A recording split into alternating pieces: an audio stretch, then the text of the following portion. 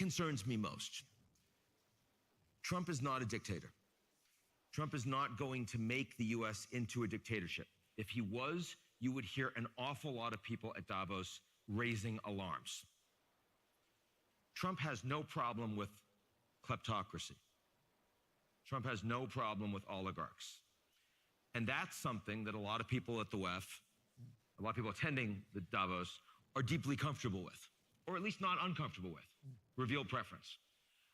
And the fact that the simplest way to understand whether or not Trump will do something is whether you pay him is not aligned with rule of law.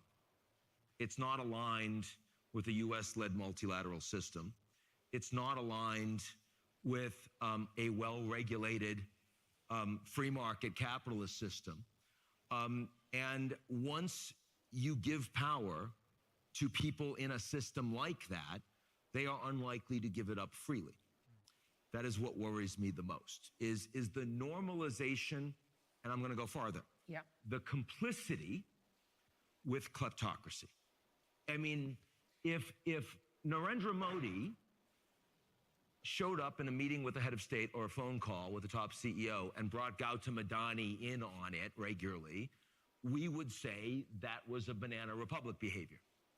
But because it's the most powerful country in the United States with an enormously consolidated position by Trump and with other countries in a weaker position, apparently that's just the way we do things.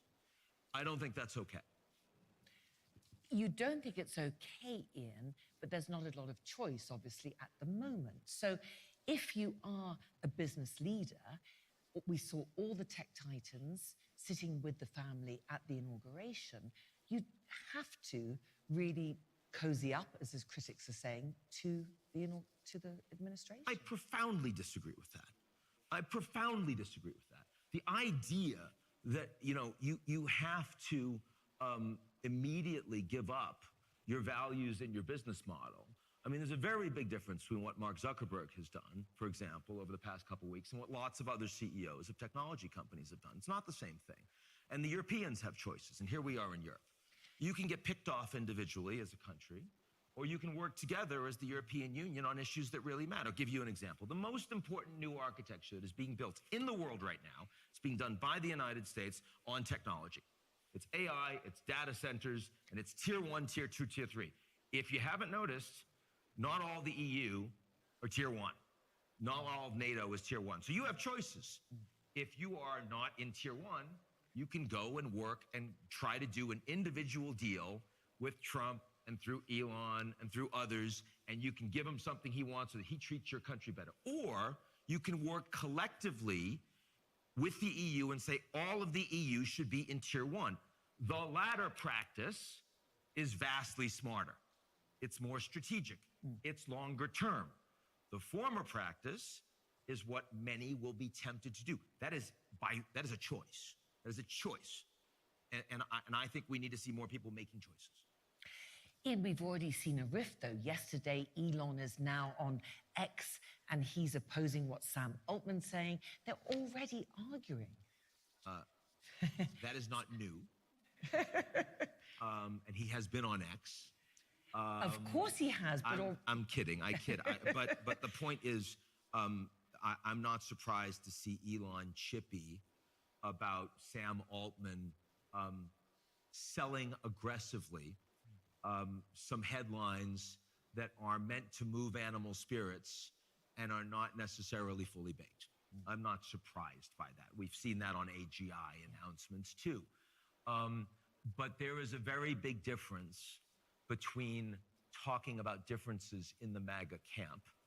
We could talk about that on H-1B visas. We could talk about that on orientation towards China.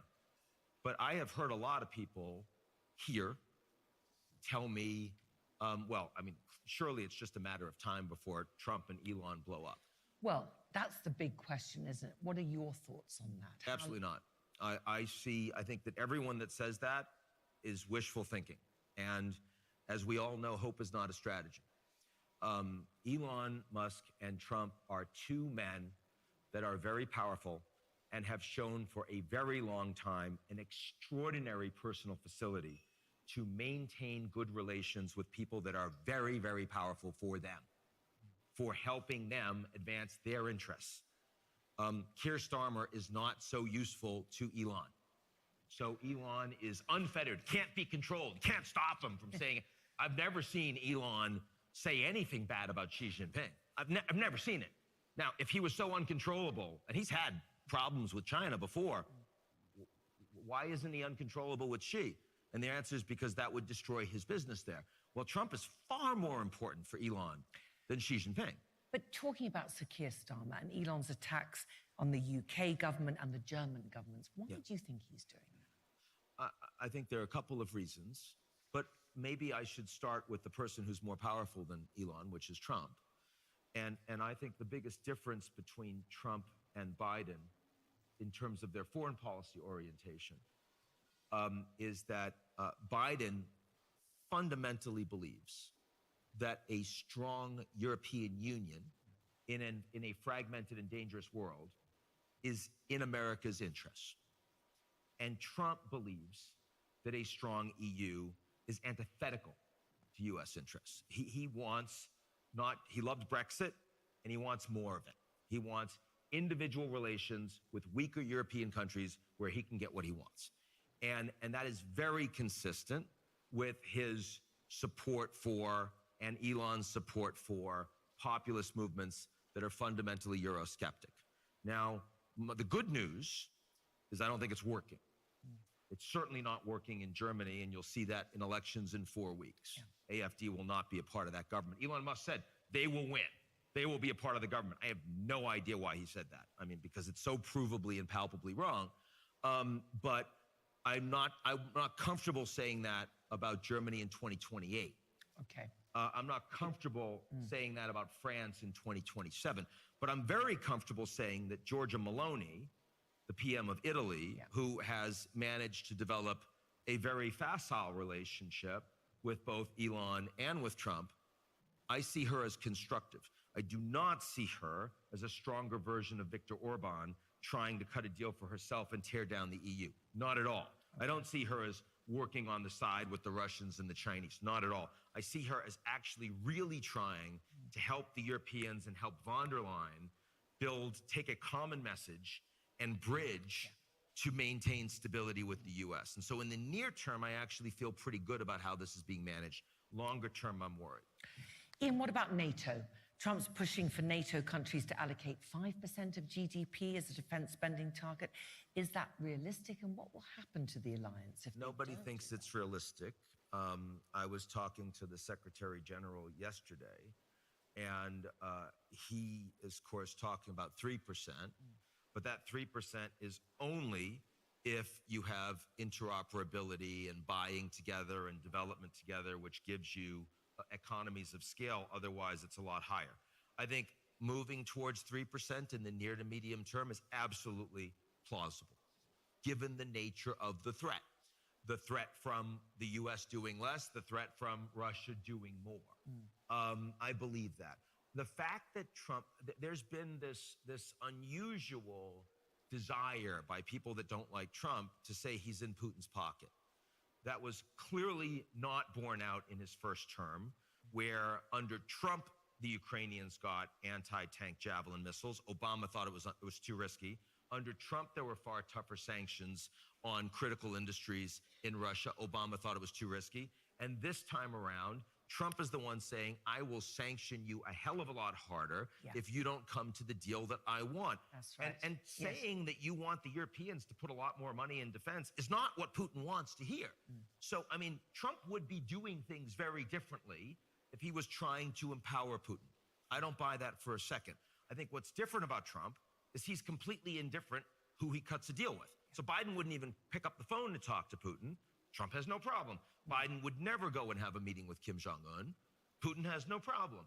Again, Putin will sell you an apartment if you spend more money. He does not care who you are. That is applied to the presidency directly. Well, Trump even said yesterday he called on Putin to stop, in his words, this ridiculous war. Otherwise, he will put sanction and tariffs. Do you think Putin is going to listen to you? I know. I think that Putin's lost 700,000 men, casualties in this war. That's a staggering number, even for a country like Russia that doesn't care about its people. I think that the economy in Russia is taking a sharper downturn. And Biden hitting on the oil exports when it no longer affects his presidency is going to cause more damage. And I think that Trump is more credible in meeting out tough threats, as Netanyahu and Hamas have just shown. That deal doesn't happen under Harris. It happens under Trump. I think it is credible. But I also think that even if you get a ceasefire, that is not a stable, long-term peace agreement. And I think the latter, for me, feels like a bridge too far, given where the equities are. But I've been very pleased to see how much engagement there's been between Jake Sullivan, former, and Mike Waltz, now National Security Advisor, specifically on Russia-Ukraine. And I think they have moved the needle on Trump. Trump is now talking about Ukraine needs more leverage before we start negotiations. It won't take 24 hours. I'm like, you could have said 24 hours, just not contiguous hours, right? I mean, he always said one day. He didn't say one day at the same time. I mean, if you're Trump, you should be able to sell that. Yeah. But Ian, if Trump does pull back support financially and militarily for Ukraine, do you think other countries will follow suit? I think that Trump has moved on that. European leaders, frontline European leaders, Poland, the Nordics, the Baltics this week, feel much more comfortable that Trump is not talking about leaving the Ukrainians to fail. Because unlike the Taliban deal that Trump struck, but that Biden had to implement, this is a deal that is on Trump. Implementation is on Trump. And Trump does not want Ukraine losing its country on him. He wants an end to the war that actually lasts at least for a period of time while he is president. So I do think that it's going to take longer. It's going to create more effort, but that ultimately Ukraine is going to continue to have military capabilities to defend itself. Now, whether they will have the manpower to do that is another question, and how Russia is going to react long term is another question. I also think it is interesting that Trump has now both posted and mentioned that China can play a role in such a peace process. Why? Because China has more leverage over the Russians. And when I asked Jake Sullivan about that 3 weeks ago, Jake said, yeah, I find that interesting, and I don't think it's a bad idea. So, because the Chinese have lost a lot of influence in Europe. Some of the countries they've been closest to are the frontline states that really need Chinese investment. But they're really angry about China supporting Russia in a war that's existential for them. So China would like this war to be over too. I think there's no reason why you wouldn't want to engage the Chinese on an issue like that. What about US relations with China? Because yesterday I saw that you were saying that's what you were most worried about, a Cold War between them. A trade war between the US and China. Not a Cold War, because a Cold War implies that where the world breaks into blocks and that other countries make decisions between the US and China. Mexico will do that in favor of the US. Cambodia has done that in favor of China. But most countries in between will do everything they can not to do that. Now, I know that this is a little out of consensus right now, because in the last couple weeks, we've seen things that imply a little bit of a honeymoon. Trump says nice stuff about Xi Jinping.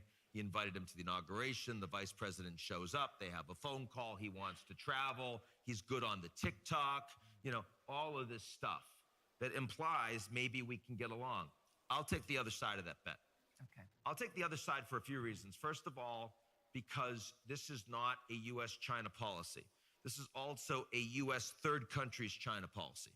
I mean, you look at Trump policy in Mexico, he has focused very much, laser focused on, you get the Chinese out of this economy. We don't want these goods coming into the U.S. And Mexico's listening to him. India conversation, same. Global technology conversation, same. Vietnam conversation, same. So if you're China, it's one thing to try to figure out how to respond to a comparatively lower level of initial tariffs than what they had been talking about from the US. It's very different when you're fighting on all these different fronts and Trump's like, no, no, no, that's none of your business. That's our relationship with that other country. That's not okay for China. Also, everyone else around Trump is not prepared to actually execute on a grand bargain. You know, you've got a whole bunch of people that are some of the most hawkish policymakers that we've seen in Washington, and they are running the national security team. Some of them are very, very capable, but that doesn't make China happier. I mean, Marco Rubio is sanctioned by China. First time that's ever true for a U.S. Secretary of State. Mike Waltz, someone I think is very capable, very, very hawkish on China. Then we have Republicans in Congress, House and Senate, very, very hawkish in China. We'll move on that. Now, there are others that I've heard at the WEF talk about, well, Trump spheres of influence. He's talking Greenland, he's talking Panama, he's talking Gulf of America. What is that with that rhetoric, do you think? We get there, but I'll get there. But the fact is that's all Western Hemisphere. So doesn't that mean he's going to leave Taiwan to China and they can do what they want in their backyard? Insofar as you're talking purely about territory and troops, sure. America leaves Syria to the Turks, doesn't care about Crimea for the Russians, Taiwan not as big of a deal for Trump, sure.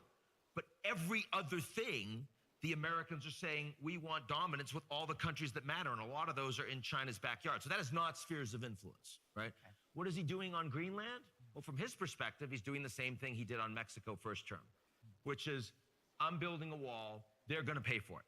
Yeah. How much wall was built? A little. How much did Mexico pay for? None. How much leverage did Trump get on other issues? A lot, because it scared Mexico, forced them to the table, and it got them to, for example, strengthen the security on Mexico's southern border, which tightened up the transition. And this is what he's doing with Panama and Greenland and Canada.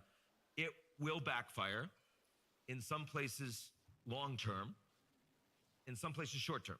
In Canada, it's going to backfire short term because the Canadians are entering an electoral period. And what Trump is doing is forcing the liberals and the conservatives to take a much tougher policy on the U.S. because otherwise they'll lose. Because what Trump has been saying is so viscerally unpopular across all of Canada, including among the conservatives. So this, in my view, was the most significant strategic mistake that Trump has made so far. Okay. From a foreign policy perspective, yeah. From a foreign policy perspective, do you feel it was his hard stance? You mentioned it before, yeah, with the ceasefire that's going on now that we're seeing in the Middle East. And how stable do you think that is at the moment? I don't know that the ceasefire is going to go into a second phase. It's hard to get more hostages out. Now you're talking about soldiers. Yeah. It's hard to get the Israelis to accept a longer term end of hostilities when they feel like there's still all sorts of Hamas, you know, sort of soldiers that have been recruited, larger numbers than existed before October 7th, not well armed, not with the tunnels, not with the leadership. But so if Hamas is an army, the Israelis are winning. If Hamas is an idea, the Israelis are losing. And certainly there's lots of reasons for Netanyahu in this environment to want to restart that war or at least have that optionality. But it's not like the war will have the level of intensity that it did over the last year. Hezbollah situation, similar conversation, especially since Iran no longer can transit weapons through Syria. That opportunity is gone. So I think that the Middle East feels more stable today than it did a year ago. I think that we are heading towards a containment of the wars that have felt like conflagration at various times over the last year. Iran is the big question mark, yes, and the West Bank is the big question mark. They are both right now problems for the future as opposed to problems for today's headlines. Ian, I'm going to open up for questions from our audience. Who has a question for Ian? I'm sure lots of you do. Yes, and the microphone will come over to you. Hey, Ian, this is Jason. We met the other day on the street, but I had a question about Gaza. And in your opinion, what is the best case scenario for rebuilding? And what are the stakeholders in that conversation? Um, I mean, I think that there are lots of people in the Gulf who did the Abraham Accords fully aware of the fact that the Palestinians were not getting a solution, that now recognize that was a little short-sighted. Great to have the relationship with Israel, but we needed to press harder for the Palestinians. And that long-term, you're going to have continued instability and more terrorism and more national security problems. So the Saudis, I think the Saudis are very reluctant to normalize with Israel, even under Trump, because it's a national security problem for them if they open relations and they don't have a solution for the Palestinians. Now, is a solution a full state, or is a solution some kind of ability to have control over local governance, but maybe not foreign policy, maybe not security, and an ability to start investing in a future for the Palestinians? I think the latter is much more likely and doable than the former. But while we're talking about Gaza, we're seeing violence become less sustainable in the West Bank. And we see more territory being taken illegally in the West Bank. And that's something that Trump and his ambassador to the UN and his ambassador to Israel are all very comfortable with. So I don't feel like we are heading to a sustainable solution for the Palestinians writ large at this point. I also think the Egyptians we should watch, because their economy is under a lot of pressure and their president is not doing a great job. And the people are angry. And when the people are angry, they are less likely to provide any flexibility on other issues, like on Gaza. And I think that that's making it more challenging. And I'm not sure the Gulf states are going to be giving as much money to the Egyptians or anyone else, especially when oil prices are coming down and they have to make choices about their big projects internally. So there are a lot of reasons why we shouldn't be optimistic about the situation, even though it is stabilizing for right now. We've got time for one very last quick question. Thank you, Ian, for that. I'd like to hear your thoughts on Latin America, especially Brazil, because we are entering the third year of Lula's government, and he's not very aligned with Trump, and I'd like to see how it goes and your opinion on that. Look, first of all, we're in an environment where interest rates are higher and where indebtedness levels are higher and fiscal environments are challenging, and Trump's policies are putting more pressure with strong dollar on other countries like Brazil. And so even a little bit of wavering on fiscal management, Brazil gets hit really hard. So it is more difficult for Lula to manage that. And as his popularity goes down, he is going to be incented towards more fiscal mismanagement in the near term to keep his popularity up. So that challenge is going to grow, which he hasn't had for the last year. From the geopolitical perspective, Lula is not one of the most active foreign policy players, but he has gotten into, and the country has gotten into, a fight with Elon. And Bolsonaro was supposed to come to the inauguration and wasn't allowed by the Supreme Court, right? And that's something that put Bolsonaro in the news. And so now when Lula and Trump meet, Bolsonaro, who's not even allowed to run in the next elections, is going to be an active, topic of conversation. And Elon is going to actually lean in there. So I think that's a challenge for Brazil. It's an unnecessary one, but it's a serious complication for the relationship between the U.S. and Latin America's largest economy. Ian, thank you so much. Just finally, very quickly, of course, President Trump is going to give a video address here to the forum later today. What's the mood like? What do people hope he's going to say? They hope he's going to talk in confident terms about how America's back. I mean, the big thing that Trump did last time around with his inauguration speech was it was very dark. It was very dire. It showed a lot of his own insecurities, that he didn't think he was going to win the presidency, that he barely got the Republican nomination, that he needed legitimacy from his vice president and others. It's a very different Trump. So what people want to see at the WEF is that there is going to be incredibly, strong, confident, America is going to do everything you need and you can come and invest. And I think that the level of ass-kissing that is going to happen around that will be staggering, even from a historic perspective. Ian Bremmer, with that, thank you so much indeed for joining us. Wonderful. Thank you so much. Thank you. Wonderful. Thank you, everyone. Thank you so much. What an absolutely fantastic and informative session there. Goodness me. Right, we're going to keep things moving with another CNBC conversation. We're going to welcome back Tania to the stage. She's speaking with the leader of the Democratic Forces of Belarus, Sviatlana Tsikhanouskaya. Thank you. Thank you. Please welcome Sviatlana Tsikhanouskaya. Sviatlana, please join me on the stage. Thank you so much. Bravo. Sviatlana, thank you so much for joining us here in Davos. It's just 3 days till the presidential election will be held in Belarus.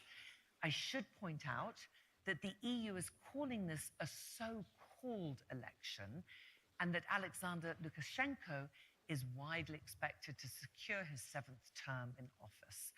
As the leader of the opposition government in exile, what is your message to the people in Belarus ahead of the election? You know, what you call elections in the democratic world has nothing in common with this ritual that's happening in Belarus. It's farce, it's imitation, it's like reappointment of dictator by dictator himself. You know, and of course, for Belarusian people, these so-called elections mean nothing because they don't change political situation in Belarus. What people want is free and fair elections under observation of our international partners. So we, first of all, call for our democratic allies to continue this policy of non-recognition of Lukashenko's regime. He lost election 2020 and he doesn't have right to represent Belarus, and I feel here full consensus among our allies that, you know, nobody is going to, you know, return to business as usual with Lukashenko because he is nobody. As for people in Belarus, it's practically not possible to do anything visible in the country because for 4 years we are going through extremely harsh repressions. You know, people live in constant fear. You know, we live like in Stalin's time repressions. So, but people will be forced to go to polling stations, and we ask people just to put this tick, not even vote, put this tick in front against everybody. Just nobody is going to count the votes, we understand this, and the only intrigue about this circus is what will be the final number in the final ballot. Will it be higher than Putin got? Maybe it will be more than 100%, you know, who knows? But yeah, and it's not real moment of change for Belarusian people. And I'm asking people, save yourself for a real moment of opportunity. Okay. If, as expected, he does maintain power, are you expecting mass protests like in 2020? No, of course, it's not time for mass protests. Again, I want to underline, maybe people in the democratic world don't understand what it means to live like in Gulag for 4 years. You know, the society is suppressed. Our movement went underground. People continue to, you know, to prepare for the real moment of opportunity. People are full of energy. But I don't want people to go to the streets just to sacrifice themselves in vain, getting nothing, because it's not, you know, it's not the moment. It means nothing for Belarusian people. So we continue to put pressure on the regime, you know, to keep this, you know, volatile state, you know, in among Belarusians, you know, keep pressure, strengthen our people, strengthen our democratic forces, national identity, of course, and in this way, you know, to confront the regime. Sviatlana, what is the situation like for ordinary citizens there? Of course, Lukashenko is backed by President Putin. How would you describe Russia's influence on Belarus? In Belarus now, creeping occupation taking place. Creeping occupation by Russia. Russia and Belarus is doing the same. That's what they're doing in the occupied territories of Ukraine. First of all, they are trying to Russify our nation. They want to delete everything Belarusian from Belarus. People who are speaking Belarusian language, our actual official language, they can be detained for this. We see how Lukashenko is selling our independence, our sovereignty to Russia. They allowing Russian companies, to come to Belarus and, in different spheres. We see Russian propaganda, from Belarusian propagandistic channels. So they are everywhere. But despite of this, it's impossible to suppress nation, because we are absolutely pro-European nation who wants to return to European family of countries. We are absolutely pro-Ukrainian. We resist this process of occupying. Of course, it's very difficult to do something in this repression, in the atmosphere of war, but the Russians and Belarusian regime will not break the will of people to return to Europe, to be European nation. And Lukashenko will not manage to change mind of the people. So, but of course, it's I think it's urgent situation, because we really can lose our independence, because Lukashenko is conducting such policy, and that's why it's so important for us that when possible negotiation will start, between Russia and Ukraine, that Belarusian aspect should be included there. That Belarus will not be given as cancellation prize to Putin, or Belarus will not become a bargaining chip during this negotiation. This era of spheres of influence has to stop. Belarusian people, the same as Ukrainians and other nations, have their right, to choose their future by themselves and not be just conducted by any neighbor. Well, Lukashenko has called for the war in Ukraine to end. Do you believe he is sincere in his call for peace? Everybody who talk about peace is sincere, but on what conditions, this peace, it's like different views. We as Belarusian people, we are absolutely sure that territorial integrity of any country has to be saved. Ukrainians had to return all the territories that were kidnapped, by Russia. And Lukashenko is afraid that, he became participant of this war. He became allied to Putin, and he's a war criminal. He's afraid of responsibility, of course, for participating, for dragging our country into this war. And of course, he wants peace on the demands of Russia, on their conditions. He wants to be like on the side of the winner. But we, all democratic world, have to do everything possible that Ukraine will be the winner in this war, because it's not just Ukrainian war. It's not the war for their land. It's actually a fight between bold dictators and strong democracy that sometimes don't believe, in itself. So, of course, we all want peace, but it should be just peace. What more do you want the international community to help you and your efforts to ensure democracy in Belarus? Only Belarusian people, can ensure democracy in the country. It's our obligation. We don't want other nations to fight instead of us. But no one war and no one fight for democracy is not possible to win when you don't have allies. Allies, democratic allies, strong allies are crucial in any war and in any fight. So, of course, we ask our democratic partners to stay consistent in the policy of non-recognition of dictator Lukashenko, policy of economic isolation of the regime, and policy of political isolation. You are pariah to our world. We support Democratic Forces of Belarus. We support independent media. We support human rights defenders and civil society of Belarus, but not you. You are nobody. You doesn't represent Belarus. So we demand, the same as Belarusian people, we demand free and fair elections. We demand dialogue between people and between the regime about the future, common future of Belarus. So continue the policy of sanctions. Sanctions are really painful. Really painful. We have to close loopholes to avoid circumvention of sanctions. We have to harmonize sanctions between Russia and Belarusian regime to close this possibility, to open loopholes. We have to punish all those perpetrators and criminals who committed crimes in Belarus, crimes against people, orchestrating migration crisis on the border, or deploying nuclear weapon, or dragging our country into the war.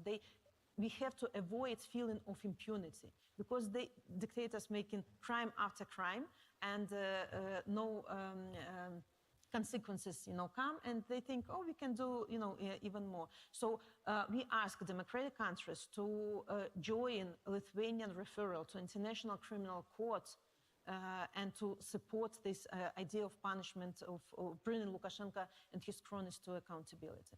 So sanctions, non-recognition, and energize Belarusian people. 4 years of fight is so difficult. I feel that sometimes, fight for democracy is romanticized. Oh, it's so nice, to fight for democracy. But this fight is full of pain and full of challenges. Those people who are in Belarus, of course, they are living constant fear, like in constant repressions. But those people who fled the country, managed to flee their repressions, now we are going through transnational repressions. Belarusian people are deprived of the right to renew their documents. We cannot renew our expired passports, for example, and very soon there will be 500,000 of stateless people in the democratic world. And we are trying to solve these issues. Some unprecedented ideas, come to our mind, but we have to solve. Those people who are in exile and going to the rallies, communicating to democratic partners, we all have relatives in Belarus. And those relatives already, repressed for the actions that, that people are doing in exile. So it's very difficult. And let's not forget about people behind the bars. Thousands of our Belarusian beloved, our friends, stay in prisons and they're being tortured. And it's huge, responsibility, for these people. Sviatlana, of course, your husband, Sergei, is serving an 18-year prison sentence for organizing the 2020 protests and other charges against the state. Do you have contact with him? Do you know anything about his well-being? No, he's in jail for, it will be 5 years in May already. But the last 2 years, he's kept incommunicado mode. Maybe even you have never heard this word, but it means that people, political prisoners, are kept in full isolation. 2 years. Lawyer is not allowed to visit my husband. No letters. My children asking me, why Daddy is not writing us anymore? Doesn't he love us? Or maybe he's dead?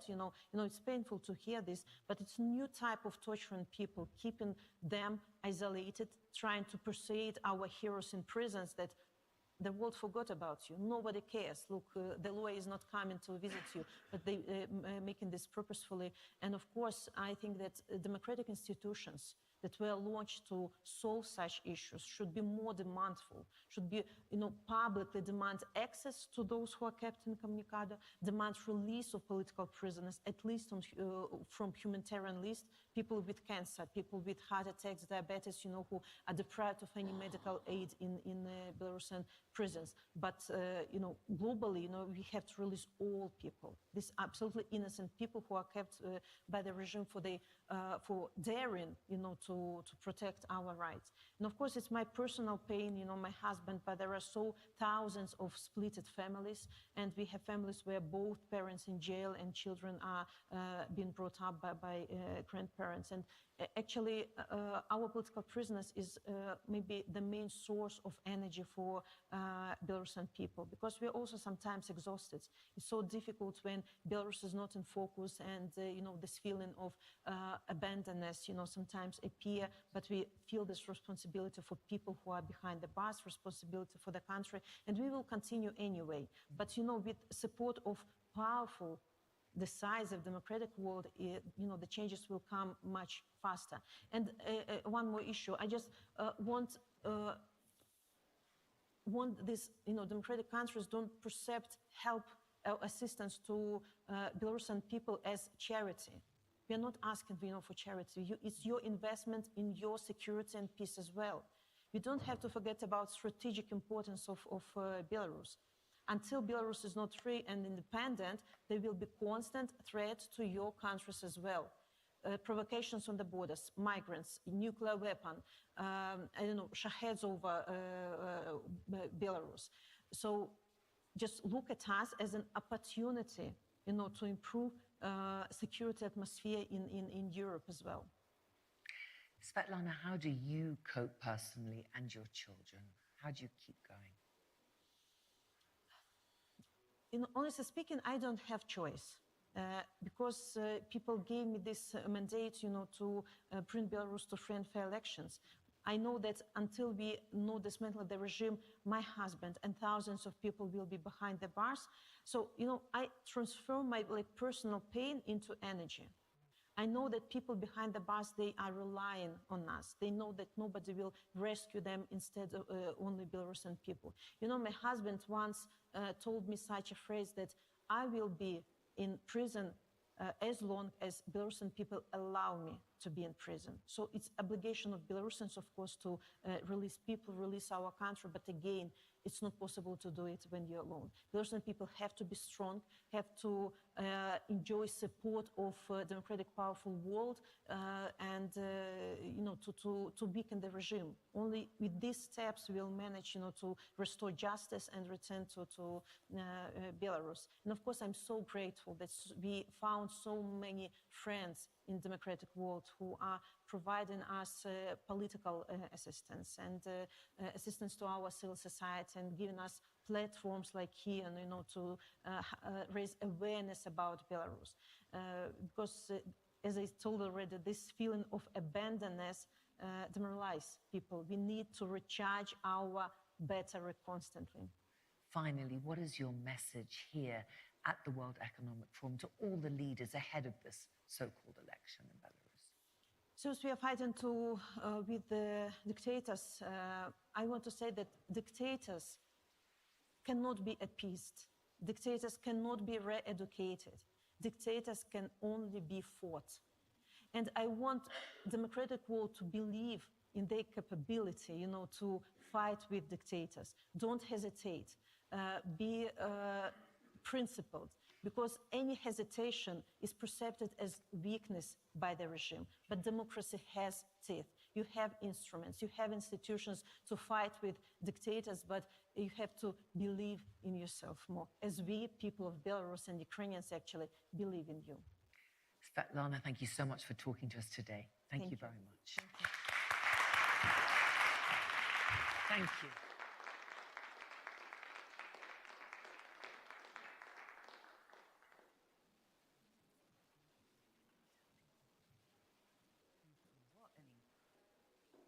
Me. Absolutely fantastic.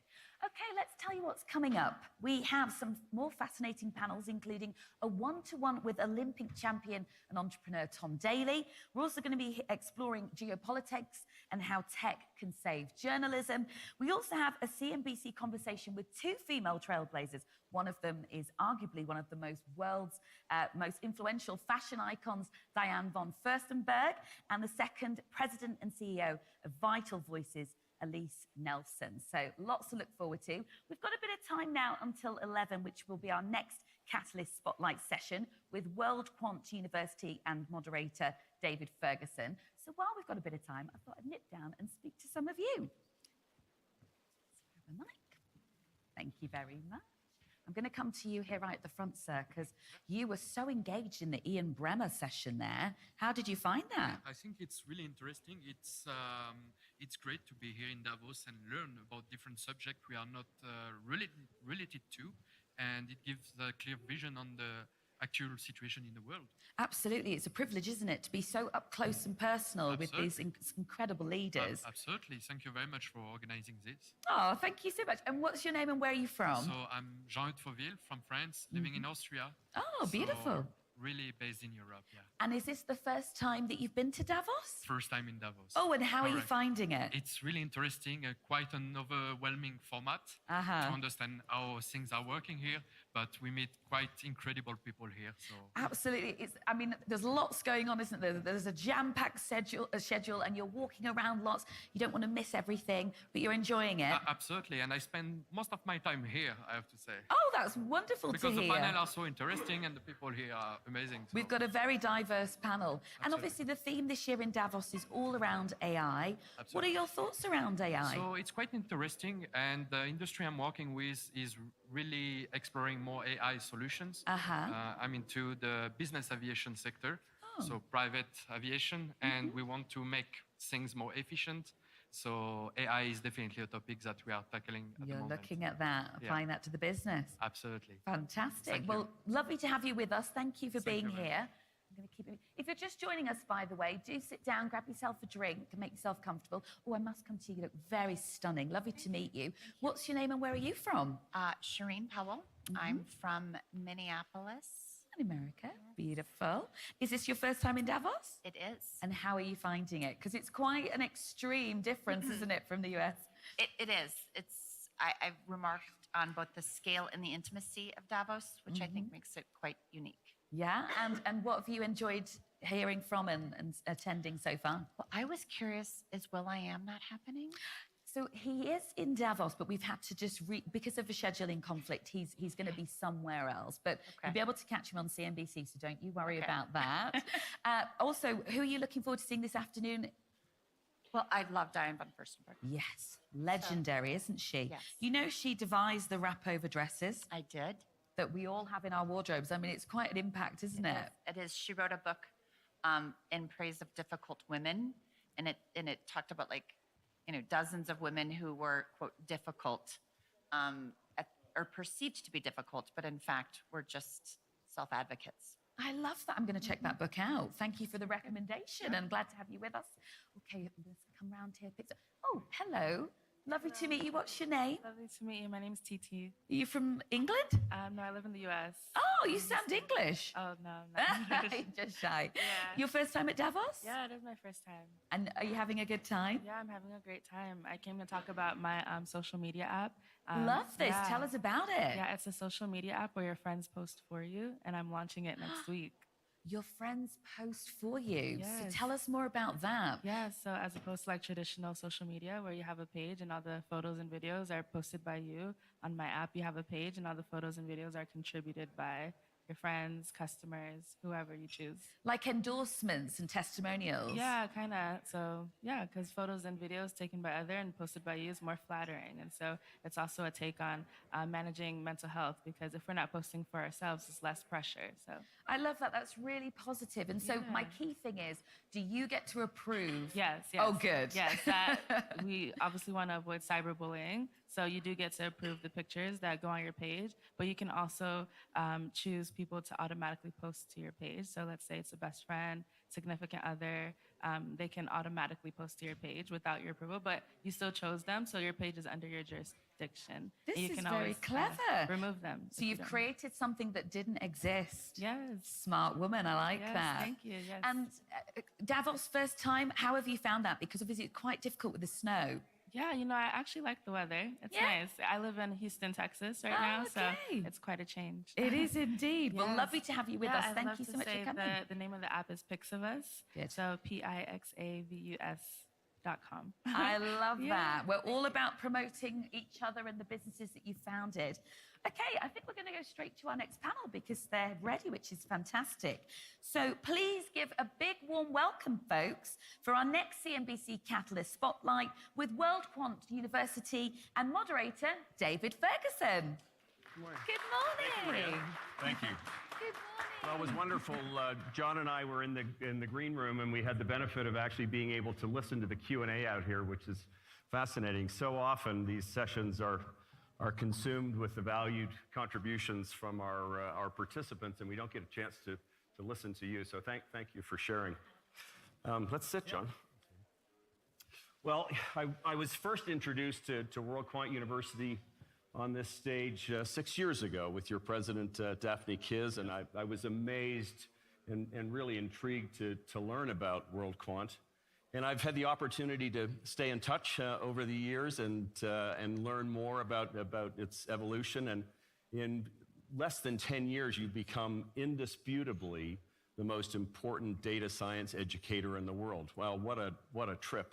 Well, certainly appreciate that those comments, and I think the success of WorldQuant University, especially in recent years, is the recognition of what we're accomplishing and what we're delivering as we continue to pursue our mission of enabling talent globally through education to achieve opportunity. And I think that the story is fantastic, and as you and I have talked about, it's exciting to see the progression, but also where we're going. John, you had a storied career in education before you joined WorldQuant. I'm curious about that decision-making process for you. Was it a tough decision to make to leave the traditional education ecosystem and make a leap to WorldQuant? It actually wasn't. It's interesting. So I've worked, I was doing the math, a bit depressing. It's been 28 years that I've been in technology-enabled education and online education. So 1997, at a time when, talking to faculty about you could deliver education online, it was really seen as not just foreign, but nearly impossible. Ironically, after 26 years of doing that, I was still having that conversation and have worked across 4 continents, probably with over 500 institutions, built 200 online programs to enable traditional universities to leverage the power of technology to deliver education at scale. And I think scale is defined in a different way for traditional universities than WorldQuant University. And so the transition to WorldQuant University was really exciting because Igor Tolchinsky, the founder and visionary, the first question he asked is, how do we get to scale? And in his mind, scale, the near-term scale is 100,000, but the reality is if you look at the population and the skills gaps that exist, we can achieve so much more. And so being a part of that and having the power of the platform that's been developed and our opportunity to reach more learners where they are and deliver high quality, rigorous education is extremely exciting. You referred to Igor Tolchinsky, and for those of you who aren't aware, WorldQuant is a $10 billion alternative investing, data analytics driven investment firm, over $10 billion under management today. And what an incredible vision that Igor had to both nurture the application of predictive analytics to other industries, which the organization is doing through another division, but also to reach out, identify, and begin to nurture the future data scientists. Yeah, I think what also compelled me to your question was what was that decision to leave sort of the traditional education and become part of this? I think Igor's vision is very compelling. And from the first time that I heard, he's expressed this thought that, and this vision that leveraging AI and technology, we should be able to create curriculum. He mentions a PhD in 5 minutes and deliver it. I try to ground that a bit, but of course, his role is to be the visionary and to push the envelope. I think and everybody here, we've been talking AI, and there's how do we use technology? How do we leverage AI in a lot of meaningful ways? It is significant and a tremendous opportunity for us to be able to leverage technology, deliver qualified, rigorous education at scale when it's needed, and to reach students who wouldn't otherwise have that opportunity. I am a firm believer that what we deem traditional education is not dying, and it will continue to remain. Anybody who's been in conversation knows critical thinking skills and human capacity to leverage the technology is what will enable us to be successful. And so that exists, but we need to also be able to provide the technical education necessary to enable those, not just in the developed world, but in the developing world, to have those skills as we look ahead to the workforce of the future. And so Igor's vision around how do we leverage technology and enable scale is being manifested and realized through WorldQuant University. And I know we're going to talk some statistics later, and I think the fact that we're supporting 16,000 students with 8 full-time staff and 20 faculty speaks to how you can leverage technology and the power to be able to deliver that at scale. I'm curious, and the statistics are really quite overwhelming. I'm interested, you referenced Igor's vision twice already. I'm curious about that journey from vision in 2015 to where we are in 2025. And of course, I won't let you off the stage today without you sharing what you envision through this year and going forward. But take us along that 9-year path. Yeah, so it's only been related to me because I joined the university a little over a year ago. But so Igor was, his belief, and I mentioned it earlier, is so how do we enable talent on a global level? He was a beneficiary of education as an immigrant entrepreneur, and he was providing scholarship. And he said it even last night at an event that he hosted. He felt that the impact of his investment could be even greater by creating a university. And I can imagine that those around him probably said, wait, what? You create your own university. But he did that in 2015, and under the leadership of Daphne Kiss, who you mentioned, they attained accreditation in the US. So we are an accredited institution at the graduate level, which speaks to the quality and rigor. And he, from that time forward, we have now the largest master science in financial engineering and have a platform built on a technology infrastructure that can enable us to create more. I think the next iteration of that is to realize his vision. How do we reach more students where they are, and to do that through partnership? I asked Igor the question yesterday, and he gave a wonderful answer, but I'm not going to tell you because I don't want to influence yours. But it's centered around the core business of WorldQuant and the offspring of WorldQuant are based on the fundamentals of predictive analysis. And I said, have you contemplated, or are you contemplating actually using predictive analysis to envision new businesses and new approaches to business? And so I won't tell you the answer, but are you using predictive analysis in any way to assess what you could be offering and how you could be offering it? Yeah, we are. And I know what he answered, that obstacles are only data. Okay. It's interesting. I thought that was a pretty profound response, that obstacles are only data, because if you look at the university, we have a highly scalable infrastructure. We have data behind it. What I've been focused on in the last year, and what largely I was doing previously in working with traditional organizations, is to think about how to use data. But we're, as a tech-first organization, we've amassed a tremendous amount of data. I'll just give you a few points that speak to the power. In just 1 year, by creating and leveraging the data that we have at our disposal, using really what we teach to create nurturing, outreach, contact, and human centered support for our learners, we're now growing at a rate of 70%, where that rate was significantly less than that. It's phenomenal. And so, and again, I mentioned the number of staff we have. Our commitment is that we're going to put our resources into developing more curriculum.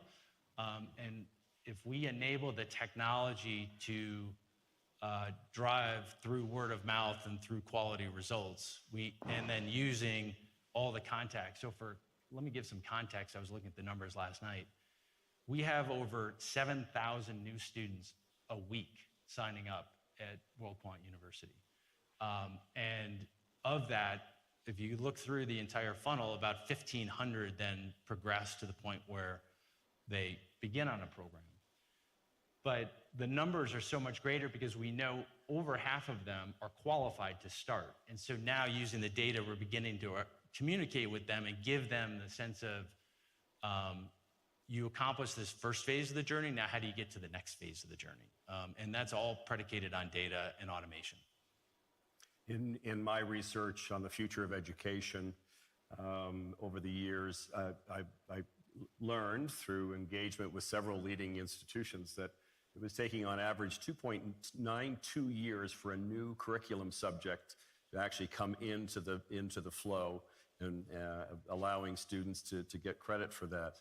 You're moving at the speed of sound.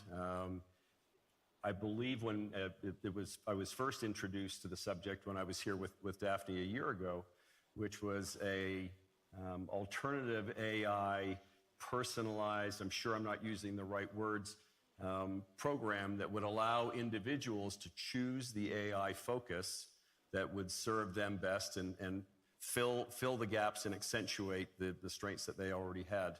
You launched that program in December, and again, another incredible statistic I'll ask you to share. Yeah, so when I arrived a year ago, I said we need more programs if we're going to realize the vision. And so the AI program, we decided to develop in computer vision as the first. And again, everything we build will be in an advanced practical education. It took us about 5 months to create and deploy or launch that program. We launched in December. Sitting here today, now it's probably about 6 weeks later. And I looked last night. As of last night, we were at 5,200 students on that program. And I think, without advertising. I was just going to say, and I think what's notable is we've not advertised that. In my past life, we would have launched that program, and no doubt there are programs with even more students than that. But they will have spent in advertising dollars to attain and to recruit those students. The word of mouth, and I think it's because of the success, is just accelerating the speed with which we're reaching our target market and our audience. So yeah, we're really proud of that. We're looking forward to what's next in terms of a program. In Bill Gates' New Year address, he made reference to the significance of the future of education for the Gates Foundation. And he called out something that I've been a strong believer of, and I believe this applied AI program really talks specifically to, and that's the importance of personalized education. For those of us who have children, for those of us who have been to school, I think most of us, we realize that we don't all learn the same, we don't all consume information in the same way, and we don't apply it in the same way. And so how much sense it makes to have the opportunity for a personalized applied AI program.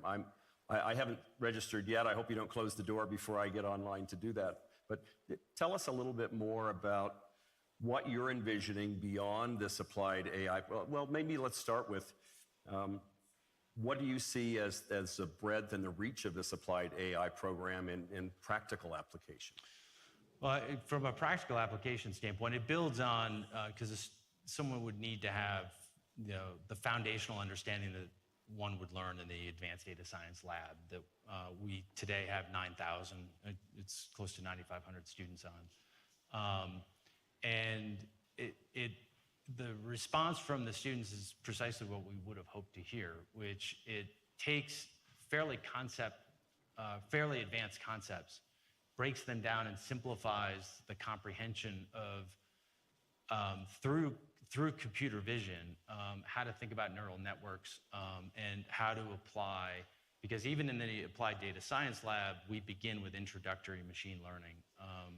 So it is a progression from a knowledge perspective, and what we're very excited about is what's coming next, because what we want to do is continue that journey for students who are looking to become a meaningful part of the fourth revolution and the digital economy as it advances. And I know we're going to talk in a minute about who is our target market, but I think what's really powerful, and also what's also challenging in some respects, is the technology is changing so fast. So the advanced data science lab, while still relevant, we know we need to redesign it. And so we're in the process of redesigning that in order to make sure it's relevant for the audience that we're serving.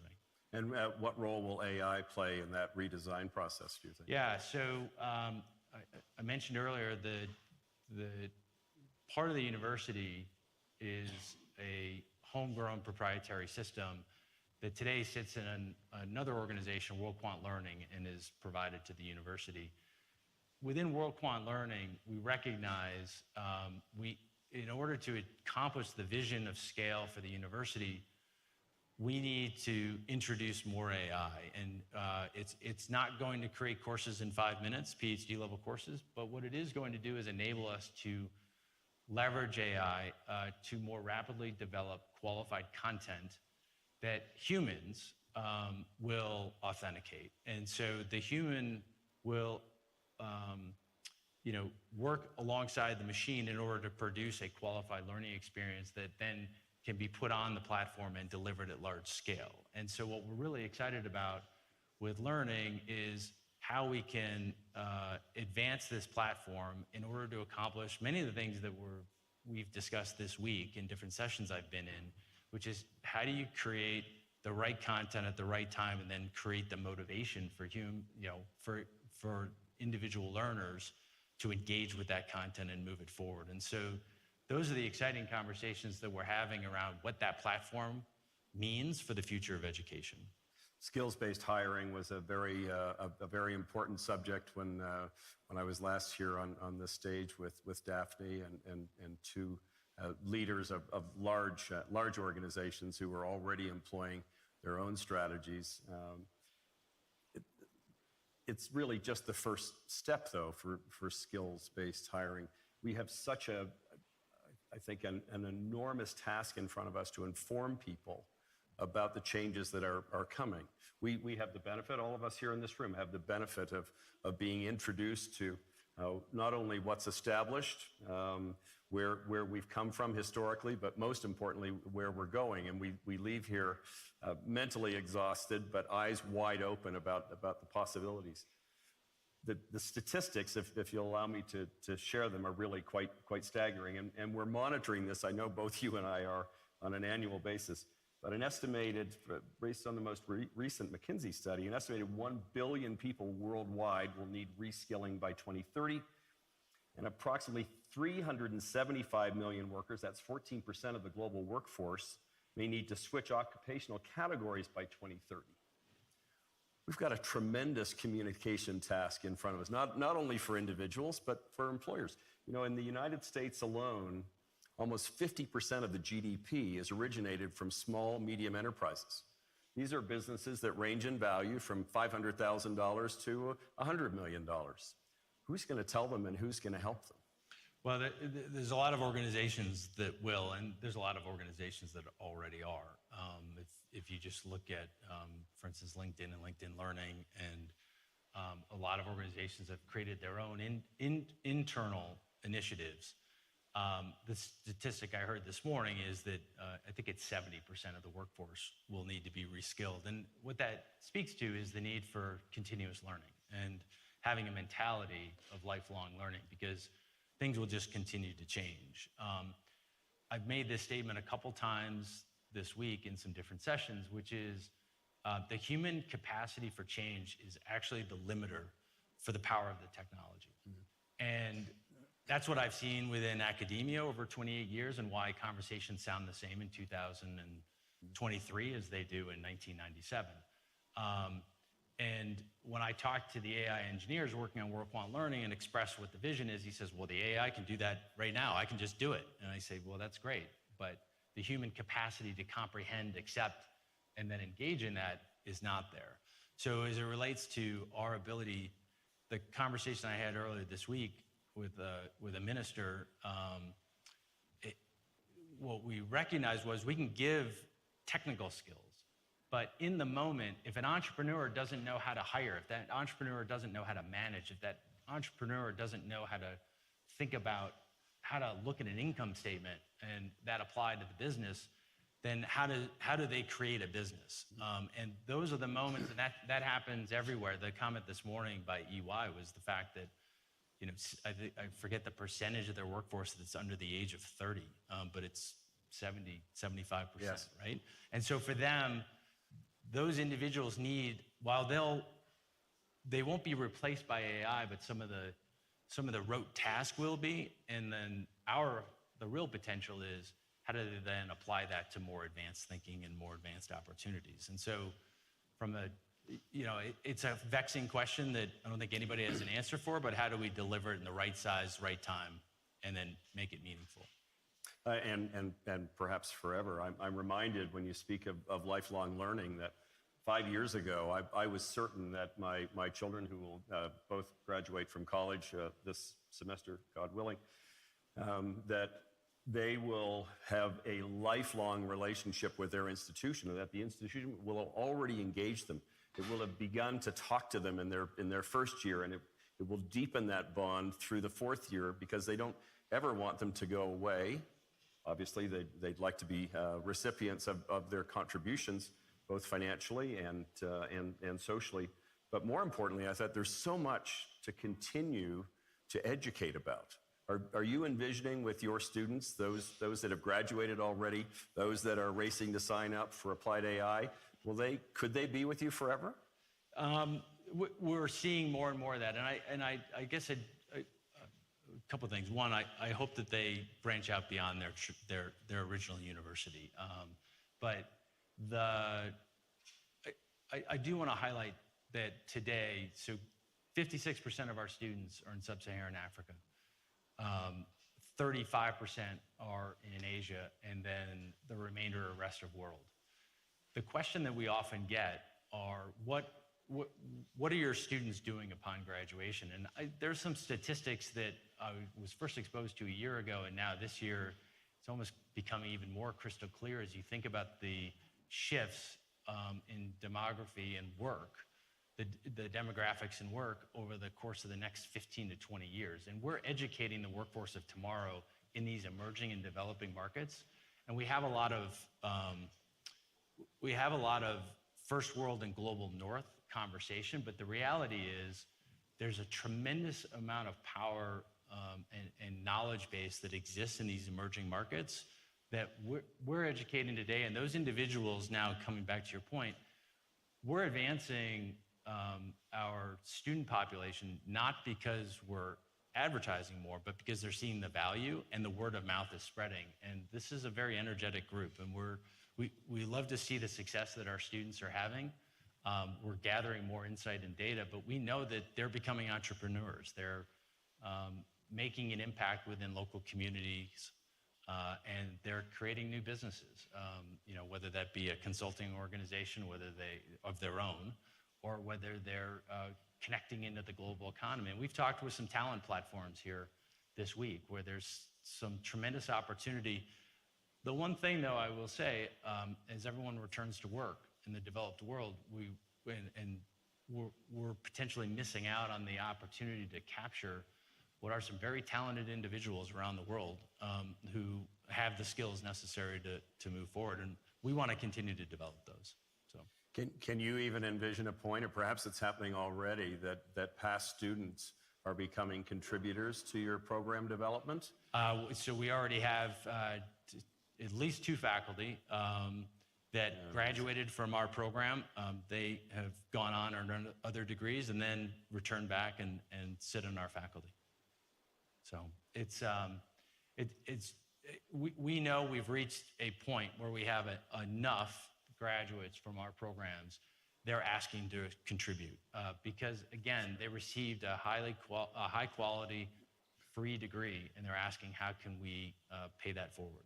Well, that's got to be one of the greatest rewards of all for all of the team at WorldQuant University. It's fantastic. And again, 100,000 learners is the objective, but there's no reason that we can't go beyond that. And it's about creating the next wave of curriculum. And we'll be launching 5 new programs over the course of the next year that'll allow us to do that. Well, and I'll be on the lookout for collaborations that you'll be undertaking with other organizations that share the same vision and passion that you do. That's a key point, and I appreciate it because the whole theme of this week was collaboration. And to the extent that we can collaborate and identify partners, then we've accomplished our goal.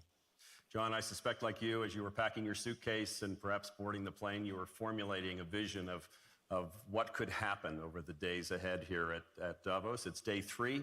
I'm sure you have another full one ahead of you, but where do you stand today? I haven't slipped, so that's good. I haven't fallen down. But I would say that last point, trying to find collaborators and partners who see the vision and the path we're on and want to be part of it. And that can be either pipeline partners. Last year, we created 2 partnerships with organizations on the continent. The number of students and then the word of mouth, that represents free advertising. We can't afford to advertise, nor should we be investing our dollars there.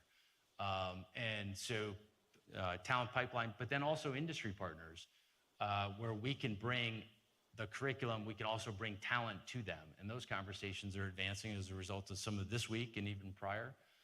And then we are looking for others who, like Igor, say, I can put my dollars forward toward a mission that could reach more people in a meaningful way. And so we're also looking for financial partners as well. John, this has been an enlightening and truly inspiring conversation. And thank you for allowing us to share it with you. Thanks, Debbie.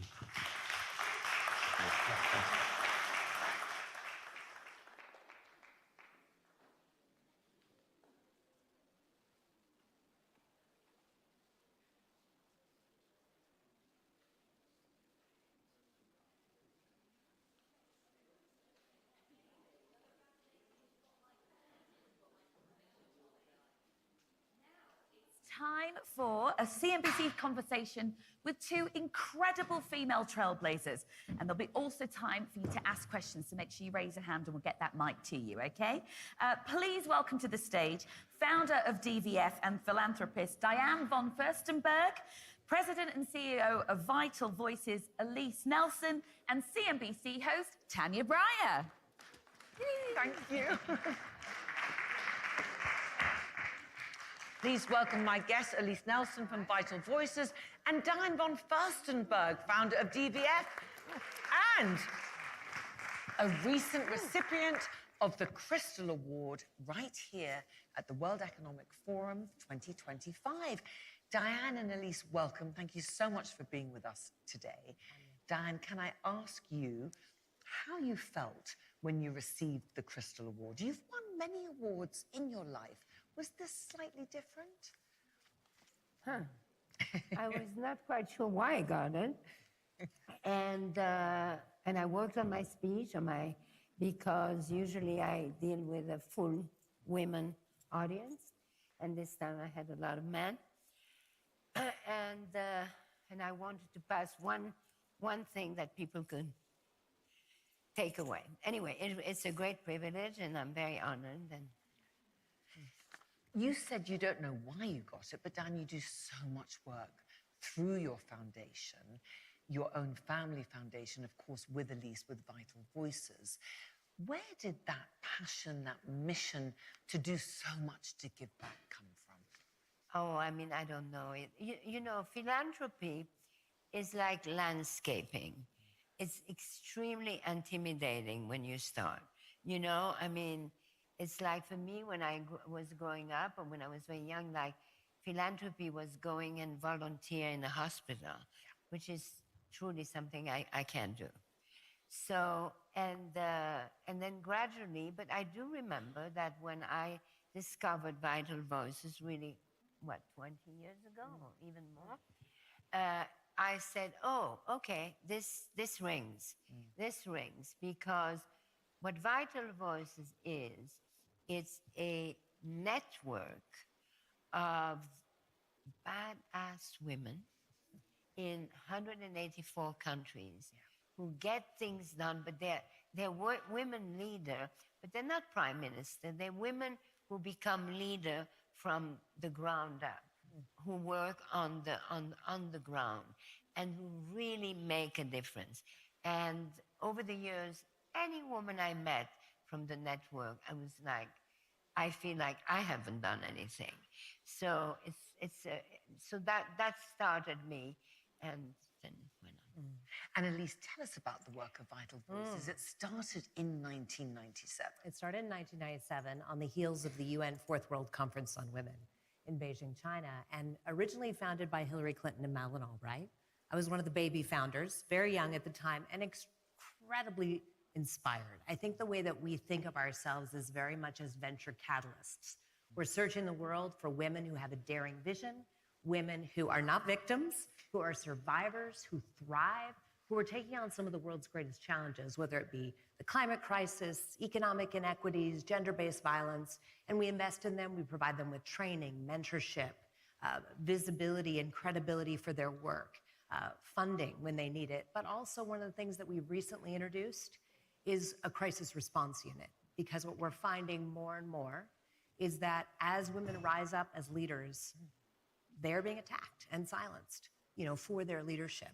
And so it's really, as we often say, and Diane believes so strongly in, it's really, I think, what sets us apart is that we're not just there on their best days to support leaders in their most successful moments, but also on their most difficult days. And I think that's what it takes to invest in leaders. We've invested in 47,000 women across 192 countries over the last 28 years.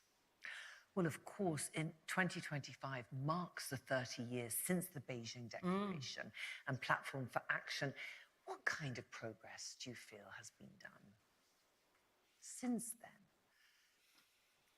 Are women, do you think, still facing the same issues?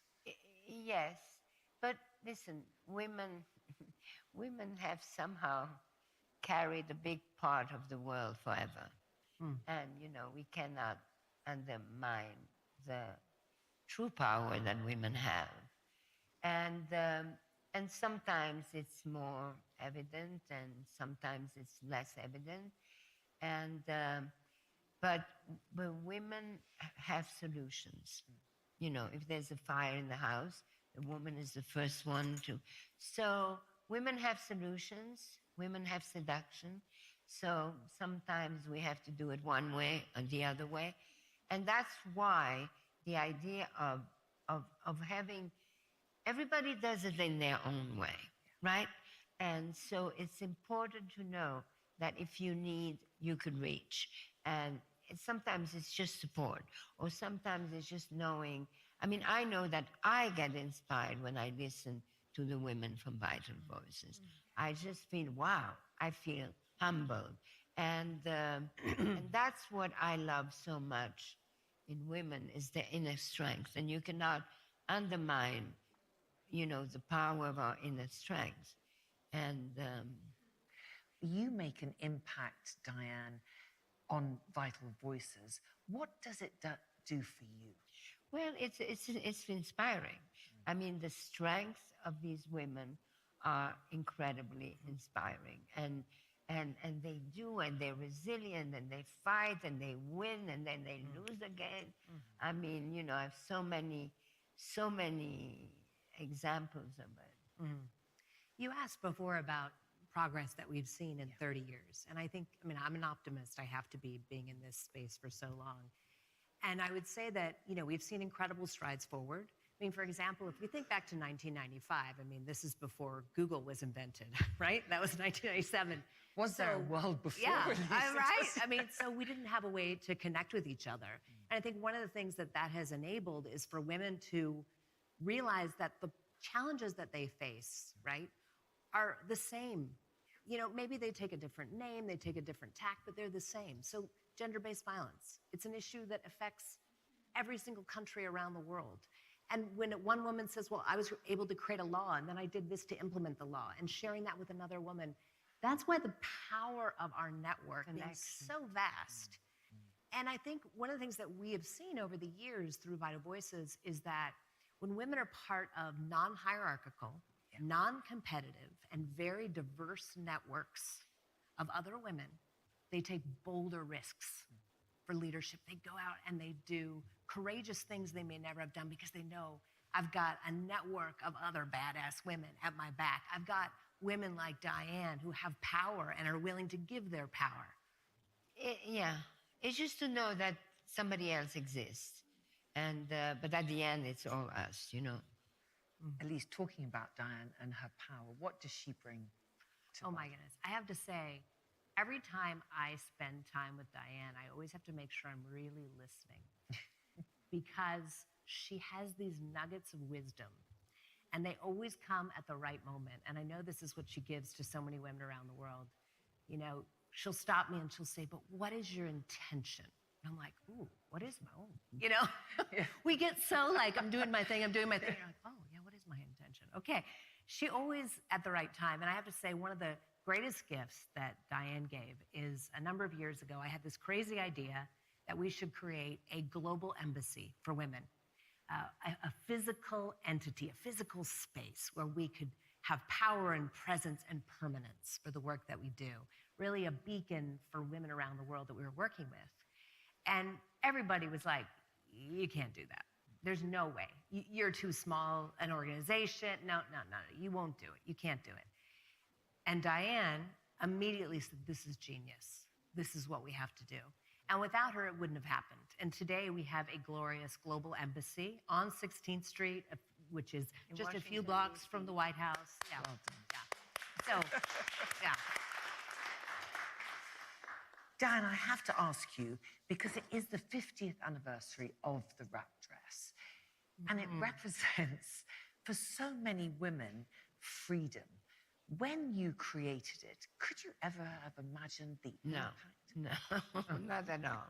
You know, the truth is I created this little dress, but this little dress really created me because it was so successful, and therefore it gave me confidence, it gave me money, it gave me success, it gave me recognition. And because it was a dress, I shared it with millions of other women. So it just happens to be my story. I mean, but it's about confidence. Yeah. And how do you share that? I mean, there's a lot of mentorship programs as well. So how do you give women confidence? Me personally, how do I give women confidence? By telling them it's all inside you. Yeah. I put the mirror right in their face. I mean, that is no other way. First, you have to own it. You have to own your imperfection. If you own your imperfection, they become your assets. If you own your vulnerability, you turn them into strength. The most important relationship in life is the one you have with yourself. Once you have that, you can have great relationship. And it's the responsibility of being you. And because that is freedom. Because if you're true to yourself, then you're free. You know, if you're true to yourself, to some degree, you're free, even if you're in jail. I mean, I've never been in jail, but, you know. And so being true to yourself and liking yourself, but being also strict on yourself, that forces you to have a certain kind of discipline. And then you can pay attention to others, you know, and connect and expand and advocate. And right now, you know, now that I'm an older woman, my focus is really on kindness. And I never thought I would focus on kindness. And yet I realized that kindness is a currency. And just like money, it compounds. And generosity is a great investment, if not the best. So even if you forget about kindness being a virtue, look at it as a trick. And so I really want to promote that. We are living in such a fragmented world at the moment. Polarized societies exist in all different countries. How will you get that message across, Diane, of kindness, and also for violent voices too? Oh, You should talk about what you do every morning. oh, okay. All right, for one thing, for years now, I have the habit of trying to make a miracle a day. And I do, sometimes more than one, by just introducing one person to a person that they would have never met without me, and that can actually change their lives. And you don't need to speak, you don't need to leave a message. All you need to focus on for 3 minutes is how to phrase it and write a very thoughtful email. And it really does snowball, and then you like it, and then you end up doing it as a game, and it's very fulfilling, and you make miracle happen. And I think that when everything is so complicated and we don't know where the world is going in any direction, that the first thing to do is refocus on ourselves and do not underestimate our own individual power, how we can create good energy. Yes. And I would say, you know, Diane is such a great example of the way that I see women coming into positions of power and leading differently, really understanding that power can be redefined, power can be used to empower other people, to uplift voices. One of the things that we found at Vital Voices, and really, I think about 10 years into our work, we began to see that so many women who we absolutely thought were leaders, could absolutely recognize, would say, no, I'm not a leader. Because what they saw in their home countries and communities was leadership that they didn't want to be part of. It was command and control, right? And I think by seeing, you was talking about holding up the mirror, by seeing other women around the world who were leading in this same way, they began to see, oh my gosh, this is leadership. And what we really recognized is that across all their differences, across 192 countries, there are these 5 commonalities, 5 common practices that each of these women had in leading change. And the first piece is a driving force or a sense of mission, really knowing this is why I am stepping up. I'm not stepping up, for power. I'm stepping up to seek power to empower. And it's so powerful to do that, because you think about when Diane uses her power and gives it, it's not just about what she just gave, it's But that all effect. those women, by the way, all those women, they do it for others. Yes. You know what I mean? It's a chain, right? It's a chain. It's not, it's a, also the word power, you could see power in so many ways, and you have the power, or you have the power, It's all energy, really. Elise, what's interesting when you talk about leadership, of course, 2024 was a big election year. Yes. But according to UN Women, out of the 31 direct presidential elections held, only 5 women were elected heads of state. Why do you think progress feels so slow? It is slow. I think, sadly, I think we're seeing a trend around the world, and that is a regression of democracy. And what we know is that women and women's leadership thrives in democracy. Women benefit from democracy. And when you see a rollback of democracy, what happens when you see a rise of authoritarian regimes is an oppression of women's rights. And we've seen that around the world, unfortunately. 71% of the population currently lives under authoritarian regimes. I mean, that's incredible, right? That's a 48% increase in the last 10 years. So I think as countries move in that way, you will see less women leaders. Not completely, because obviously there are always exceptions. But I think that women's leadership does thrive more in democracy. But us, economies thrive in democracy as well. Diane, I know when we last spoke, which was in Venice, you were hoping that Kamala Harris would become the first female president of the United States. It wasn't to be. The new administration has taken office, as we know, from Monday. How do you think it'll impact the work of Vital Voices, and indeed for women? People say, I personally invent myself every day, okay? So you do the best you can, and you go for a tiny little bit of light, and you build around the light, and you grow the light, you cherish the light, you share the light. I mean, to make big statement, let's see what it is.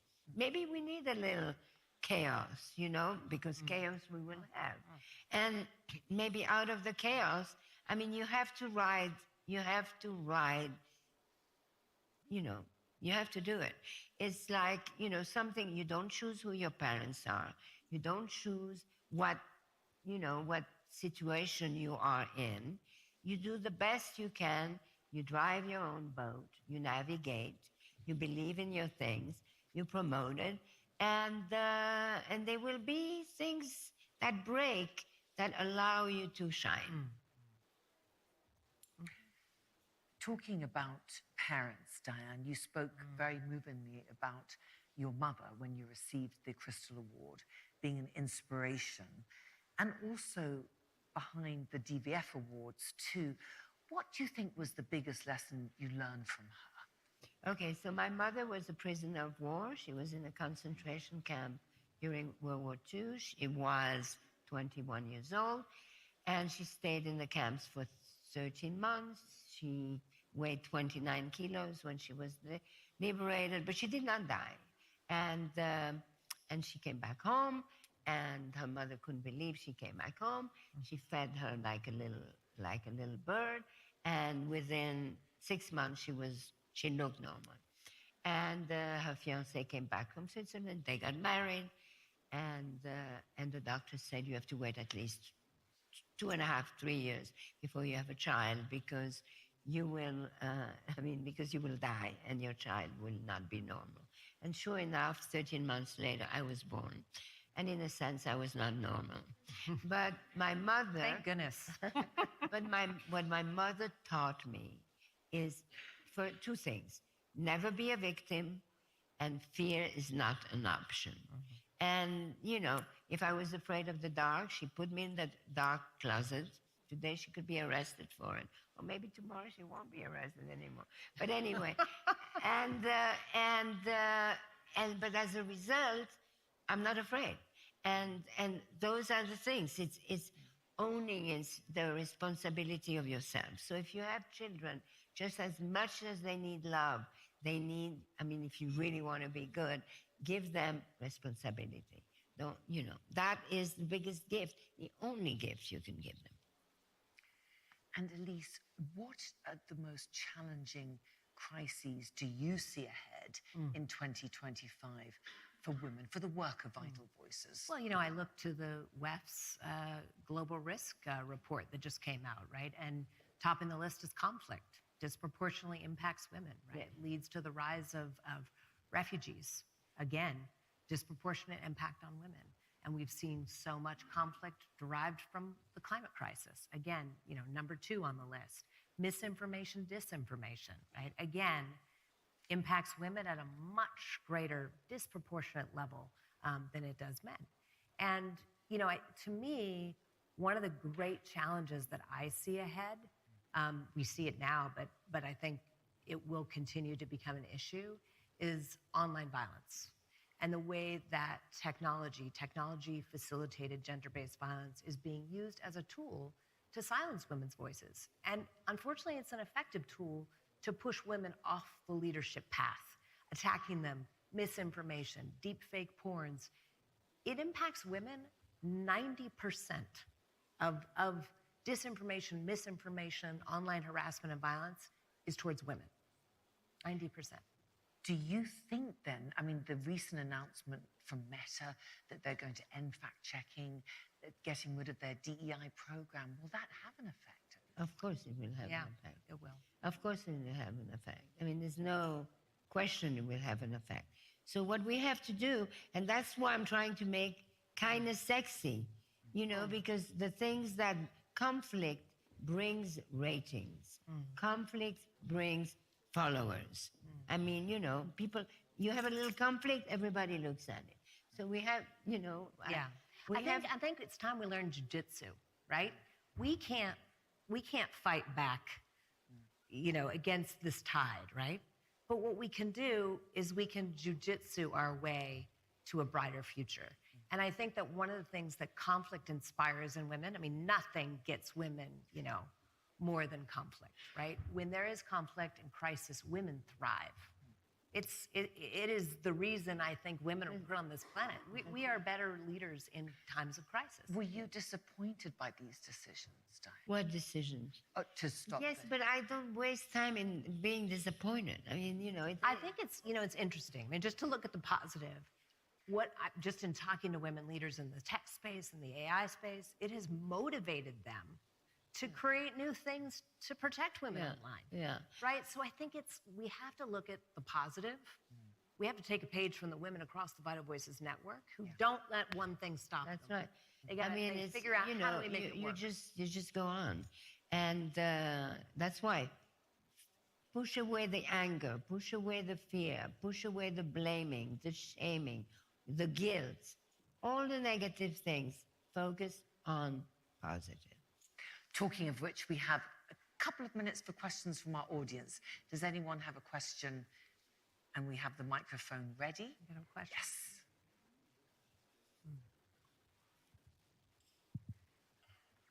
We're speaking in a church. Yes, it is. Diane, you're such an inspiration. Thank you for encouraging all of us to be badass women. It was such an empowering thing to think about it like that. You know, we've just gone through a very tumultuous election, and there have been calls from tech bros, including Mark Zuckerberg, that there is a need for more masculine energy in leadership. And, you know, we are living through a time of poly-crises and transformations from climate change to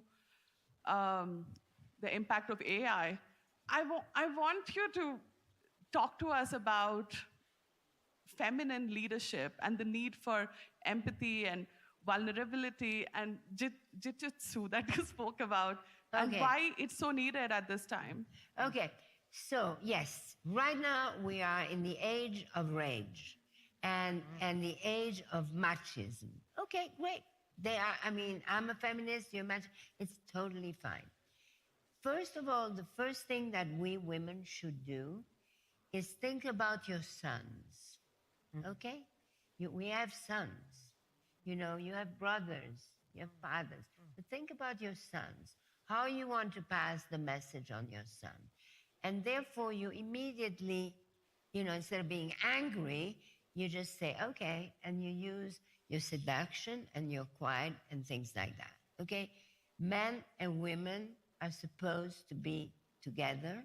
We're supposed, together we make children, together we go for the humanity. So remember about the sons you raise, and that will immediately get you down a little bit. And I would say the same thing to a man. I said, think about your daughters. And then all of a sudden they soften, you know? So it's an interesting moment. It is. And I would just say, I think that we have to remember that pushing men down as women is bad. Is terrible. Yeah.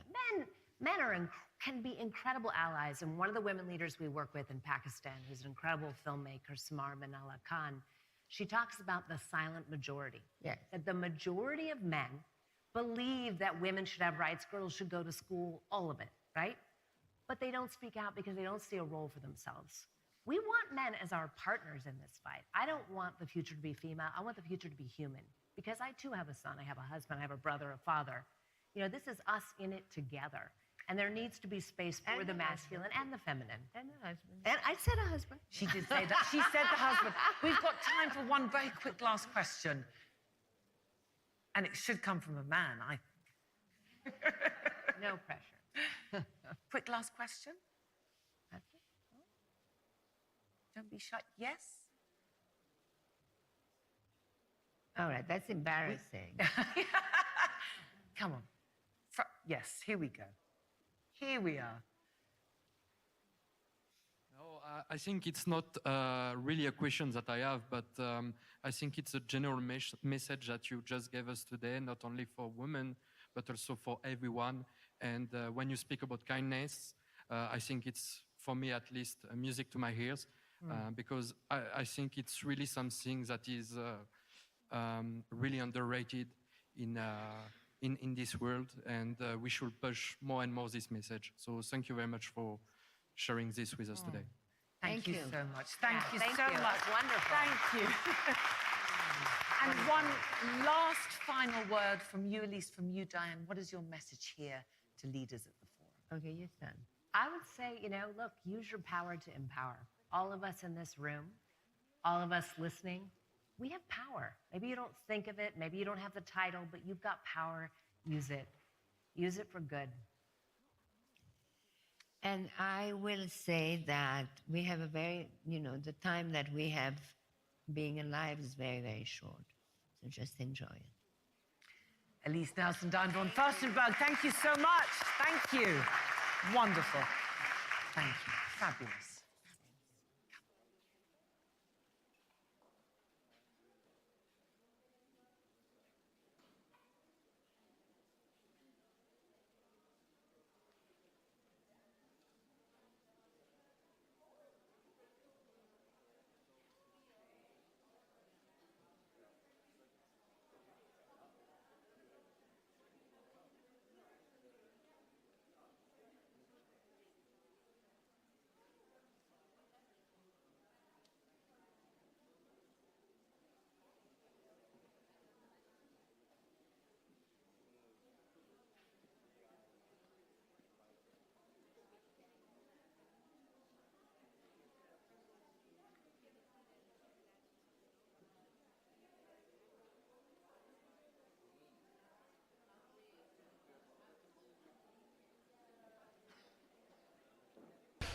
Welcome to the sanctuary. Please take a seat. We will begin shortly. of God there. Well, thank you for joining us. If you're just coming in, do sit down, take a seat, grab yourself a tea or a coffee from the refreshment bar there. If you need to connect to the Wi-Fi, you can do that via the leaflets which are on each of the tables.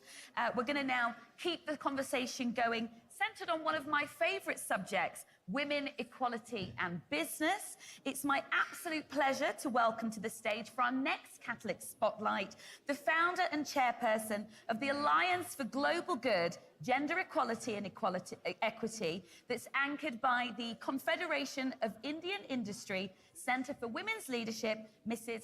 Smriti Irani. Give her a big warm welcome. Oops. Hello. It's so lovely to have you here, Smriti. Thank you so much for joining us, because I know you're incredibly busy. So, delighted to have you here. Let's tell everybody a bit more about you. So, as I've said, you're the founder of Alliance for Global Good, Gender Equity and Equality. That's anchored by the Confederation of Indian Industry Centre for Women Leadership. You're a cabinet minister of the Government of India, which you've held for a decade now, holding pivotal cabinet positions, leading transformative initiatives across the Ministry of Education, Textiles, Women and Child Development, and Minority Affairs. What an incredible career. Could you give us an overview of the progress that's been made when it comes to women's rights and gender equality? I think that when you look at the issue and agency of women from the perspective of only rights, then you do the entire cause a great injustice. People like me have now come to such a pass in our own lives where we recognize that there comes a time in every cause's life circle when the cause runs out of money. But money never runs out of money. Exactly. So how can you make a financial case, not for emancipation, but for collaborative participation? And that's where the focus of all my effort, and including the alliance that we work at, is. We try to make a business case for equity. Today, when you look at the agency of women, globally, the spend only by female consumers is close to $32 trillion. Look at that. It's quite If you look at how much on consumer goods women spend, that bill comes up to around $35 trillion. Okay. So if we start making an economic case for why women should have more opportunity to have capital so that they can spend it, I think that's where we do them a great service. The issues of rights, the issues of justice have been worked upon by the global community on many platforms. Davos is where money walks and talks. The challenge is that there is always a lot of money for rhetoric. People like us are trying to create much for realities. What are the realities that we are trying to deal with? You talk about numbers. Today, women in the North of America and the World Economic Forum says so through the Global Gender Gap Index. They see a parity of around 74.8%. Women in sub-Saharan Africa, or Asia for that matter, oscillate between 64 to 63%. So when you look at, let's say, women in North America, one would presume all is well for them. And when you look at the numbers, let's say, from Asia, you may presume that that is a geography of the world that may need dole or help or empathy. But in the global south, many cases have been now evidence as to why women make for great investments. My home country, India, we had in the past 1 decade seen women who had never had a bank account have a bank official walk to their doorstep, and 230 million women open bank accounts. Oh, my goodness. In my country, a financial instrument called Mudra was introduced by the government. This was not a gendered financial instrument. It was just created so that collateral-free loans can be given to small businesses. People presume that many men and companies will turn up. 300 million women turned up. Oh, it's extraordinary. They took money for their businesses, they serviced their loans. And today there is evidence when we compare women-owned businesses and how they service the loans, and how do companies that are led by men, how do they kind of engage with their banks. Women-owned businesses and their NPAs is less than 1.9%. Businesses that are owned by men in the same segment, their NPAs are over 2.4%.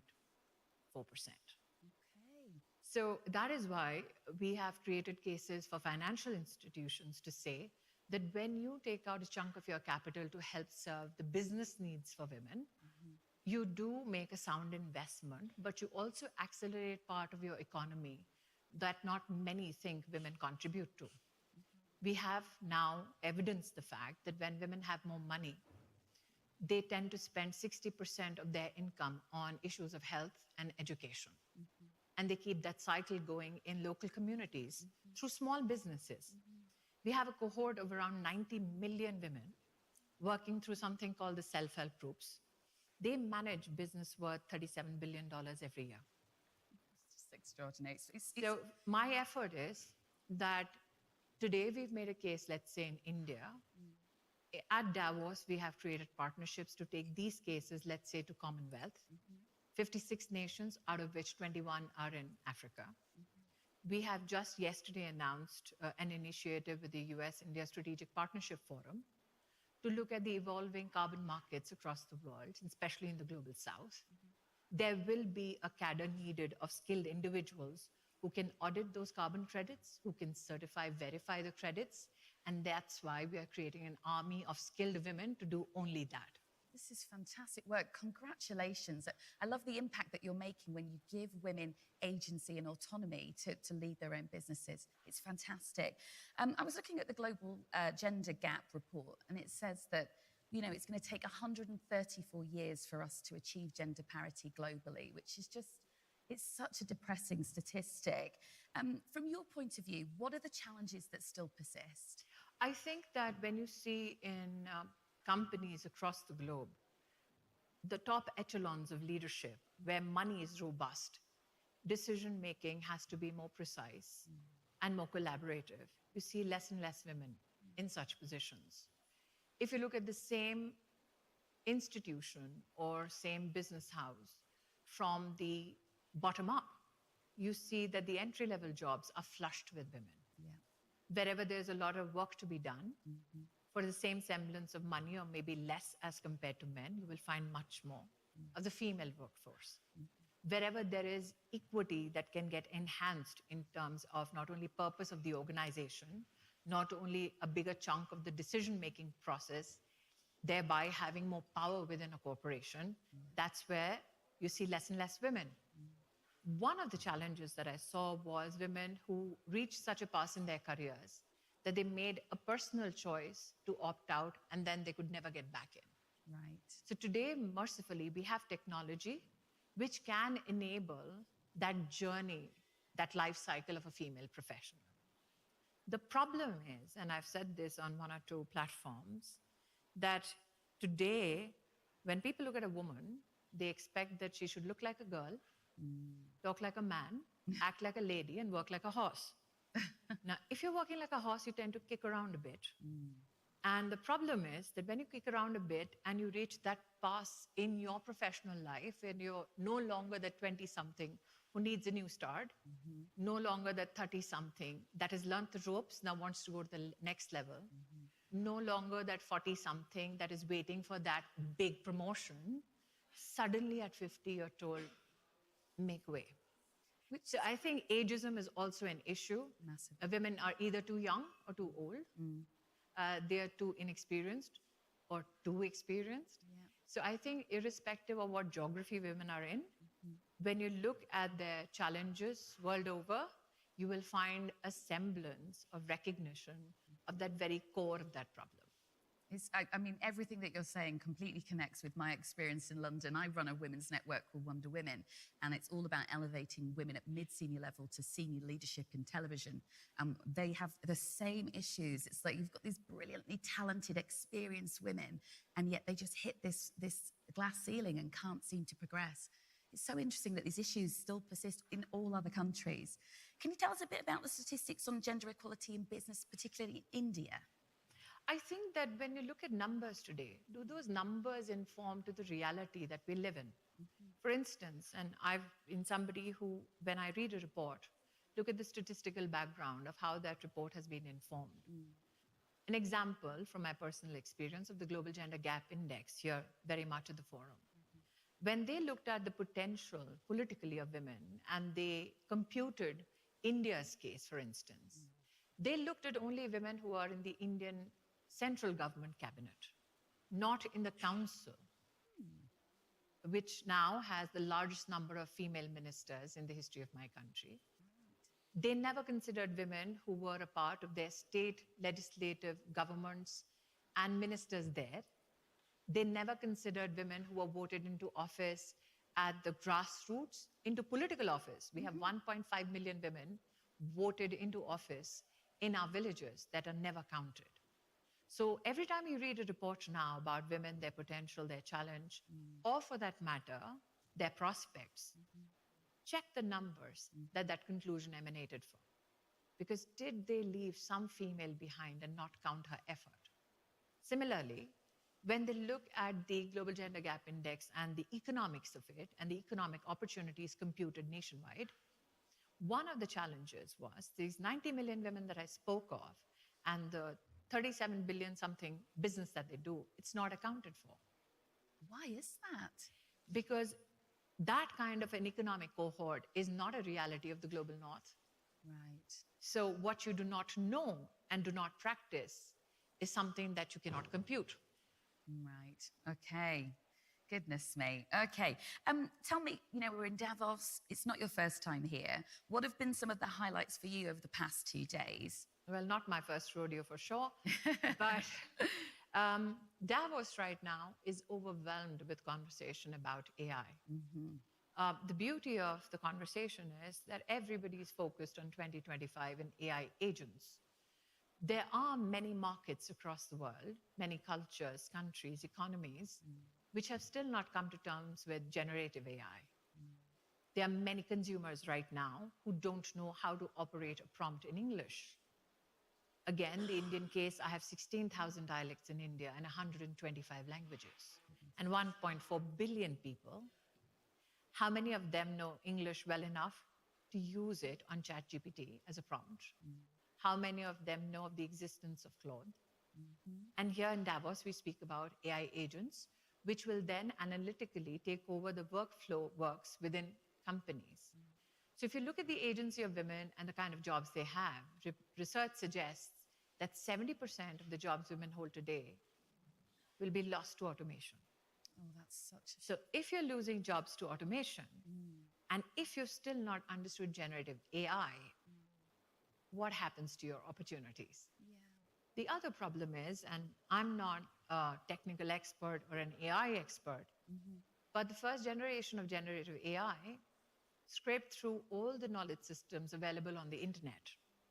Now, those who speak in languages or tongues that are not recognized by technology also have knowledge systems and expertise that can inform our social welfare better, that can inform our economic opportunity better. So the next level of AI will look into those experts. But how much of that knowledge system then will be lost? Because if you look at the knowledge system now, whatever is available, how much of it takes into consideration the complexities of just being a female? So when we build new algorithms or new components on the AI that we have now, the question that begets the streets of Davos is, are you going to compound and increase the gap, or will you lessen it? It's a very important point, isn't it? And in the conversations that you're having with leaders and CEOs while you're here, who are the companies who are actually doing the work to improve gender equality? I've had the privilege of working with Bill Gates for over 6 to 7 years in government and as a development sector private person. I think that when philanthropy doesn't come with strings attached, when philanthropy is equally divided between innovation and general welfare, it does well. If you can create locally evidence-based projects, which can then be used for global impact, I think those are the happy spaces in Davos. I had the privilege of meeting Mr. Gates yesterday to say, fine, you have funded and supported nutritional needs of women and children, and done so splendidly in a country as huge as mine. Ended up creating, with his help, the largest nutrition tracker in the world, which has 1.4 million nutrition centers, 2.2 million workers, and 100 million beneficiaries. And as per WHO standards, we measure 70 million children under the age of 6 every month and have those numbers tabulated and validated by agencies, let's say in UNICEF or the World Bank. And why do we do so? So that if there is any individual child, pregnant or lactating mother, who falls on the nutritional standards, then the local chief medical officer can be alerted and help can be provided. That is what innovation can do on some of the longest challenges that humanity has faced. But I think that Davos brings together not only the best of thought leaders, policy makers, but also money, which can go to the right place for the right reasons. And create such positive impact. I love that. What a beautiful partnership. And just finally, I mean, I could literally talk to you all day. You're such an incredible woman. What's your words of wisdom for female leaders here in Davos and around the world, you know, who are fighting to achieve equality and gender parity in their home country? I don't think women need wisdom snippets. I think their wisdom needs money. Hear, hear to that. Do you want to add anything more? So I think that money should talk as it does in Davos. But insofar as women who have come together at Davos, it needs to walk so that they can reach their aspirations and their goals. Absolutely. Brilliant. Thank you so much, Mrs. Thank you so much. Thank you. Thank you, Smriti. Thank you. Mrs. Smriti Irani, thank you so much. What an incredible woman. Now, that was so lovely. Next, we're going to have a fascinating panel on new technologies in chemical recycling with CNBC's Diane. Please give her a big warm welcome. Come on with me. Thank you. Thank you. Thank you. Hello. Thank you so much. I'm excited to be here with Mark Costa. He's the CEO of Eastman, because we both actually just came from a WEF panel on plastics. So we are very much educated in the world of plastics, and that's what we're going to do for you here today. First of all, just explain to everybody what Eastman does. Sure. So Eastman was originally part of Kodak, and we were the operating division, spun off in 1994 as a separate company because we were hurting Kodak's valuation, which is now entertaining. But we're a very large advanced materials and especially additives company with a broad spectrum of products that go into every aspect of life. But the big topic, especially here, is not just how we develop products that are innovative and advance the quality of life in safe ways, but how do you make it and what is it made from? So the big vector of investment for Eastman today is how do we prove and lead that the circular economy is possible with plastics, and we can do this in a way that has a far superior environmental footprint than fossil fuels, to really lean in and solve this problem, because there's a lot of misunderstanding about the whole issue around plastic waste, which is a very real issue. But solving the problem is a lot more complicated than some of the people say. And to be clear, you are pro-plastic, just keeping it within the economy, the circular economy that is recycling and investing in plastic recycling, because we don't recycle plastic very well at all right now. Explain why you would rather see plastic than aluminum, than glass in all the bottles, what we talk about. Absolutely. So without a doubt, there is too much plastic waste. So let me be very clear that we produce over 300 million tons of plastic in this world, over 250 million tons of it gets thrown away, and that's completely unacceptable. It should be recycled and kept out of the environment and done in a very environmentally responsible way. But plastic evolved in the world because it brought significant benefits, both to the quality of life as well as, frankly, to the environment if it's recycled. So when you look at plastic today, it's incredibly important in medical applications and food applications, and ensuring safe water is being able to deliver to places where they don't have that. But the solution to ban plastic would take us dramatically backward on climate, for example. So if you go to glass, the carbon footprint to make glass is 4 times the amount of energy as a PET bottle. Aluminum is 2 times the amount of energy. Even if you recycled aluminum at 65% and PET at 10%, PET, the bottle that you... And define everywhere. PET for... Sorry, polyethylene terephthalate. It's the bottle that your water bottles and soft drink bottles are all made out of. It's called PET. But that PET is still 38% lower carbon footprint than aluminum at 65% versus if plastic doesn't improve at a low recycling rate. So, going to other materials, when people say ban plastic, I encourage all of you to ask, and to go what? And how is the environmental footprint of that solution different than plastic, it became dominant in the world because it was cheap and it was lightweight. Well, guess what? If you're concerned about climate, cheap means it took very little energy to make it relative to the other materials it was replacing. And it's lightweight, which means it's also a lot more efficient to transport than something that's very heavy like glass or aluminum. Well, what about microplastics? Aren't they killing us? Microplastics are not killing us. Microplastics are real. The vast majority of plastic is absolutely inert. But it's a very real dynamic. And I think it's important that we also understand that topic. The reality is that most of the microplastics, when you analyze the source of it, by far the two largest sources are clothing and tires. Clothing is when you put it in the washing machine, fibers break off, it gets into the water system. So there are real large sources of this that need to be addressed through creative things like how do we make a washing machine better and not letting that happen. Tires is a bit more complicated. And if plastics get in the environment, we need to make sure that they don't, right? That's the entire point of the circular economy, is to drive up the recycling rate so these materials don't get in the environment and don't get broken down in that way. So when we talk about recycling, and you have recycling technology to do this, how are we able to better recycle when, and I'm just putting it at the base kitchen of my house level, is that we throw everything into the recycling bin and it goes into the bin outside and the truck picks it up, and we read the stats in Washington, D.C. that just about 2% of what we put into that recycling bin actually gets recycled. So how do you move that forward? So recycling and solving this problem is a true value chain and consumer related issue where there's a lot of lack of education around how to recycle, where people don't understand what to do or how to do it. There's not the right economic incentives put in place. So if you have a bottle bill, for example, in a location, the rate of recycling is dramatically high compared to when you don't, because economic incentive motivates behavior. So bottle bills are fantastic. Other mechanisms that drive the right behavior at the consumer level are incredibly important. And then the brands, have to engage in trying to drive and educate consumers around, the value of the product and why it needs to be recycled and how to do that.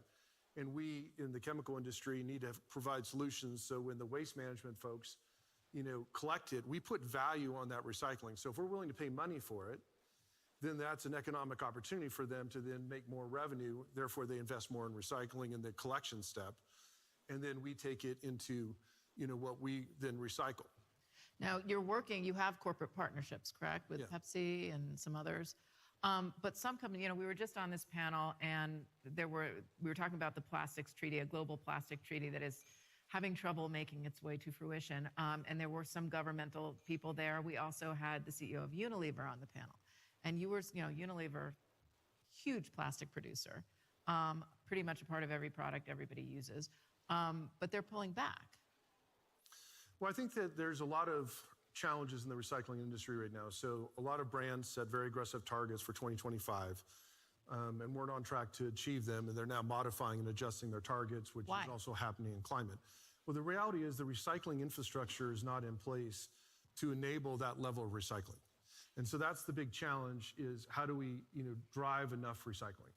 And this is another place where people don't really understand some of the challenges. So today, the way recycling is done is called mechanical recycling. The way that works is they take plastic waste through a bunch of optical, water, and other mechanical separation. They isolate what is a very clean bottle. Then they chop it up, they wash it with baking soda, and they melt it back into a bottle. And it's very energy efficient to do it that way. The problem is there's significant limitations on how much mechanical recycling can solve the problem. So just in PET, 85% goes into food grade, which is the biggest source of waste in the environment. So 85% of PET goes into food grade, but mechanical recyclers can only maybe get 35% back through all these steps of sorting down to the cleanest bottle. The rest of it gets what's called downcycled into other things. It ends up in strapping, some low-end clothing, mostly landfill and incineration. So what Eastman does is provide a solution for what they cannot upgrade back into food grade. So that 65% that is effectively garbage, we have built a plant now in Tennessee. It's the world's largest chemical recycling facility for PET. So it's 100,000 tons of output, 110 of input. It has a phenomenal high yield of 90% waste to plastic, which is phenomenal. It has the second plant we're building with advanced energy. We can get to a 90% lower carbon footprint. So what do you recycle into? What does it become? It goes back into being a bottle. It does? So the big difference in mechanical is if you recycle it after about 5 turns through the recycling loop, because they're melting it every time, the bonds break down and it becomes degraded, it becomes yellow and brown, and ultimately can't be used. What we do is we take some methanol and steam, that's all it is, and we break the bonds of the plastic back to the building blocks. But then we take it through a very comprehensive purification process. So what comes out the back end in the outputs are the monomers to make a plastic, but it's identical to what we make today from oil. So there's no compromise in quality. There's no issues of safety on what else might be getting into the plastic from landfill. And it can be done infinitely like aluminum. It never degrades. So it is a long-term solution and a perfect complement to mechanical, and it also can be incredibly low in carbon footprint. So when you put those two together, you have a true circular solution where you have a world, when we scale this up, where you could have oil not be part of the equation anymore. And that's what's really exciting about what's possible. And this is not a theory. We've now built the largest world-scale plant that's running now in our Tennessee site where we're headquartered. But what percentage of plastics in Tennessee even can that recycle? So that plant is at a scale where we can take in about 12 billion bottles. So to put it in another quantity sense, if you think of the largest stadium in the United States, each year we can recycle 2.5 times what of filling that stadium. That stadium, okay. Yeah. So it's a lot. But it's still a small part of the total problem. I mean, right? you say it's a lot, a companies. stadium is big, but I walk into every supermarket in America, I walk into any supermarket in Europe, and you just see crates and stacks, and we're walking around WEF here, and people are pushing carts of plastic bottles everywhere. And it just, it seems like it's fantastic what you're doing and that you're scaling it up, but to talk about scale, it seems like an overwhelming hurdle, given the amount of plastics globally, not just in the US. How do you scale what you do and what others like you are doing? Because I know there has been a lot of innovation in plastic recycling, but it just seems that it's insurmountable. It's a huge challenge, but the alternative, back to the beginning of going to glass and aluminum or paper cartons that are laminated with aluminum on the inside because they can't hold water, Oh, explain that. That was super interesting to me. I didn't know that. Well, there's a lot of these water cartons that you'll see. Which we think are super that say recyclable. they're really great for the environment, but it's, paper bags don't hold water if you haven't noticed, certainly not on the shelf for a long period of time, so they have to blend the paper with some other material, whether it's either plastic or wax, and then that still doesn't hold water, so they laminate aluminum on the inside.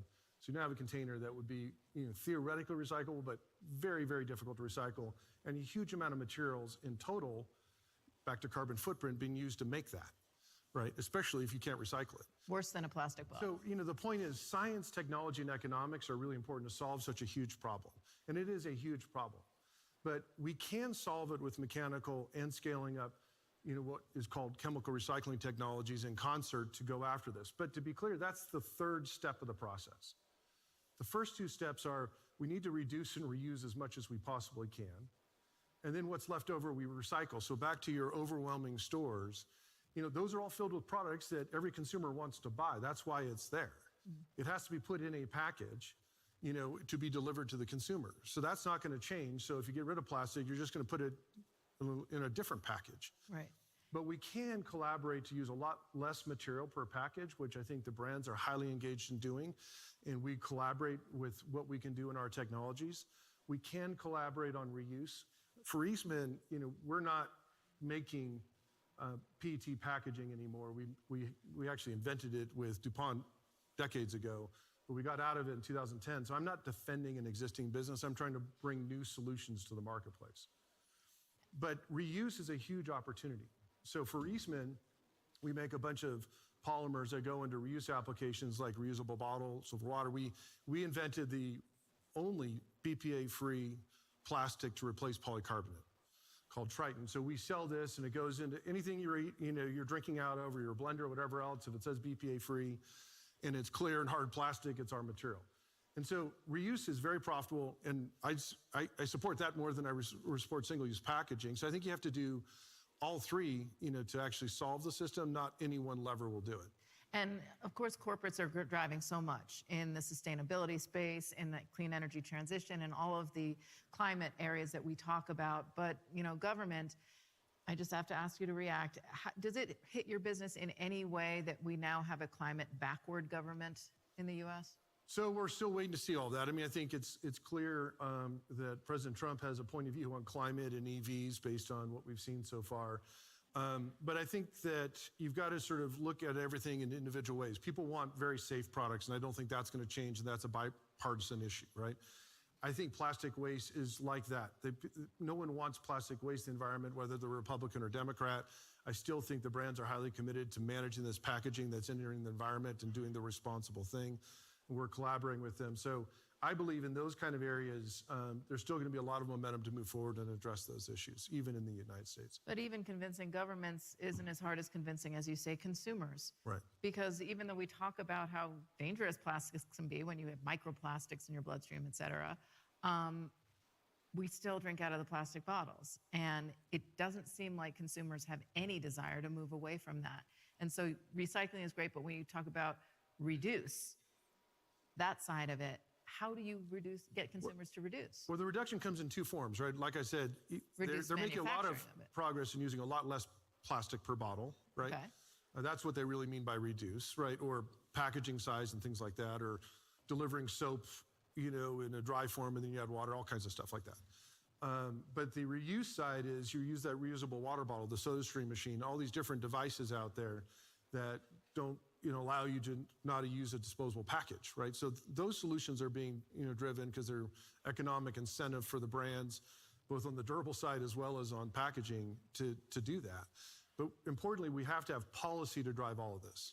And the policy, you know, that supports all of this, that puts a cost on not recycling, to drive all the right economic behavior with enhanced producer responsibility schemes called EPRs, is incredibly important for solving this. And they have to be written really well, you know, because they can have lots of unintended consequences if you're not careful.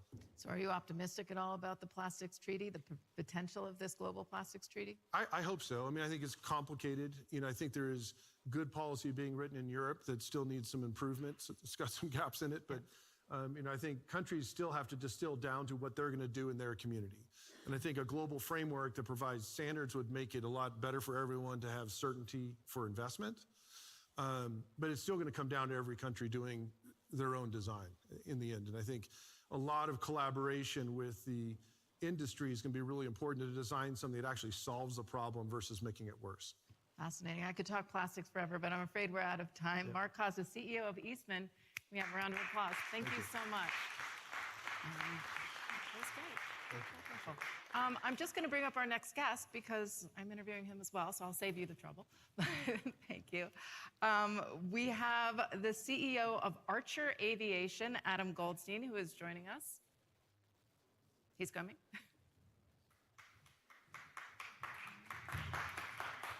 Thanks so much. Welcome. Thank you. This is super cool. Did we get the picture to put up? I want to get the picture up. Okay, well, they'll put up the picture. These are electric helicopters. Discuss. Well, it is you know, a long time coming. People have been talking about, you know, flying cars. When are we going to see our flying cars? And it's basically here. So the technology's been worked on for a long time. It started back in 2009, and over the last 16 years, it's progressed to a point where the tech is ready. It's economically viable, meaning you can move enough stuff, people, far enough, fast enough, and the safety standards are very high. And then the regulators came in and wrote all the rules to allow us to do this. And so the goal is to launch by the end of this year. So battery-operated helicopters. Let's talk safety, right? Sure.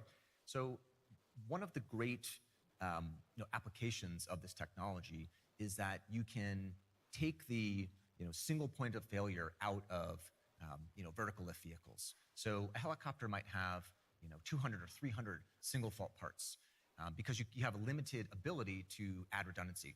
But with this new concept, you have the ability to add a lot of redundancy. So if you just look at the aircraft, you can see multiple electric engines, multiple sets of propellers, multiple fuel sources, so in our case, batteries. That's something you can't do necessarily in a helicopter. So you have a very high standard of safety.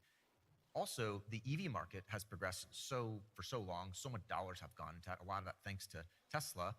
We're at this stage now where batteries are very safe. We've seen millions and millions and millions of cycles that have gone through. We use a commercial off-the-shelf cell, so it's all very well tested at this point. And so why do we need these? And these are small helicopters. We're not talking that could carry 10 people. These are carrying how many people? A pilot plus 4 passengers. A pilot plus 4 passengers. And how would this change? You know, these are short haul trips. Obviously, you can't go very far because you do have battery length and battery life involved. So what would we be using these for? Well, people use helicopters today because they're extremely convenient. And so you really don't want to be in a helicopter that long. Nobody wants to take a 3-hour, 5-hour helicopter trip. If you're going that far, you might as well just take a larger commercial aircraft. They go faster, they're more comfortable. You can stand up and go to the bathroom and get a drink, all the stuff that you might want to do. But the short distances, call it less than 100 miles, are the use cases become very interesting when you think about areas that you already drive today that are relatively short distances that take you a long time. So city center to airport. So think like, Heathrow into the city in London. That's a trip that can take you hours, but that's a trip that you could fly in minutes. And so the airlines look at this as a really interesting opportunity to go deploy, because airport to city center all of a sudden becomes not a big deal, and you can do that in minutes rather than hours, and that's great for their business model. But what about air traffic control? I mean, you have these things flying around with personal helicopters. Yeah, the air traffic control exists today because helicopters exist today. And so we'll start using existing infrastructure. So there are helipads today. You can land helicopters at airports today.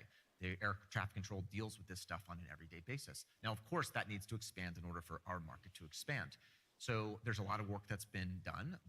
All the different countries around the world have been working towards this. NASA has been working towards this. How do we build the air traffic management system of the future? And so there's a lot of people that are interested in that. It goes beyond just making room for new vehicles. There's lots of other reasons to do that. Sustainability is one of them. Lowering all the carbon usage is another example. And it's noise reduction as well, right?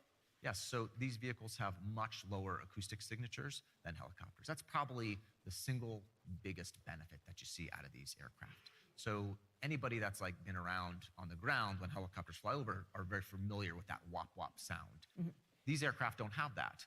The propellers spin at much slower speeds and create a totally different frequency, more of a whooshing sound. And so it's not as annoying to humans. And when they fly at typical 500 to 1,500 feet above ground, you really won't hear them at all.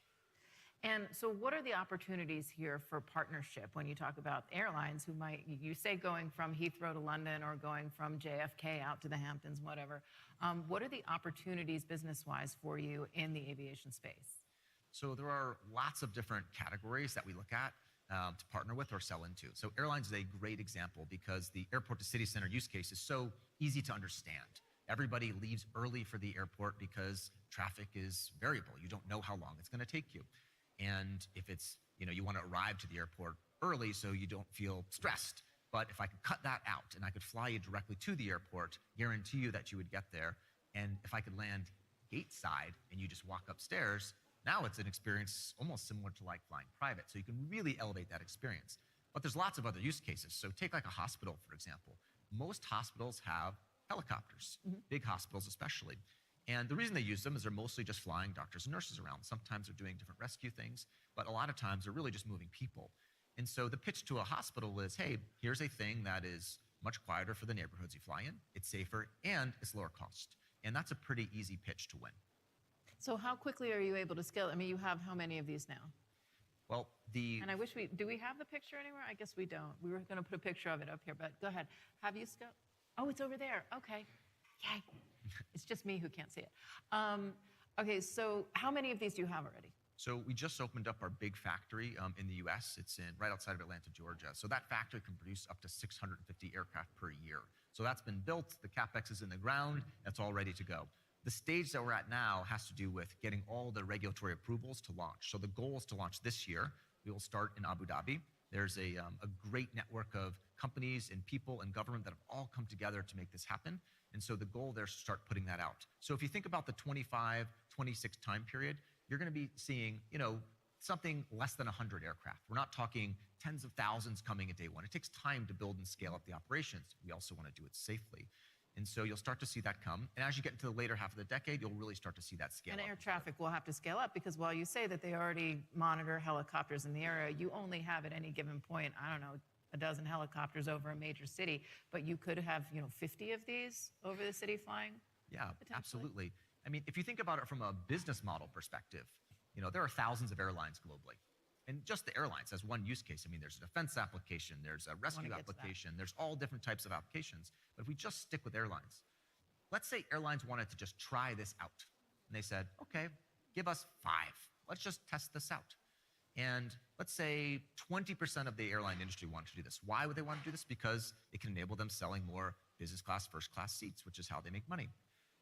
So all of a sudden, just one category, 20% trial of that will equal thousands of these vehicles out there spread globally. So while you might not see them in lines, across the sky in your city, they will be out there in the thousands. So the businesses can get really big really quickly because these are $5 million products. And if you're selling thousands of them, you can really start to generate a huge business. Then some of those airlines will convert to fleets, and you'll really start to see this pickup into the 2030s. So what do you think a seat on this helicopter is going to cost me?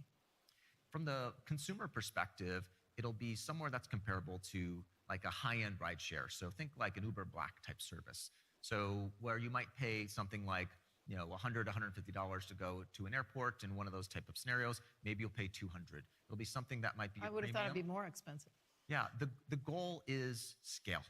That is the goal of this whole project. And so we do want to try to make it affordable to a broader group. It still will start at a higher price than, of course, taking your own car as an example. And because the cost to run this vehicle is much less because you're not using gas, right? Yeah, so there's a lot of things that drive down cost, but I think the biggest opportunity from a cost side is on the maintenance side. These are electric vehicles, they're simple. Our electric engines only have 6 moving parts, so they're much more simple vehicles that will take much less maintenance. That is really I think the biggest driver that can help bring the cost of this down. But the other side is you can scale them too, because if you have a lower acoustic footprint, you can put more of them in the cities. If you can scale this, you can have mass production and drive the cost way down. And what is the defense opportunity?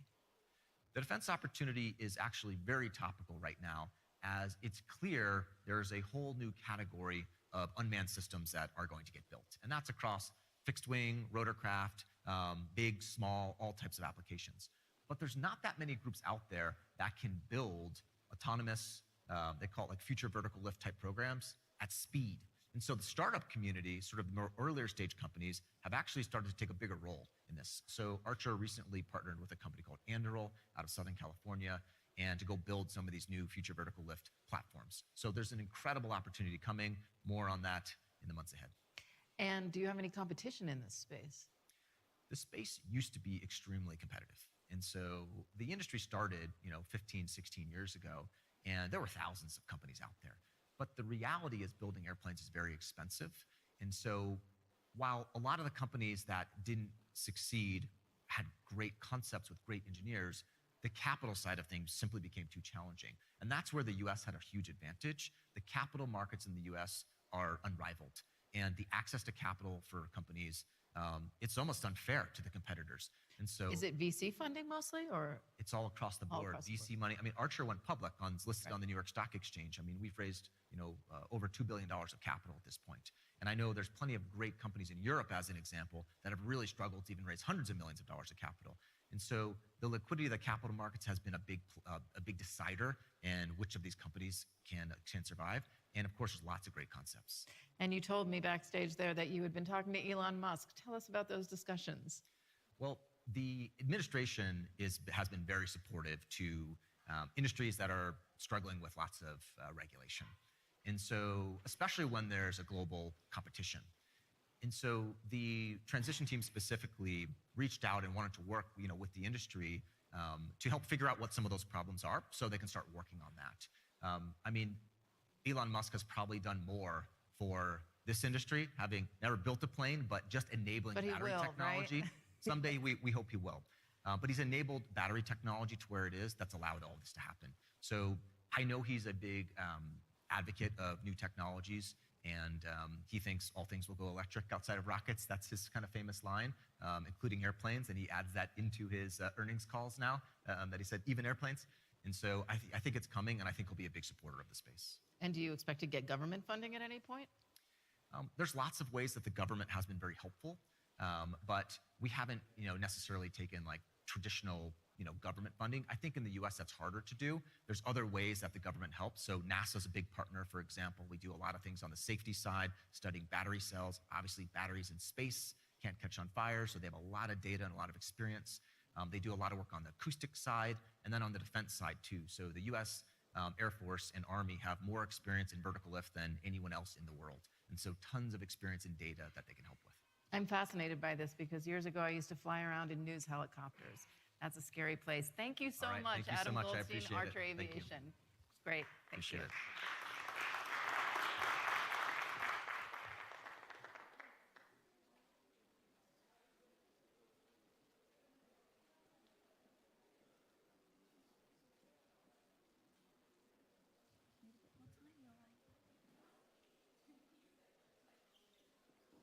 Enjoying yourself?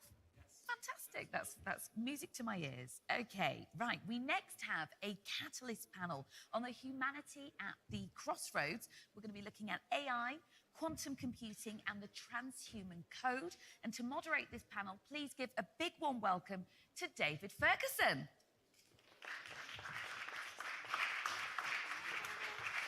Hello. Thank you, Ria. Afternoon now. Time flies. Well, let me welcome you. Ready? I think they're coming. Great. I'm really excited about this session today. I've enjoyed very much the opportunity to have conversations here at the sanctuary this week, and I'm absolutely delighted and thankful for CNBC extending an invitation for us to come and tease a new venture with you here.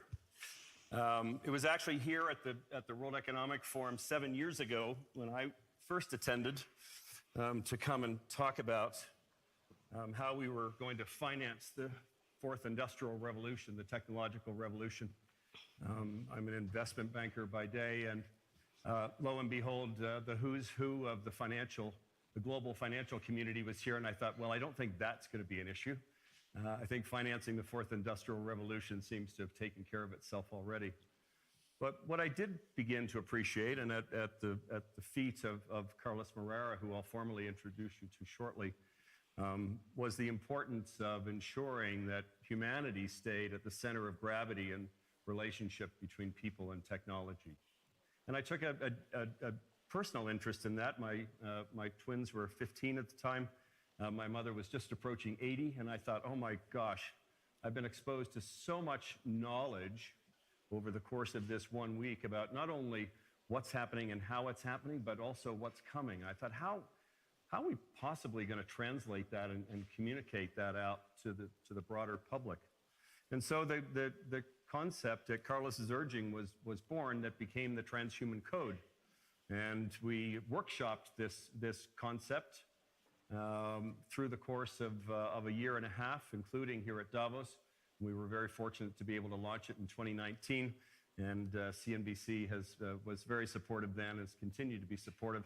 It was an Amazon bestseller for a couple of years for technology.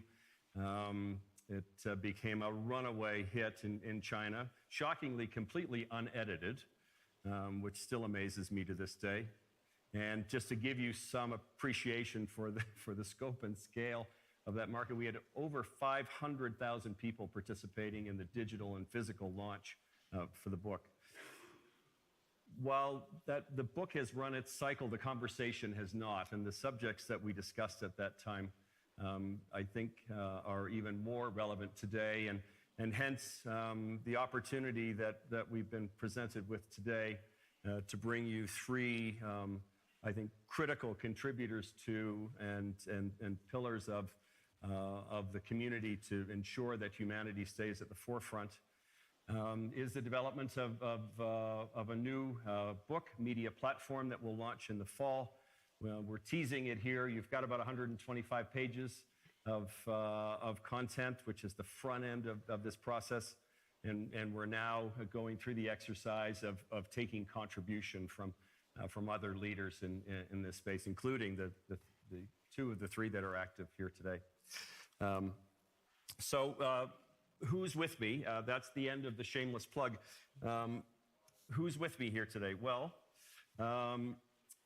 Dava Newman, a rocket scientist, literally, who's transforming the most celebrated academic technology laboratory. We'll talk more about that.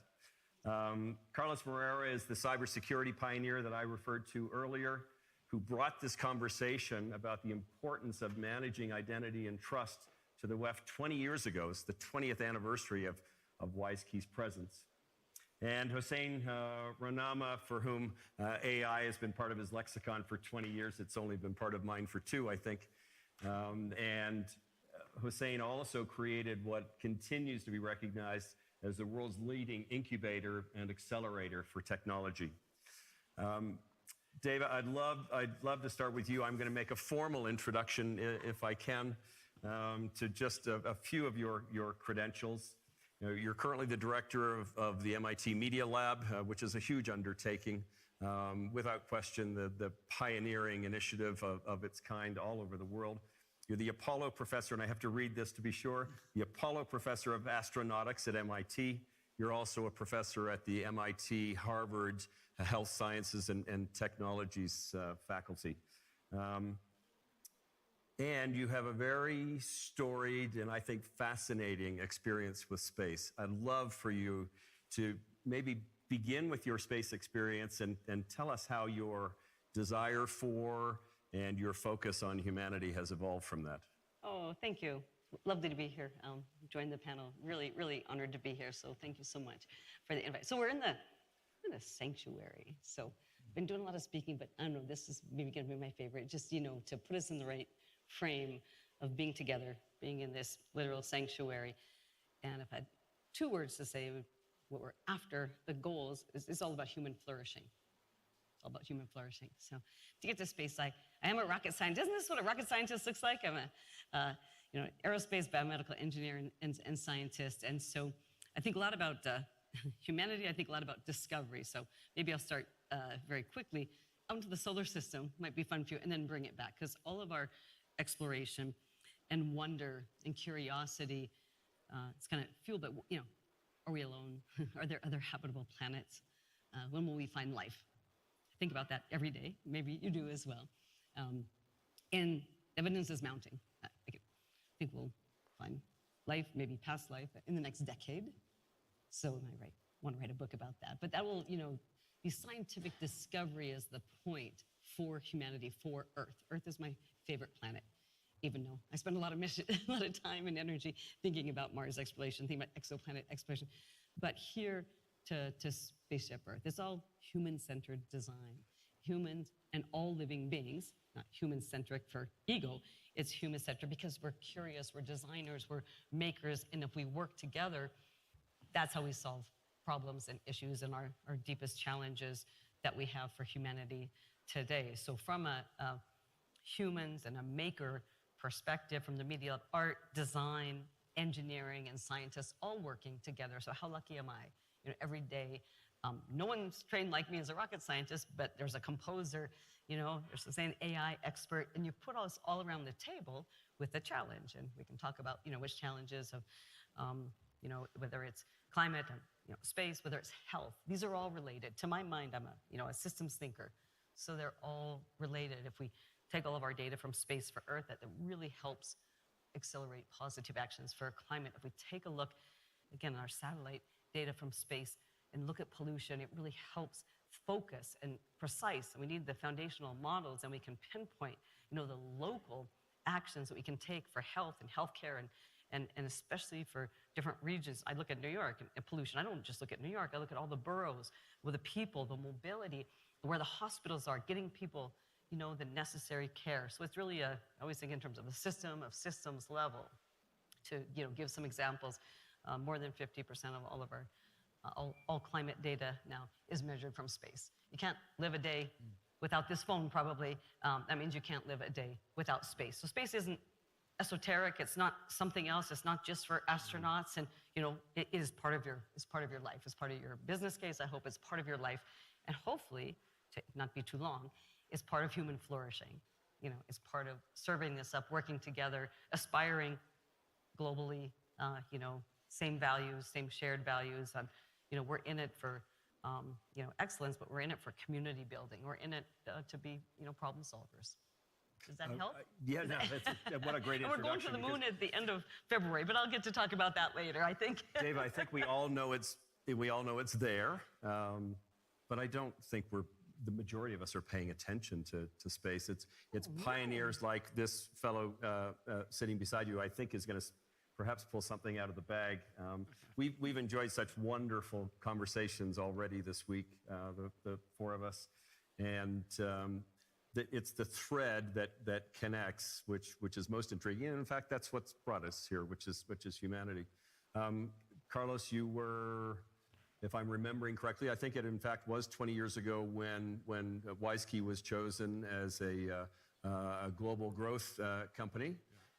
You've grown up since then, and so here you are back, and not only to talk about those core areas of identity management and trust management, which were the foundation, but in fact you've been pioneering two initiatives, both of which you'll talk about today, and perhaps we'll start with space. Yeah, absolutely, and thank you very much, and it's an honor for me to be with both of you. What an amazing panel. Yeah. My vision was always, as I was in the UN, I spent 16 years of my career as a chief security officer of the UN. And I worked at the genesis of the web in Geneva with Tim Berners-Lee and the team. And at that time, we were very concerned that the web, the internet, did not know what a person was. And it still is the case. 35 years after, we're still growing and putting so much stuff on the top of the infrastructure, and the infrastructure still doesn't understand what a human is. So this has huge consequences because technology is exponential. Humans are linear. It takes us a while to get there, whether technology gets in a few seconds. And this is going to be even more and more the case. So my concern, I create companies not to make money or anything, although we make a lot of money. We are $1 billion now. But our objective was not really that. Our objective was actually fixing the problem that was originally not designed. So how you fix the problem? You have to issue identities. Human needs to have control of their identity, not the platform, not the social media, not the government, not the bank, not your health club. You should have ownership of that identity. And this is easy. Technology-wise, is very easy to get control of your identity. Once you get control of your identity, it will be under your consent to share data based on that identity. And that consent has huge value. So what I discovered in India, in Africa, in South America, and suddenly people, by owning their identity, could make money. And they changed totally, reversed the business model, because now the people don't sell identity, they are all of them trillion-dollar companies. So what about if we decentralize that money from those silos to the people, so the people can benefit of that? So that was always my endeavor. I created 5 companies around that. I put 2 on the NASDAQ. And then I started to look into connectivity. Okay, now that I have billions of people with our identities, and we are the largest identity provider on Earth now, how can I connect people so they can connect WhatsApp directly with a satellite? And then in that research, I basically started to launch satellites. So we have now, I came here 2 years ago with 1 satellite. This is a bit bigger. So this is a satellite, as you know, Leo, that basically are going around Earth now. So we have 20, and we're going to have 1,000. And we are building partnerships with a lot of companies, cargo company, transport company, logistic companies, governments, anyone that those satellites were actually 10 days ago, we launched this satellite with the SpaceX. I met Elon Musk in France. I was concerned because I didn't want him to see me as a competitor to Starlink. It wasn't the case because Starlink is for a total different purpose. Those are low orbit satellites. But the beauty of those satellites basically that they will connect you anywhere you are on Earth. And not only you, they will also connect your objects. Because human identity is 8 billion potential identity. Objects, we are talking about trillions of identities. So obviously security is a major issue, and this is my background. The company built a lot of security on the layer. So we have now post-quantum security now being attached. We also look into the possibility of analyzing the data that we are collecting from those devices. AI obviously is a way to do that. And the beauty of that is that the data that we collect is very high quality data because it comes from the device itself. So this has created a movement. And the transhuman code and and now the humanity book that we are expanding with, it's just a reflection of that, because this should be, I mean, I am a big concern after 20 years in Davos that we still don't talk about human trust, human identity, human Davos. It should be a human Davos, not a robot Davos or a AI Davos, it should be a human Davos, because we don't have many chances to save humanity. If we don't take the right decisions now, these young kids generations, many of them, they are mine because they're my daughter and my son, they will have trouble in the future. So it is an endeavor to really have a serious talk about humanity. And this book that David and I, we prepare, is the beginning. Obviously, we don't know everything, and we'd love to have your inputs on it, so we can maybe convince one day Davos and everybody else, not only Davos, that humanity needs to be at the center, and we should be responsible for that. Carlos, you and I haven't regrouped here on day 3 yet. We've still got another half day to go, but I'm really encouraged. Humanity is at the forefront of conversation, perhaps not in the marquees and on all of the main stages, but it's certainly being talked about. And I've thoroughly enjoyed, and I've been quite surprised actually by the volume of contributors to this platform that we can bring forward. Hossein, you and I have been talking about humanity, I think, ever since we met here in Davos 5-6 years ago. I could barely keep up with you on the subject of AI. Perhaps a little more this year. I've got another 365 days under my belt, but I think it'd be great if you could take us back. I'm sure the audience would be very interested. Take us back 20 years ago to the conversations that you were having and the vision that you had for AI together with your colleagues. Sure. Again, it's great to be here again with you and my colleague Deva and Carlos. I will take you back to about 25 years ago. I was a master's student at University of Toronto. My supervisor was Jeff Hinton's student, so I kind of grew up with that mindset. And my thesis was training a lot of medical knowledge based on cardiology discipline to help general practitioners in rural Canada to be able to detect misdiagnosis when they are detecting cardiac diseases. Spent about a year to build the models, and I remember vividly that I had to leave my laptop on when I left the lab, come back the morning after, and some of my models were ready. I can now train those models in less than a second. So my thinking and the way we are looking at it at the Media Lab is that a lot of the principles in AI are actually not new. A lot of it started at MIT with Marvin Minsky. It evolved in a very incremental fashion. Some of it, actually, the foundational element came from the city that I'm part of, Toronto, and then it kind of converged. But there is nothing exponentially different truly based on the algorithmic aspects of AI. But what is different now is that we have a lot of compute power, we have a lot of data, and we have relatively a cheap way to store this data. And I think if you think about this physics and ecology, you can now demonstrate the power of AI to the world. And it's the very first time in AI's history, that millions and millions of people are training these models. Perhaps you have used tools like GPT and Gemini. Is there anybody that hasn't used AI yet here in the studio audience? Anyone that hasn't? No, I'm not surprised to not see any hands raised. This was not the case. A year ago. 4 years ago, 3 years ago. So there is this new physics, the data physics, the AI physics that is really emerging. And going back to what Carlos mentioned, the viewpoint that we have in our group at the Media Lab is that data is a new asset class, trust is a new currency, and AI is the economy. Yeah. And if you put these together, you can truly form an ecology around AI that is not just about the best algorithms and which model has billion parameters and the other one has trillion parameters. It's really, truly getting inspired by the ecologies that we see in space, in biology, and really apply that to this group of things that are independently working together. In engineering, we used to call them system of systems. We are really believing in the cross-disciplinary aspect of AI, so at the moment we refer to it as an ecology. And then the last thing I say is, I mean, even the early days of AI, how many of you used Excel? I hope all the hands go up. Yeah, you used optimizations, you used a lot of early mathematical models. So just looking at the term AI, in our view, is that, sure, but AI to do what? For what context? To solve what problem? Because even under the subset of machine learning, you have 60 different ways to use machine learning. Do you want risk? Do you want propensity? Do you want prediction? Do you want association? And this is why tonight, actually, we're announcing a program at MIT Media Lab called Sapien. It's Sapien with AI, so it's human-AI symbiosis.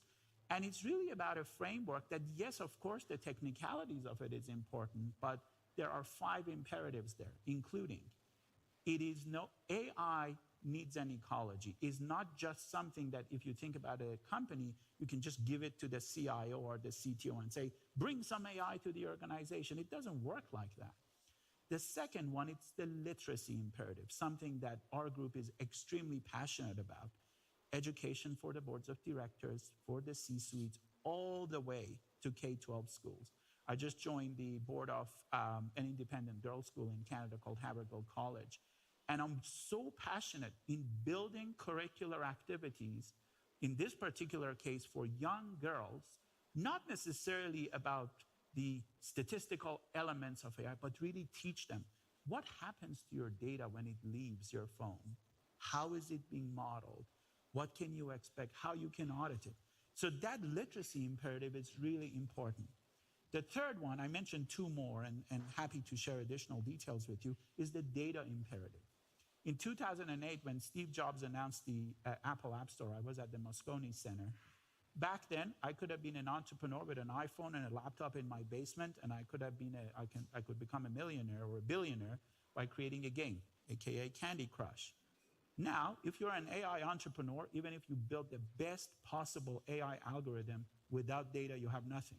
Yeah. And you have no idea how many entrepreneurs, we teach a course at MIT called the AI Venture Studio course. Many of them are complaining, Professor, no one gives me the data, because the mindset is the mindset of a graduate student. That mindset does not work in the industry. No one should give you the data. There should be zero trust between systems. So there is investment needed on how do you move the data, not just into one model, but allowing models to orchestrate. About a year ago, I really didn't know much about space, but the unique thing about Media Lab that we want to tell the world is that after I spoke with Deva and her lovely partner, I became interested in physics, and especially in interplanetary physics. That how do these orbits and these planets just work in tandem across different orbits, low orbit all the way to high orbit? And that became an inspiration for us to introduce something called a solar-inspired AI model. For example, a company should not move all their data to these very large models. You create an orbit, the first orbit is your data, you train them, you don't give it to anybody. The second orbit, you use niche models to do your work or your business. And the third orbit are the big, large language models. So the innovation is that how do these planets talk to each other? How do they pass data to each other? So if we look at AI in a cross-disciplinary way, including things such as design, this is the very first time in history that you can no longer prescribe to a 2-dimensional channel behind a screen to tell what to do. Back then, you had A/B testing and designers and UX. This is a phase in which you throw terabytes of data at these machines. And imagine if you're a regulated industry, if you're in healthcare and you're banking, how do you make sure what you're giving to your users and customers is relevant and auditable?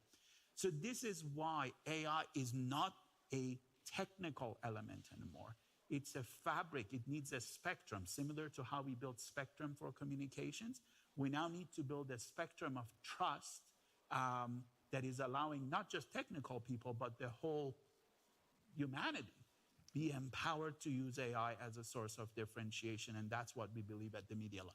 Hossein, I'm going to take a segue from that. I have 2, actually, if you allow me to bifurcate.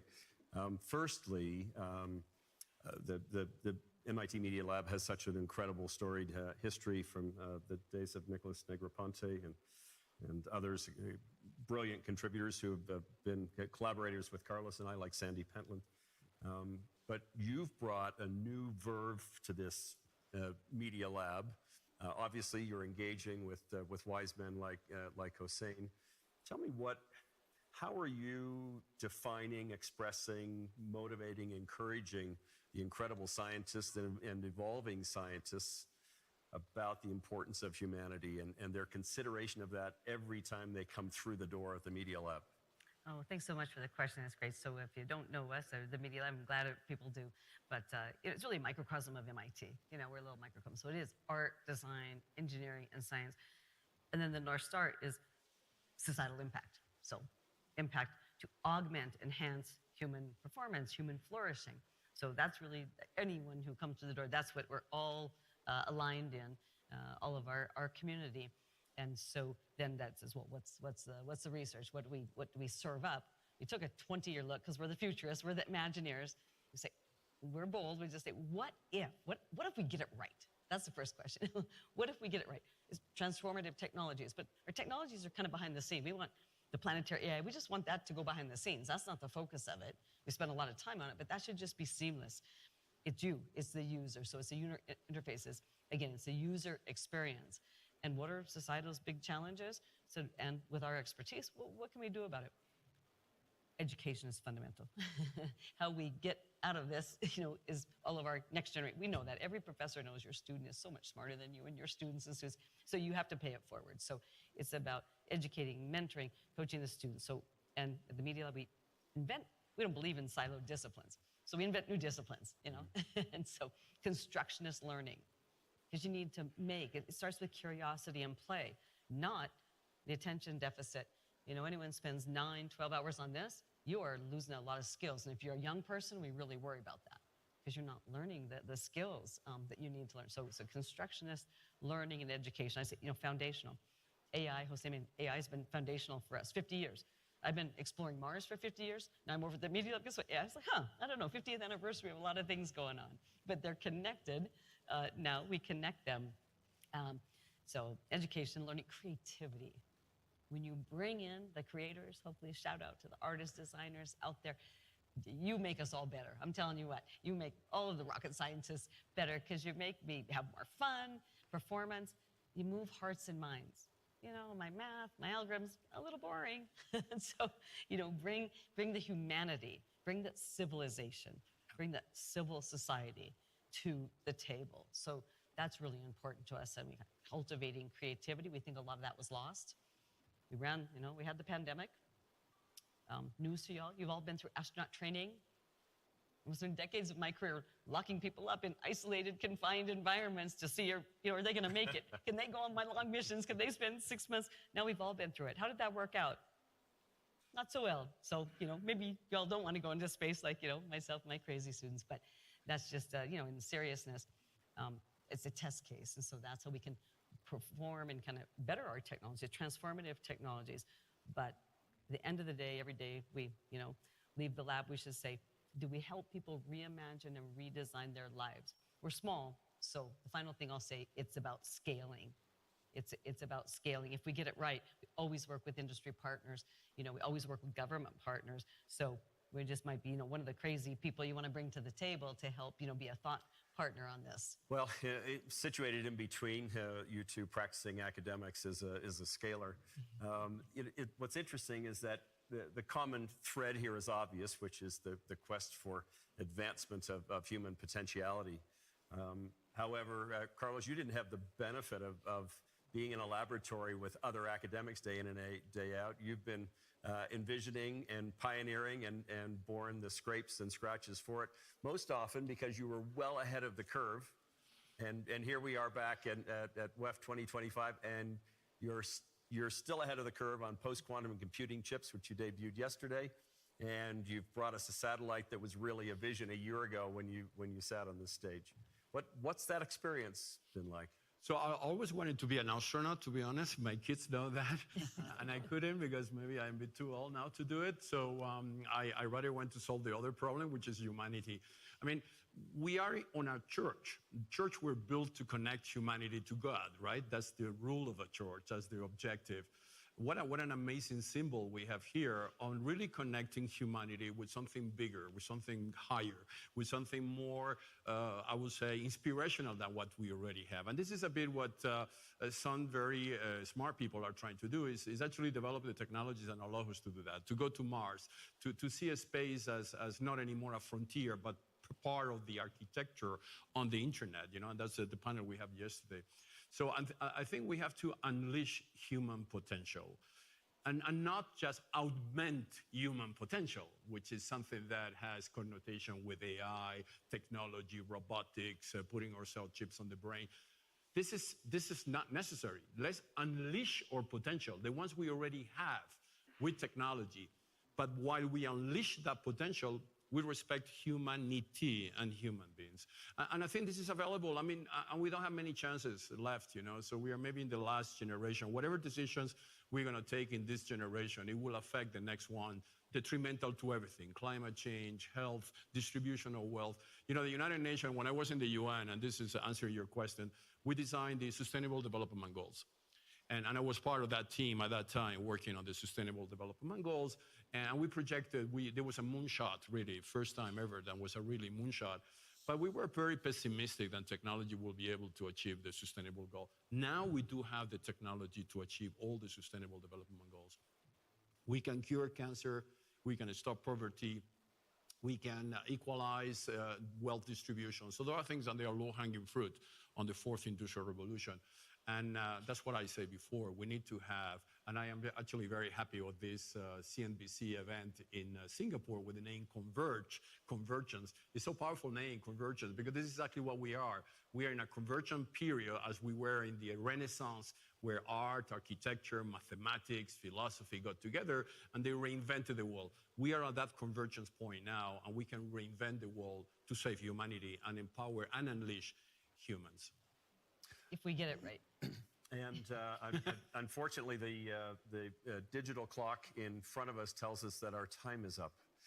It's hard to believe. I've so enjoyed the opportunity to engage, interact, and think together with you all week, and how wonderful we've had the opportunity to come and share for the studio audience, and for those of you who are watching from afar, just what opportunities lie in front of us, and just how much better the world can be with your efforts. Thank you so much. Thank you. Thank you very much.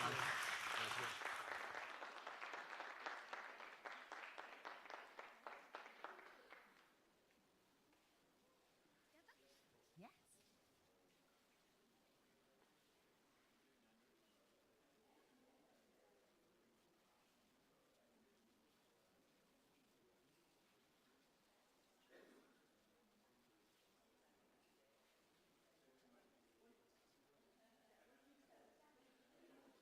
Dreaming being an astronaut. It is possible. Yeah. It is.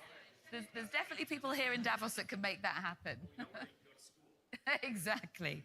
Now, David, you must stick around because I want to have a quick chat with you just very briefly about your fantastic book. Oh, thank you. Yes. Well, now, and perhaps my co-author can join me. Yes. So I've heard that this is going to be available in the fall in all the places where you can buy your books. Tell us about the process of how you collaborated to bring this book to life. Well, it all really began here at the World Economic Forum, and I'll let you take Carlos back behind the book. Yeah, it was, at that time where the World Economic Forum came with the concept of the reset, and the global reset, which was inspirational in terms of how technology will be augmented. And at that time, we thought that we could also add the human dimension of it, and not only the technology dimension. And that's where basically the contribution. I mean, it was a modest contribution, but it was a contribution that changed the narrative, right? Because now we are talking more about human. Actually, if you go around Davos, you can start to say human-centric, human this, human that. And that was actually the mission, to make Davos talk about humans. And now hopefully the world talk about human, because we are humans. We are in this our planet. This belongs to us, right? Well, it's just been wonderful hearing from you. Just to let you know, these are dotted around the space here. So grab one and maybe you guys could sign it. Yeah, thank you so much. Thank you so much. Thank you. All right, take care. Okay, we're keeping things moving. We've now got our CNBC Catalyst Spotlight session with Qualcomm, and to moderate that session, please give a big warm welcome for CNBC host Emma Crosby. Thank you very much. Thank you, Ria. Lovely to see you. Thank you very much. The time now, ladies and gentlemen, for one of our fantastic Catalyst Spotlights. If I can invite you to take a seat, that would be wonderful. Thank you so much for joining us. So we're going to hear about an extraordinary partnership that was launched in Davos this week between one of the biggest sporting brands in the world, one of the biggest multinationals, and one of the most impactful charities in the world. Now, Snapdragon, which is part of Qualcomm, and Manchester United are coming together to drive support for the global fight against health injustice and justice, partnering with Red and putting red on the Manchester United shirts. A really exciting partnership and one which we're very delighted to talk about now. So it gives me a great pleasure to welcome onto stage now Don McGuire, he's Senior Vice President and CMO of Qualcomm, and Jen Latitu, President and Chief Operating Officer of Red. Come on up, round of applause, please. Thank you very much. Don, if you want to sit there for me, and you sit there, Jen, that would be great. Thank you very much. Absolutely. Lovely to have you on. Thank you for joining us. Jen, let me start with you first, because red is, apart from being my favorite color, it was a charity that has a big, rich history here in Davos. Absolutely. Can you just explain to people who are watching in our audience who may not have heard of the charity what you do? Yeah, absolutely. And I think for those who do know Red, sometimes they think about it in a different way. But what is really important and why Red was started here is because Red is about bringing the private sector into the Global Fund. So the Global Fund is an organization that was set up to fund the 3 biggest treatable and preventable diseases of HIV, TB, and malaria. And when they started this, it was primarily funded by the public sector and governments of the world. And the private sector hadn't stepped up. And so they came to our co-founders, Bono and Bobby Shriver, back in 2006, so this week in 2006, and said, how could we do this? And Bono and Bobby said, well, we need to launch it like a brand would, like a Nike. What would they do?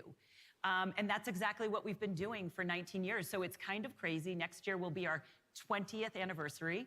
We've generated nearly $800 million since that point, impacting over 325 million lives. So it is crazy because it's 20 of us based in New York.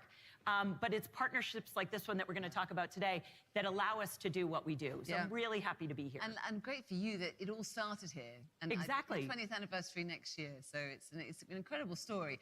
Don, let's bring you into the conversation now, because I know you're in the partnership or in the business of looking for partnerships. Sure. How did this come about? Because you have many common points together, haven't you, as partners?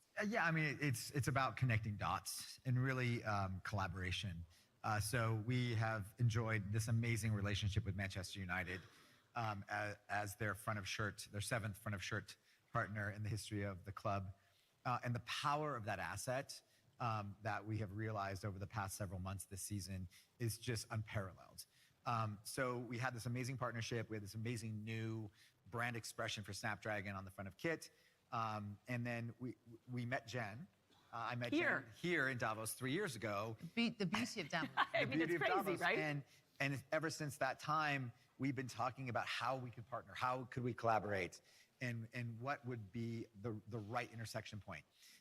And so we talked about a lot of different ideas and models, but when we negotiated the front of shirt partnership with Manchester United, I built innovation into the contract, and I wanted to innovate in several ways. And one of those ways was I wanted to use this powerful asset for good.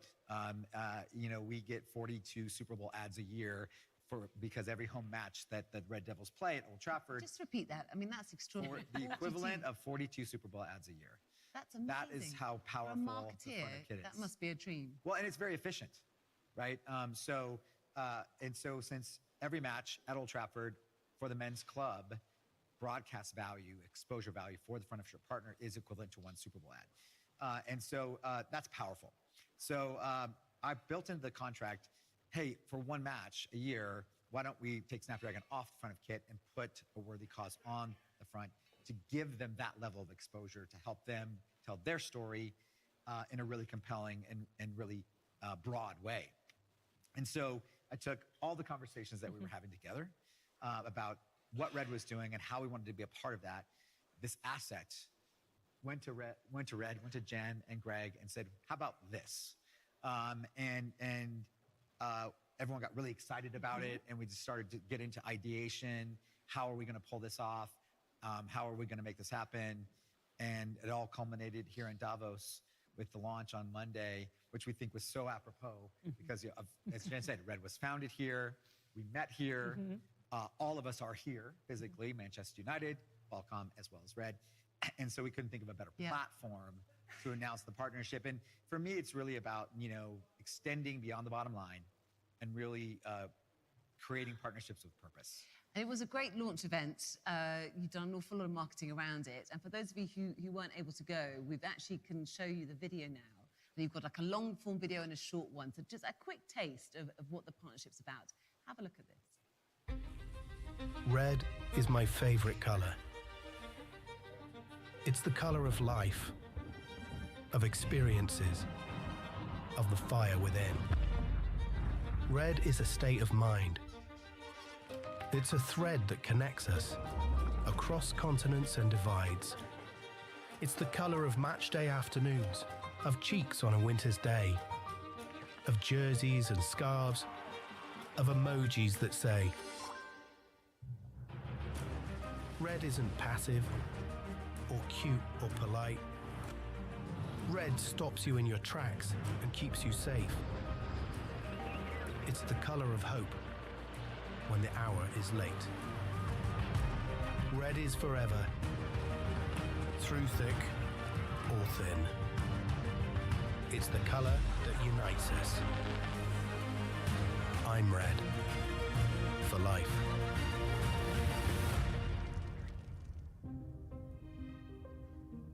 Beautiful. A round of applause, please. Isn't that beautiful? Thank you very much. You said that there wasn't a dry eye in the house when you first watched that. Every time I watch it, it makes me want to cry. We want to. Good. Yeah. And, we just wanted to bring this emotional connection to the mission, right? And what is that mission, Jen? And what are your hopes for this partnership? Yeah, I mean, like I said, 20 years on, you have to think about how do you continuously look for relevance and try to get people, well, not just people engaged, but getting companies engaged. That's why we're here. But, for us, there has been incredible progress made in the fight against HIV, but it's not really in the news anymore, even though it should be. So for us, we are marketers at Red, which is why we love people like Don and his team. So we've really thought about what causes things like HIV to continue to devastate marginalized communities, but yet aren't in the headlines. So we have to think about how do we get people to care. And so when you think about the things that drive that and allow pandemics like HIV and obviously COVID, there'll be another one, to thrive, it's really about the injustice of it.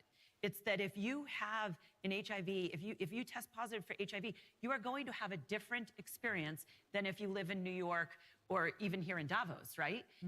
So for us, we've got to fight that injustice. We've got to get people on board. We've got to get brands on board that care about that and understand it. So while the money will always go to the battle against HIV, and actually one of the other things we announced here is the Global Fund has set up a climate and health fund, because let's face it, these are two emergencies that are existing together. So we've got to battle them together.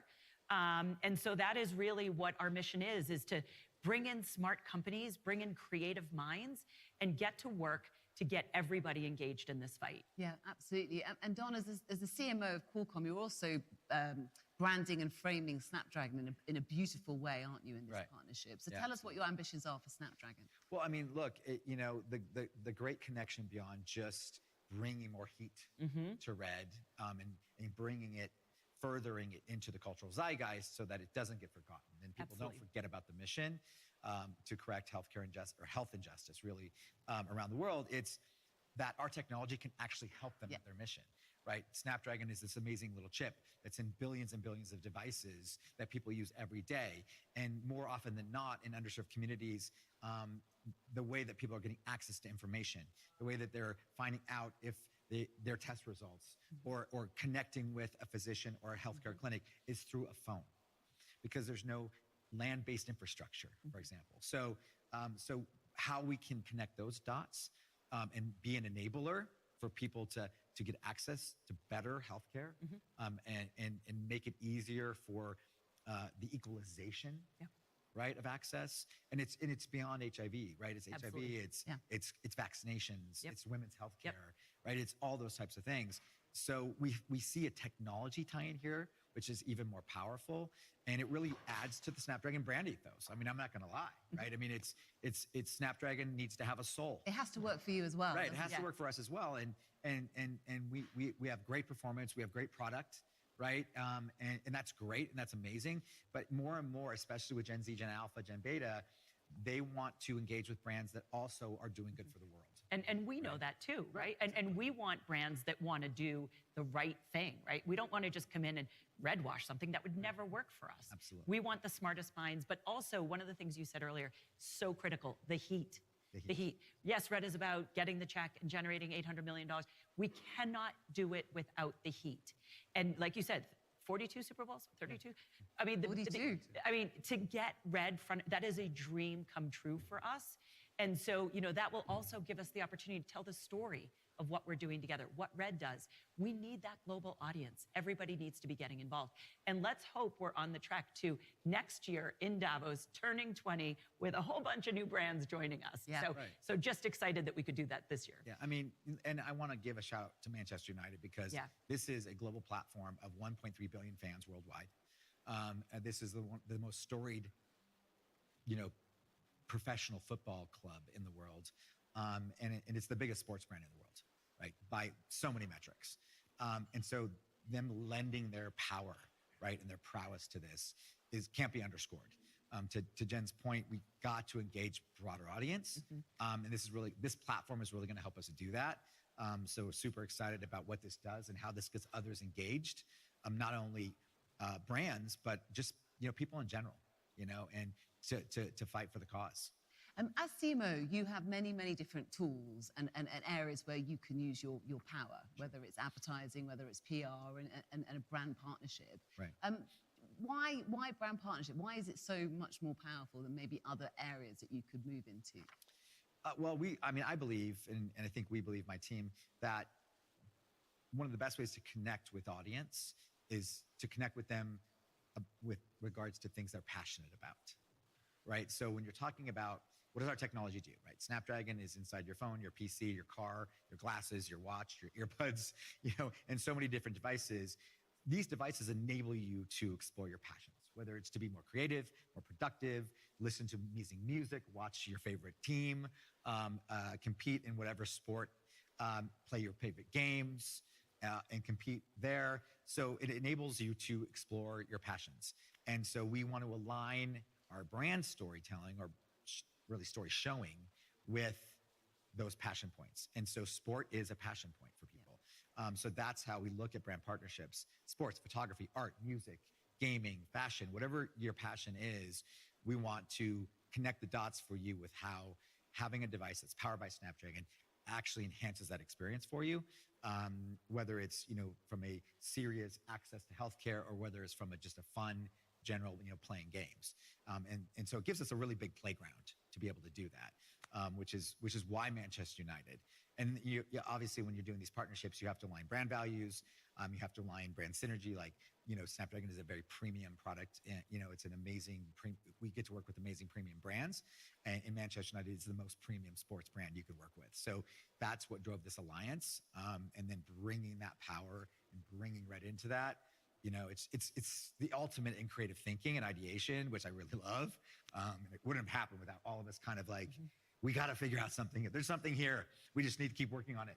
We need to figure it out. And 3 years later, we got there. It took a while. It took a while. But we never gave up. I mean, I don't know. Exactly. You're going to ask my team. I'm a dog with a bone with stuff sometimes. I'm like, we are going to make this happen. I don't care what it takes. I know there's something here. And it will surface at some point. And it did. And then we brought it all together. And credit to Greenlight Marketing and for creating this lovely film.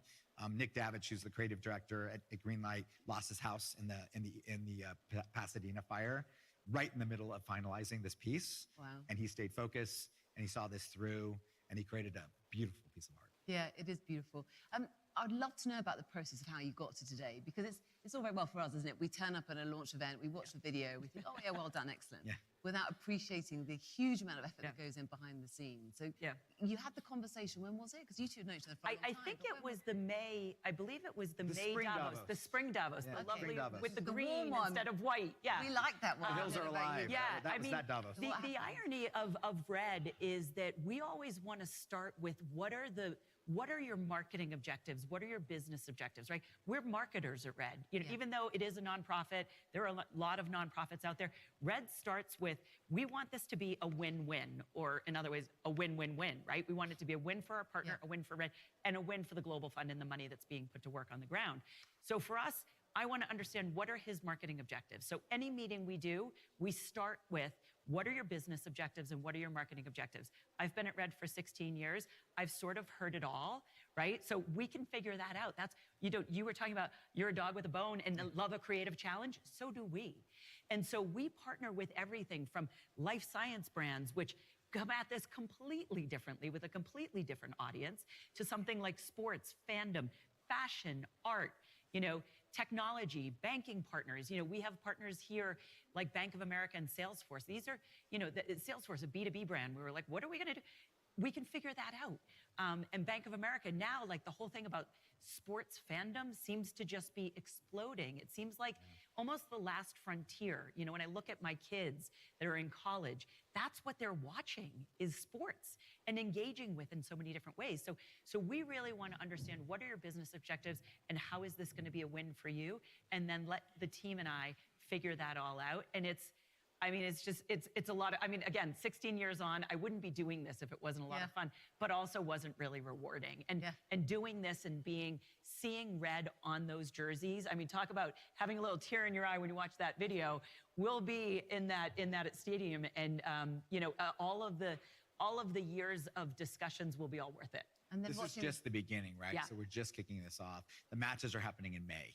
We have a long story showing journey up until that point, and then it's all going to culminate in the match. Yeah. I got to give a shout out to Adidas because they leaned in with us. They create, obviously they print the Manchester United jersey, so they created a great jersey for the team to wear, both the men's and the women's teams to wear in May at the matches. But they also created lifestyle merch that's going to be on sale for people to buy. So we are going to raise a bunch of money for the Global Fund. Exactly. Right. So it's heat and it's fundraising together, and Adidas deserves some credit for creating a beautiful line of merchandise. And we always want to sell more, right? Absolutely. The more we sell, the more goes. The more so goes. that's always our goal. And then you'll leave and you'll see little kids wearing, like with your logo going home, which will be wonderful. Right? What's better than that? Don, you have said before that you're not just in the business of slapping a logo on a T-shirt. And to just go back to this, your partnership, how do you elevate it from just, okay, here's the logo, off you go? Because otherwise it's not going to last long, is it? So how do you make it bigger than that? Yeah, and I've never really had the budget to do logo slapping. So, there has to be a connection with our product. So when we look at our partnerships, whether it's Manchester United or Mercedes, AMG, Formula One, or whoever, we have to be able to have a product story to tell, how we integrating our technology. Yes, we are paying them to help us reach our KPIs with brand building and awareness and preference and consideration. But we're also engaging with them because we can help them digitally transform their franchise. How can we make Manchester United a better club? On the pitch, the back office, in the stadium, fan experiences. How can we help Mercedes win on the track, right? With our AI technology, our chips, our software, our solutions. How can we help Red, reach more of their audience? How can we help the Global Fund? How can we enable, people in Africa to get access to healthcare? All those things come into consideration with these partnerships. It can't just be about, I'll throw my brand out on there, because it's not authentic. Right? If you can't dig deeper and double, triple, quadruple click into it, it just falls flat. Yeah. Right? And you mentioned red washing, right? Yeah. It's brand That would washing. never work. Yeah. Right? It just doesn't work anymore. I know there was a day, but I just don't think if you're a good CMO and you're being, fiscally responsible, and you're trying to reach, strong ROI, you can't look at these things that way anymore. You've got to have depth as well as breadth. And I'm sure it makes the job far more enjoyable when you great partnerships and great friendships as well. Sure. We are sadly running out of time. So just in closing, big year for you next year. Yeah. Big year as well this year for the Global Fund. Yes. So just tell us about, briefly, your absolutely. thoughts and hopes for Red going forward. Yeah, so the Global Fund every 3 years gets replenished, which sounds like a kind of a wonky term, very simple. They get their funding for the next 3 years from governments and the private sector. So we step up, all of us, governments, heads of state, and on behalf of the private sector, and say, this is how much money we need to fight these diseases and to solve the biggest global health challenges that we're facing. It is not going to be easy this year. We are facing some strong headwinds. New administrations, we're apolitical at Red, but just trying to get people to focus on this issue is going to be tough. There has never been a better time for the private sector to step up. And when they see red slapped across, well, not slapped across, strategically placed across the screen, across those jerseys, that's going to help all of us in what we want to do. So by the end of this year, we will be looking for additional funding for the Global Fund, and having the private sector step up with us, that will bring us to next year here in Davos to hopefully be making a massive statement about every industry stepping up, along with philanthropists, to change the narrative on where we're going in global health. And Don, briefly, the next 12 months, your goals and ambitions, particularly when it comes to this project? Yeah, I mean, like I said, we're just kicking off here. It's a great start to a journey that we're going to go on that will last through May and beyond. And then we're going to talk about what's next. Yeah. We'll start planning. Yeah. Oh, I can't wait. Will you let us know? Absolutely. Come to the Jen match. Tito, thank you so much for Red. Don McGuire, thank you so much from Qualcomm. A big Thanks round for of applause having for our us. Thank you fantastic so much. Thank you. Well done. Thank you very much. You can make your way back downstairs. I've got to stay on stage. Jen, thank you so much. Pleasure. Thank you. Thank you so much. Do stay where you are, guys, because we're going to move straight into another fantastic CNB Spotlight. And we're going to switch focus and talk about biodiversity. Now, many of us think that our strongest natural defense against climate change lies in biodiversity. That, of course, is the Earth's natural regulation system, currently absorbing half of all man-made emissions. Yet biodiversity, as I'm sure many of you know, is under threat. Its loss is cited as one of the 5 biggest risks to the world economy, according to the UN, and biodiversity loss is more apparent than ever in our cities around the world. So we're going to talk about this and what they're doing to try and stop biodiversity loss with Nature and People Foundation. It gives me great pleasure to welcome onto the stage now Juan Costa Clement. He is chairman of the foundation and founder of the Urban Biodiversity Project. And he joins me now. Welcome, sir. Big round of applause, please, for Juan. How are you doing? Thank you. Come take a seat. Thank you. How are you? How is, Very well, how thank is you. your Davos going so far? Well, I think it's a fantastic opportunity always to share thoughts, to get a better understanding of what is in the global economy agenda, what is in the political agenda, and also, well, sharing ambition. And I think that is always critical. You have a lot of ambition at the Nature and People Foundation. Let's talk about that in more detail now. We have a good idea of what biodiversity is, but tell us why it's so important in cities and what form it should take rather than just a few trees placed in beautiful places. Well, biodiversity is obviously very important at the global level. It's one of the challenges we are facing because, well, if we want to continue increasing prosperity at global level, if we want to increase the GDP globally, if we want to increase the growth potential of the global economy, we have to protect the stock of natural capital. Otherwise, that is not going to be possible. And instead of creating prosperity, we will have economic growth, but it will be uneconomic. And that's a big challenge. So that means that we have to develop tools, instruments, to change the way the global economy works. We have to make a business creating or expanding the stock of natural capital. So increasing the environment, increasing the stock of natural capital, increasing the stock of ecological capital, that has to be a business. That has to be part of the market economy. One of the purposes of the market economy has to be to increase the ecological prosperity. Otherwise, the growth potential of the global economy is going to be undermined. In layman's terms, for those of us who don't necessarily understand the financial machinations, how do you put a value on biodiversity? How do you make it into a financial vehicle? Well, I think one of the really interesting things about biodiversity and cities is that the closer you connect biodiversity to people, the more value biodiversity has. Obviously, biodiversity has always an intrinsic value. But when you connect biodiversity to people, when you increase the stock of biodiversity in a city, that delivers services that are very important to people. So probably biodiversity in cities is the most cost-effective way of dealing with many of the challenges we are facing in cities today. In what way? Well, let me give you a few examples. So if we talk, for example, about climate mitigation, when you have a tree in a city, that can store between 3 to 5 times more CO2 than the same tree in a forest. When you have a tree in a city, that can help you fight pollution and reduce pollution maybe 20, 30, 40% in a city. When you put a tree in a city, that can help you improve social inequalities or address social inequalities, fight and improve mental and physical health. And it's very interesting because there is a study carried out by FEMA in the US, focused on 50 cities in the US.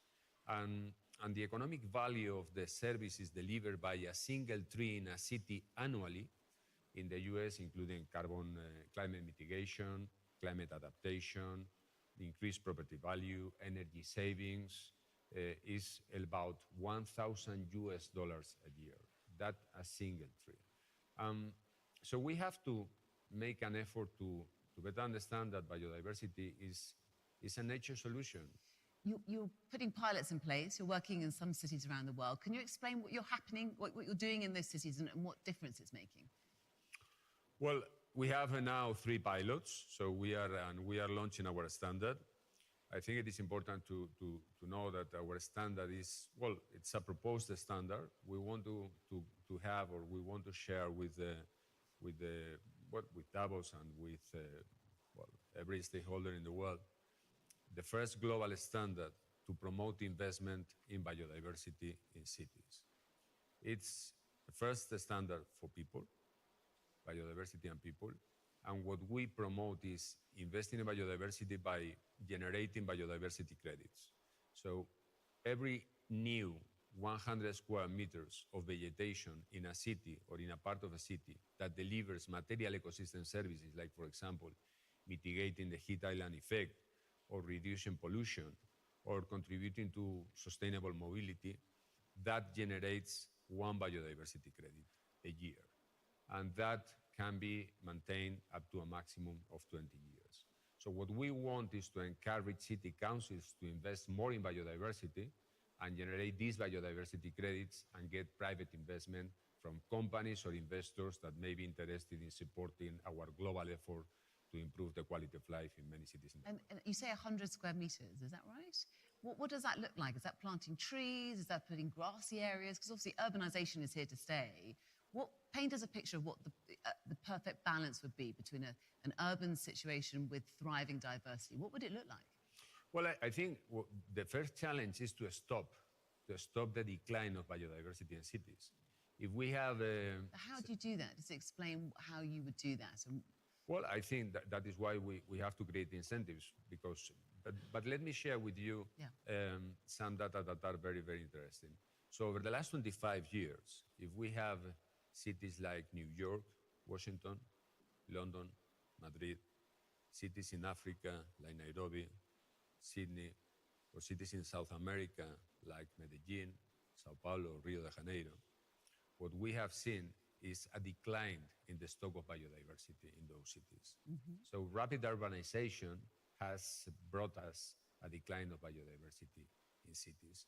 And that has had a huge impact in terms of the quality of life in most of those cities, because now the heat island effect in those cities over the last 25 years, as a consequence of climate change, the temperature increase in those cities, as an average, is 2.5 degrees Celsius higher over the last 25 years. And you can feel it in cities. Obviously, you can feel it, and regretfully, people die. I mean, heat waves and pollution and floods, that is killing people. And we have to understand that a way of preventing some of those challenges is taking more advantage of what nature brings. And that's one of the objectives of the standard. Many stakeholders involved. You mentioned the role of local councils and local governments. What conversations are you having with them, and what conversations are you having with the capital markets and investors to bring that money in? Well, what we want is to start this process, this consultation process, engage much better with more stakeholders globally. We are working with cities like Sevilla, Rio de Janeiro, Nairobi, and we want to expand the stock or the number of cities with the cities that we are engaging. We want obviously to engage with the financial sector. We believe that the financial sector is obviously critical to drive a proper transition. And city councils clearly are very interesting. Globally, city councils and private investors are investing right now $600 billion in parks, forests, and trees in streets. 600 billion. 600 billion. It's a huge amount of money because the cost of maintenance in many areas is important. However, when you compare the cost of maintenance, that may be 60, 100, depending on the city, depending obviously on the kind of green development, when you compare that with the benefits that a single tree is delivering on a yearly basis, well, the value is a good business opportunity. But capital markets are critical. City councils do not have money and resources to address the challenge. They are hard-pressed, aren't they? Well, obviously, in many places, I mean, for example, the UK, the fiscal deficit or shortfall of city councils to right now is £4 billion. So we need a private investor. And on top of that, I think it is fair because, well, most of the negative consequences of the global economy are taking place in cities. That's where you have the ecological footprint of the global economy. And that's where you have people dying and people facing challenges from a health perspective, social inequalities.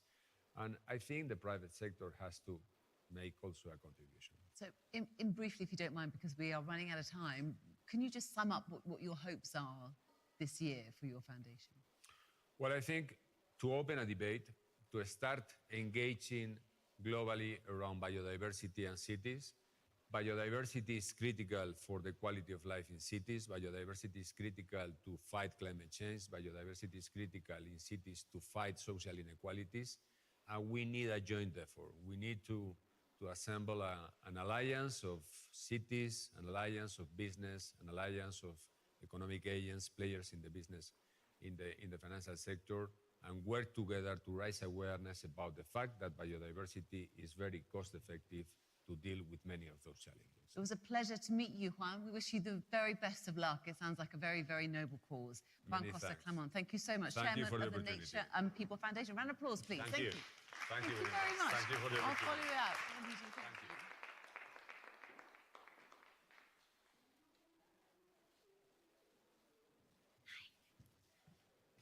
Thank you so much. Okay, well, we've got a few moments. I want to tell you a little bit about Converge. We've heard some whispers earlier on, but let me tell you a bit more in depth. So Converge is an unparalleled experience where the brightest minds and boldest ideas converge to shape the future of business, sport and entertainment in a two-day event in Singapore in March. This event will look at the investment disruptors, what leadership looks like in the age of AI, fintech and the future of money, along with sports and sustainability. While you're there, you'll have the opportunity to engage with influential leaders, pioneering investors and disruptive change makers through dynamic roundtable discussions and in curated fine dining experiences. You'll also get the chance to immerse yourself in the latest technologies and breakthrough innovations that are driving global transformation and redefining industries. Plus, there'll be a chance for you to collaborate with a global network of innovators and chart an actionable roadmap for tomorrow's success with extensive coverage across CNBC's platforms. And to give you a taste, here's a clip. Step into the future at a one-of-a-kind event. Converge Live, bringing together visionary leaders, entrepreneurs, and investors from across the spectrum to share ideas, insights, and opportunities in the spirit of true innovation and global impact. Converge Live, Singapore, March 2025. Request your invitation at convergelive.com. Fantastic. And also just taking a look at some of the brilliant talent that's going to be there as well, moderating Converge in Singapore. We'll have a global team of distinguished anchors and reporters from CNBC who'll direct high-level, on-stage discussions on critical themes, including technology, sustainability, investment, and leadership. So that's one event you won't want to miss. In addition to the global leaders that you'll hear from, including 12-time Olympic champion Michael Johnson's going to be there, there'll also be IDA. Now, IDA is the world's first ultra-realistic, artistic robot. I don't know if you've seen her before. She's really quite extraordinary. She's capable of drawing and painting using cameras in her eyes, using AI algorithms and her robotic arm. She's also a performance artist, designer, and poet. So we're really taking AI and creativity to the next level. You can find all the details there. Right, we've got a bit of time now. Our next session is not until 2:15, and that will be a CNBC conversation with Olympic champion Tom Daley, hosted by CNBC's Tania Bryer. So do stick around for that. But while we've got some time, I'm going to come and speak to you because I'm always curious to know who you are, where you come from. Is this your first time to Davos?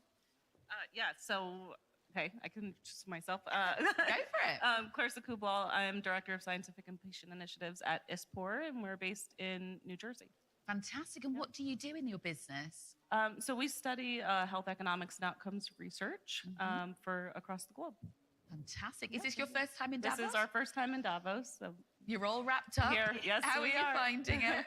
It's been a great event. Thank you very much. Fantastic. Thank you so much. Lovely to have you here. We've got some fantastic panels this afternoon, so do stick around. Don't be scared. I'm really friendly. I'm going to come to you. Hello, lovely. What's your name? Hi, Megan. And where are you from, Megan? I'm from Canada, but I live in London. Ah, my stomping ground. Lovely to have you here. Thank you. And what's your business? What do you do? I work in product at a conversational AI company, and I lead our machine learning and infrastructure team. Fantastic. And is this your first time in Davos? No, it's my second time. Sorry? It's my second time. Second time? Yeah. And how does it differ from the first time? Equally as insightful and wonderful. Oh, you're very good. You work in comms as well? No, just product. Now, of course, the theme in Davos this year is AI. What are your thoughts on it? Excited? How are you feeling about it? Excited. I think it's nice to see the progression from some of the major themes last year, progressing and advancing this year as there's more adoption and enterprise, and then a little bit more emphasis on regulation based on some of the sessions I've attended. So very excited. Good to hear it. And I'm glad to have you with us. Oh, hello. I recognize your face. It's wonderful to see you here. Thank you very much. You too. We'd like to tell our audience your name and what you do. Yes, I'm Max Escobar, I'm an entrepreneur, and currently I'm an investor and head of my family office. Fantastic. This isn't your first time at Davos, though, is it? Yes, it is. It is? Yes, it is. Ah, okay. And how are you finding it? Oh, I'm finding it amazing. I'm super inspired by how powerful, how interesting the people are, the ideas, people thinking and dreaming big. Yeah. It gives you permission to think bigger as well, doesn't it, here? There's definitely an energy in Davos. First you feel tiny, but then you allow yourself to think bigger. I love that. And what are your thoughts on AI? I think that it's proven that people that says it's a bubble or it's fashion, just transitory, I think it's not the future, it's already the present. So I think I'm bullish on AI, definitely. Fantastic. Thank you. Lovely to speak to you. Right, we're going to throw to CNBC programming now.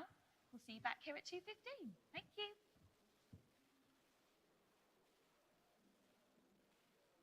Shows how you don't get a complaint. You're willing to say that. Appreciate that. Every day we just got to get a little better. It's a good attitude. Everybody should think that way. It's a good attitude. We appreciate that. Appreciate that. Thanks for having me, guys. Really appreciate it. Good to see you, Ted.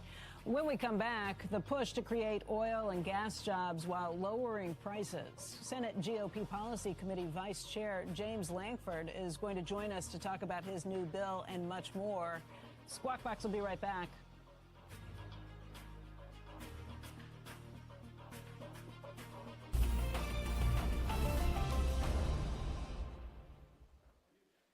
Gaggenau creates luxury kitchen appliances for those who appreciate the extraordinary.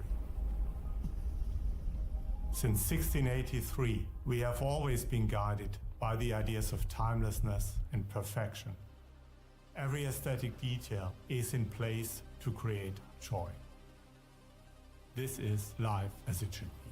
We are for those who know. The difference is Gaggenau.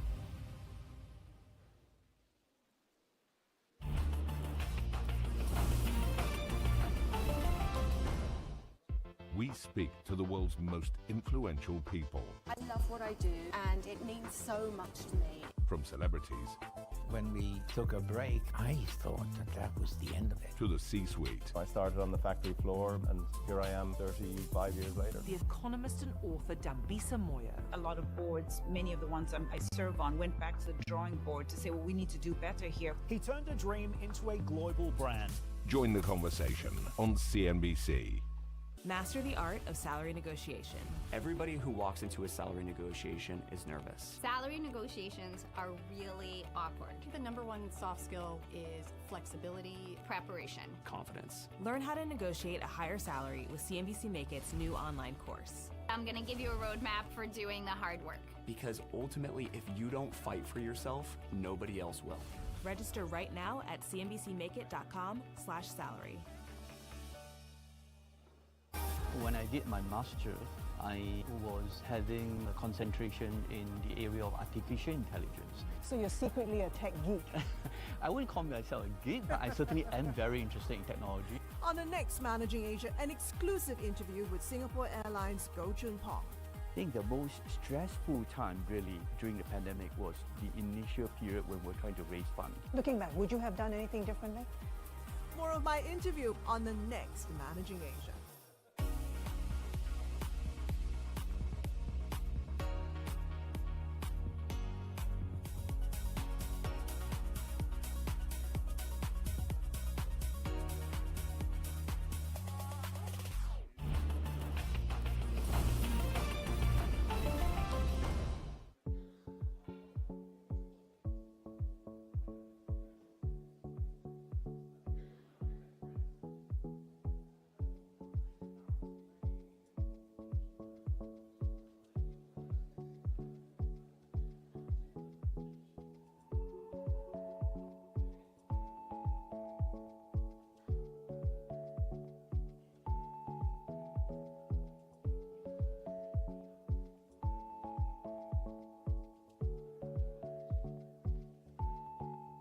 James Lankford is pushing a bill to get oil and gas drillers relief from the corporate alternative minimum tax that was imposed by the Inflation Reduction Act. Senator Lankford joins us this morning. He is the vice chair of the Republican Policy Committee. He's also part of the Majority Whip team. And Senator, first of all, thank you for being here. Why don't you tell us a little bit about this bill? Yeah, the corporate alternative minimum tax caught a lot of different entities on it, and really it was focused on, primarily on the energy side was the initial target coming out of the Inflation Reduction Act. If we can't get rid of that entirely, we at least need to give some relief to those folks that are those independent producers. We're not talking about the mega companies, but a lot of independents, because as folks know, if you actually grow to a level that you actually get caught with a KMT, you're stuck in it at that point.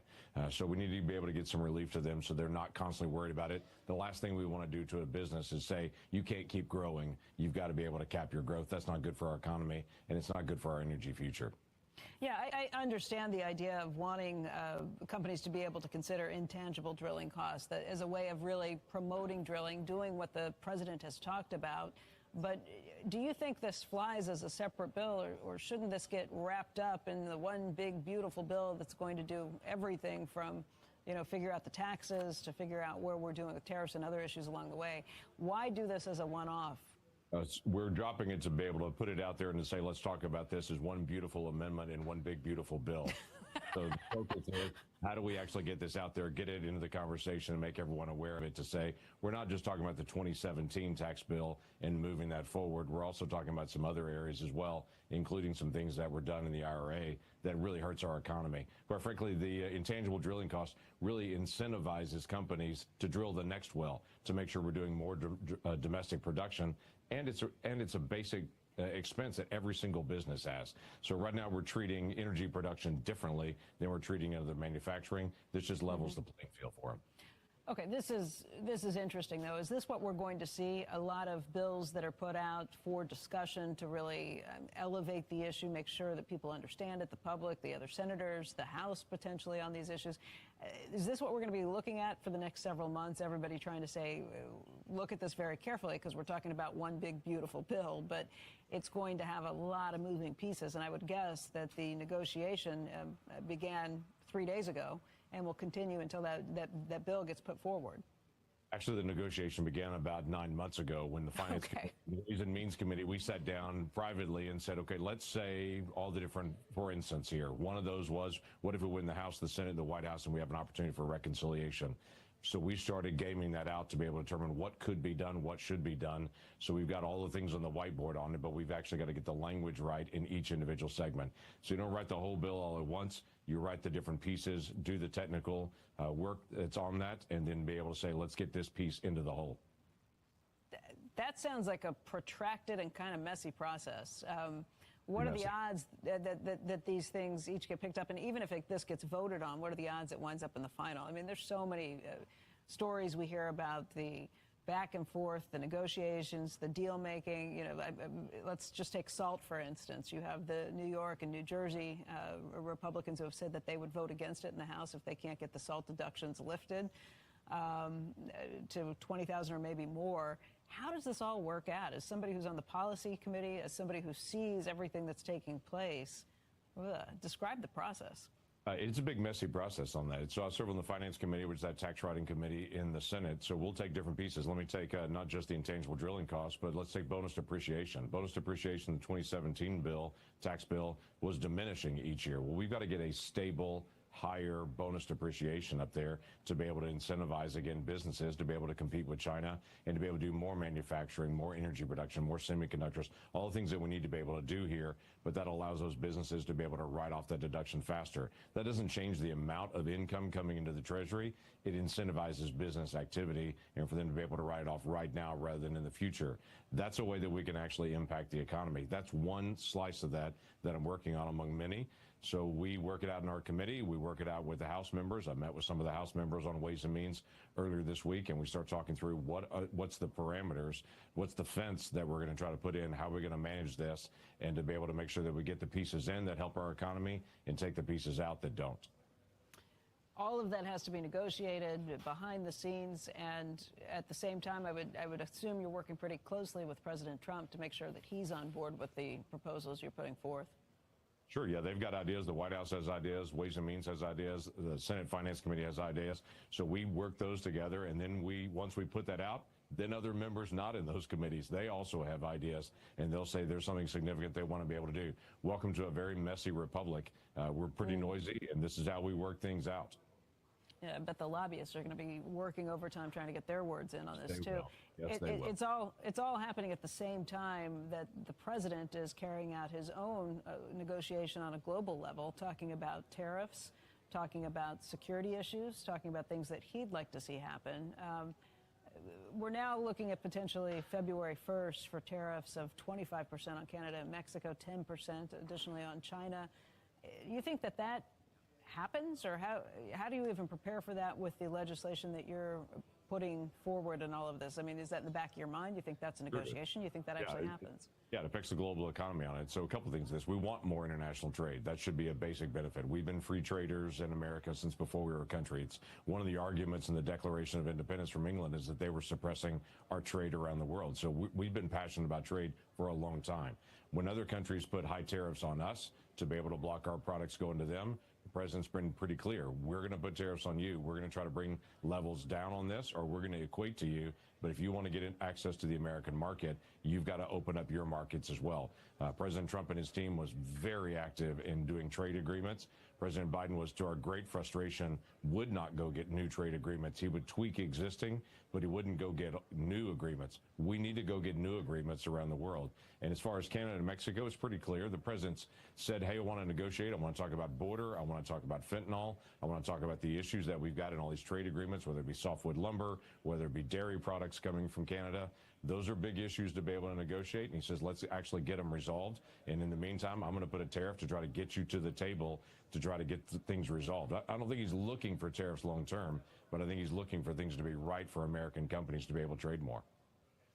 Is Canada really the problem with fentanyl?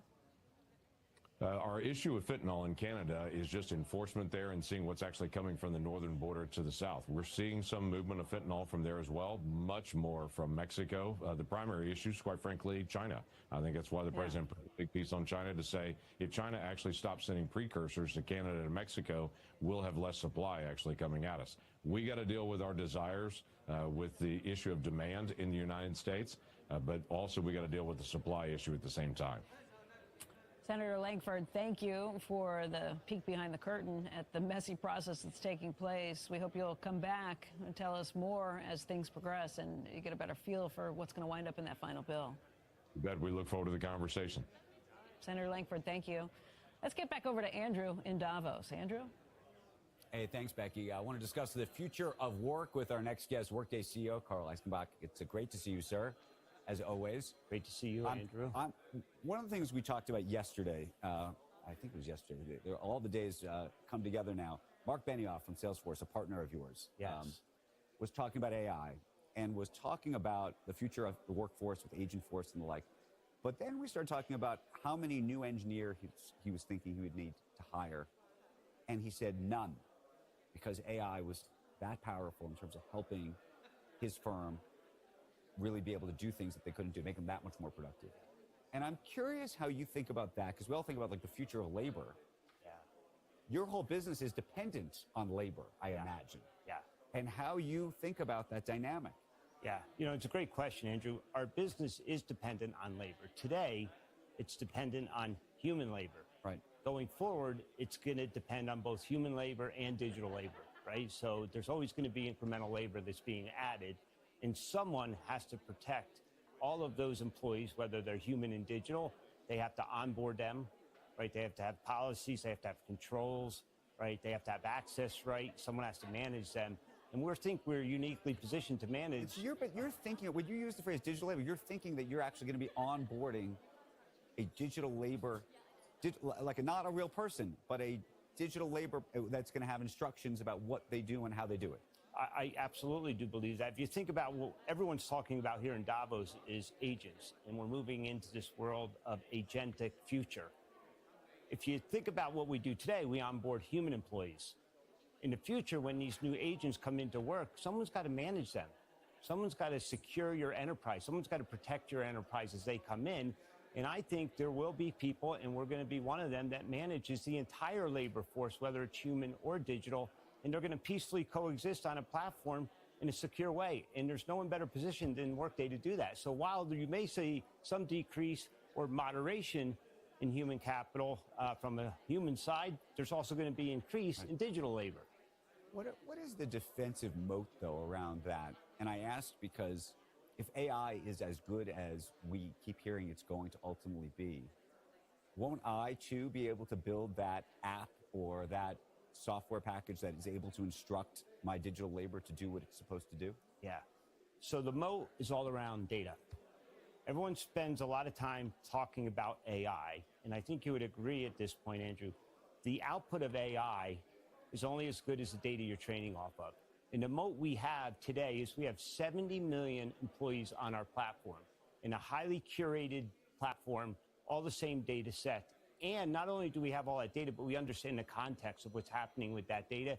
And we're processing now 800 billion transactions a year on that platform, which gives us an ability to train off of that data that is so clean to drive true output that will drive business value around AI. One of the things I see everyone talking about, even here this week, is the impact of AI. And everyone's talking about it and how it's going to reduce your costs to operate the enterprise. While that is true, it's going to drive efficiencies. I think we need to turn the conversation, how can we leverage AI to drive growth in our corporations? How do we drive enterprise growth through the use of AI? We need to take those savings and apply it to growth. That's the opportunity around AI. It's not just a cost-saving exercise. Are there any trends you're seeing? I mean, I remember talking to you were his successor, or he's your successor, Neil, about different trends over the years where there was stuff in the data about what's happening to employees right now. I mean, is there anything right now that's jumping out at you? Yeah, so listen, we do see a lot of data. Today, we're processing almost 1 million applications a day on top of Workday. That's a 3-to-1 ratio on the number of job recs we see on the system. So while there's still jobs being created on top of the Workday platform, it's actually harder and harder to get access to those jobs because the demand is outweighing the supply for jobs today. So we are seeing that, but we're still seeing growth. Everyone talks about AI and the impact of the human workforce. It's moderating, but there is still growth, and that growth will continue with every tectonic Well, we keep shift. saying that there's a shift in terms of the power, that actually labor is losing power to management, right? There was a period of time where everyone said that labor had more power over. Do you see that being the case? If you're saying there's a shortage?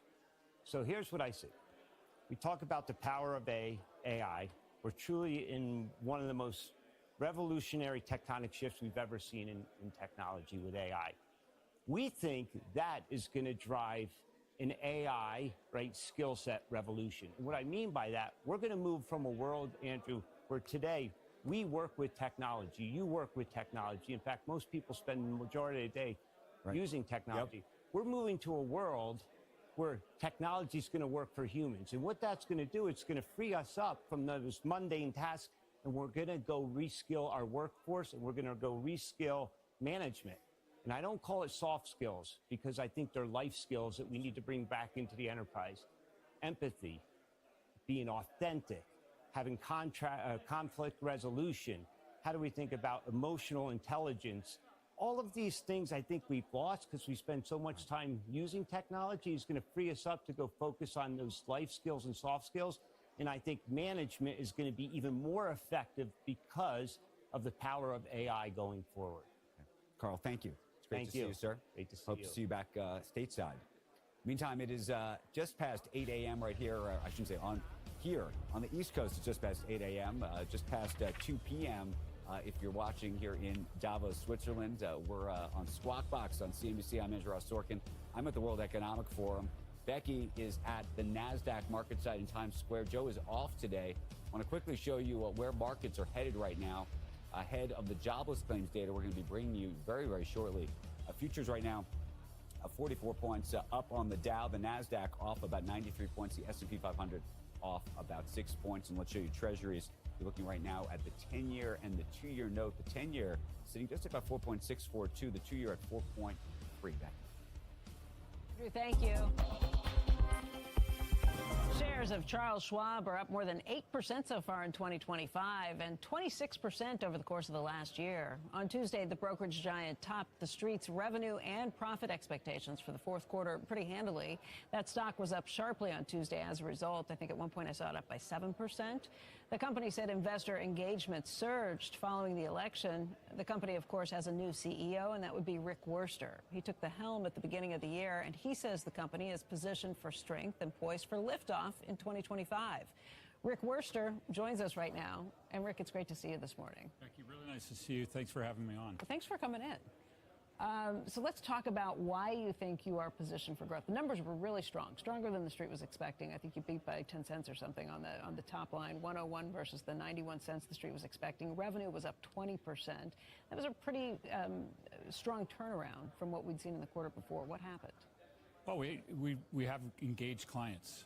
In terms of our being ready for liftoff, we're number one or number two in the two fastest growing areas of the financial services market. We have what we think is the broadest set of ways for investors to engage and the broadest methods for people to come and find us, whether it's digitally, whether it's walking into a branch. And there's a bull market for ease. And so being able to find us in multiple places and do more in one place, that's leading to lots of client growth. And that growth is what's accelerating our stock. Where are the clients that are coming in? Who are they? We see clients across the board. I think a little known fact about Schwab is that about 1 out of every 6 households that have more than $20 million in our country work with Schwab. And at the same time, we're crushing it with younger investors. Roughly a third of our new to Schwab households last year were from clients under the age of 30. That shocked me. I was reading through some of the demographics numbers on that. A third were under age of 30. How many were under the age of 40? It was more than 50%, close to 60%. So we really are doing well with young clients. And our model is that we attract them, and then what we do is we try to do everything we can to delight them and grow those relationships over time, both through digital channels and through in-person interactions. What delights them? What makes them happy with that? What makes them stick around? And I guess I ask because if you think of younger investors, a lot of times people think it's Robinhood, right? That stock was up about 192% last year versus the 26% that you guys were up. What are you doing to find these younger people, and how do you keep them once you find them? Well, our success with young investors is driven by the fact that we can do so much to help them. So young investors often are figuring out how to pay off their college debt, or they're figuring out how to buy their first home. And investing is an important part of that journey. And we can help them both with the investing part, but with also their broader life and how it's all going to come together from a financial standpoint. That's where we really stand apart. It's not just about a trading app. We have what we think is the best trading app in the market. We do more trades than the next two closest competitors in the retail brokerage space. But it's also because of everything we wrap around it.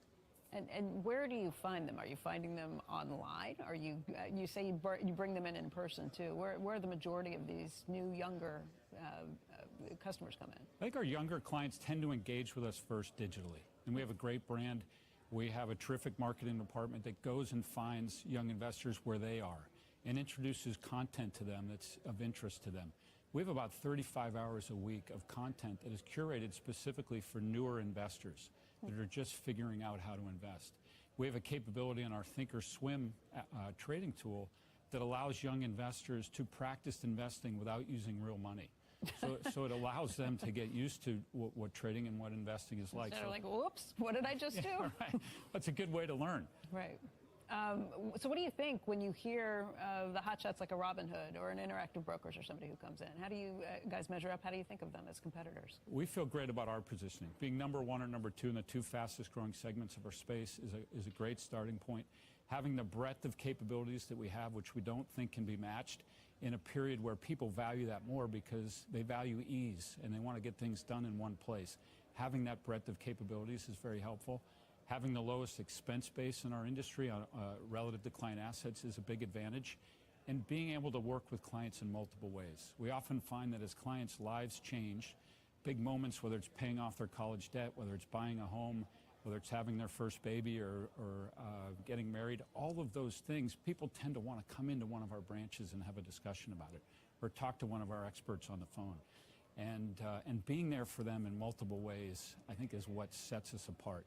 It stems from seeing through clients' eyes and doing right by them. So you get frustrated when you see the stock gains of somebody like a Robinhood? No, listen, I think we're focused on delivering for our clients. So I don't look at with envy at anyone else's stock price. I look at nailing it for our clients. And what I feel great about, we had a lot of outstanding quarterly numbers that we just reported on Tuesday. The number that gave me the greatest satisfaction was the fact that our clients' satisfaction scores across our major businesses are all at all-time highs. That's what I'm excited about. Let's talk about some of those other numbers. Net interest income was up 19% to $2.5 billion. That's the biggest portion of your revenue. What happened there? Why did it ramp up like that? Net interest income obviously is the difference between what you are paying or the interest that you have to pay to people to get them to keep their deposits there versus what you get paid on your interest. We've seen a real stabilization of cash deposits at Schwab, and that's what drives our net interest margin. And if you look back the past couple of years, what has happened is clients have been, at our suggestion, finding places to put their cash where they could earn more. Okay. And now we're down to levels of cash where it's really about their transactional needs. And so we saw in the last 4 months client deposits grow by about $52 billion, and so that has added to our net interest margin. And the net interest margin, again, with rates, let's just talk about what the Fed has done right now. Is it harder for clients to find more attractive places to put their money? And that's just a broader example of where the Fed stands right now.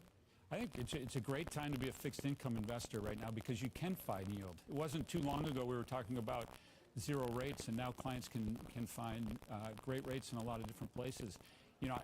For me, if you're a retiree right now, buying 30-year tips, you can get a 2.5% real yield. Not really any inflation risk and not a lot of risk generally to be able to go out and earn 2.5% real.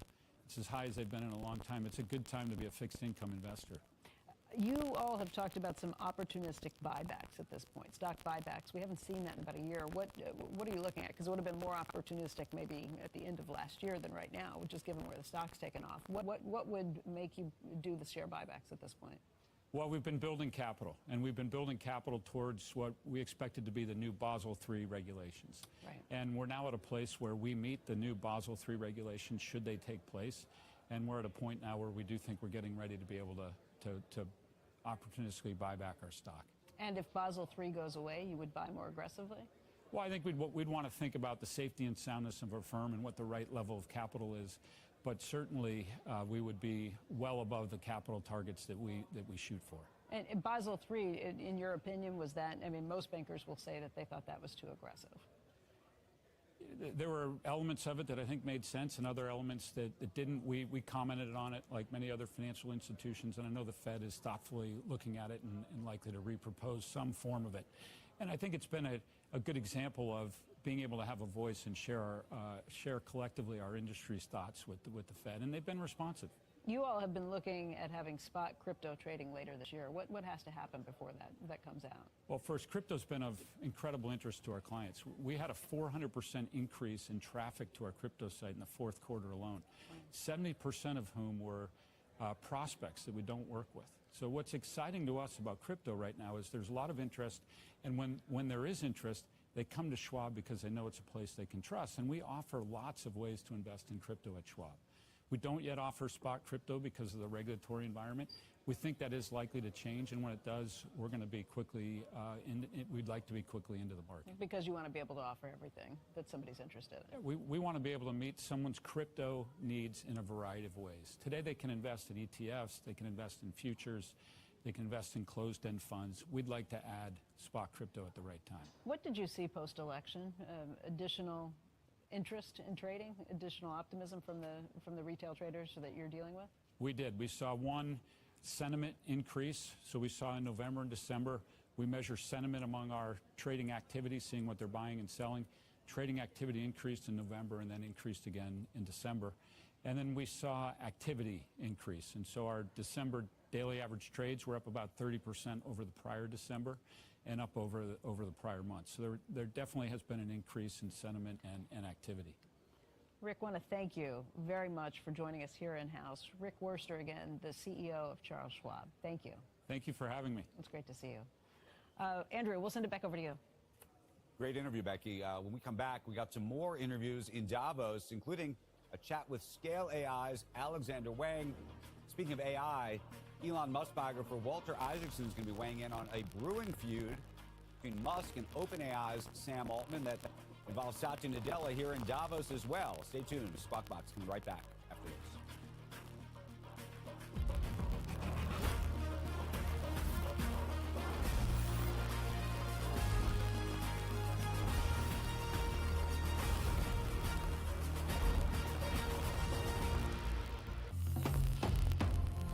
CNBC. Live ambitiously. Today's Most Active Stocks Update is sponsored by Interactive Brokers. 150 markets, 33 countries, 27 currencies.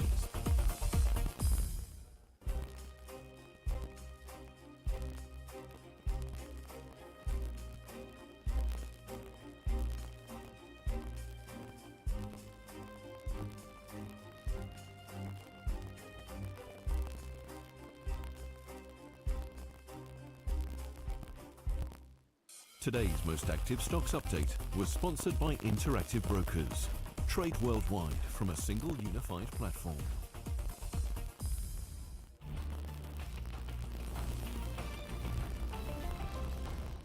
You know, for me, ambition and passion go together. One fuels the other. You love something, you want to get better at it. You want to learn more about it. And I think CNBC allows our viewers to fulfill their passions. There's no doubt that the people who watch us care. I am very much focused on trying to land interviews where there is something at stake and asking them fair but tough questions in which their answers are important. I could not imagine covering anything else.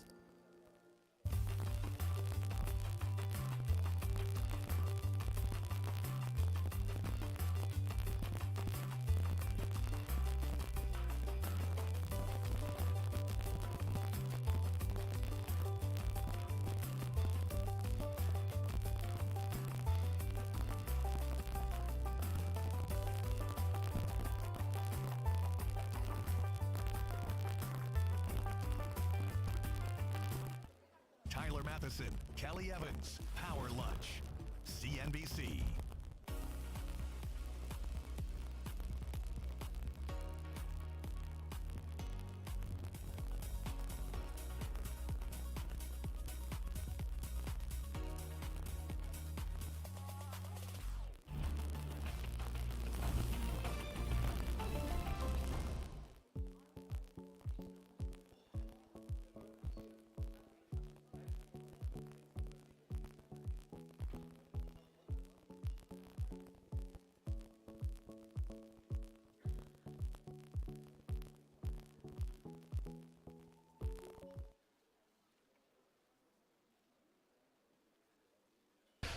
Welcome to the sanctuary. Please take a seat. We will begin shortly.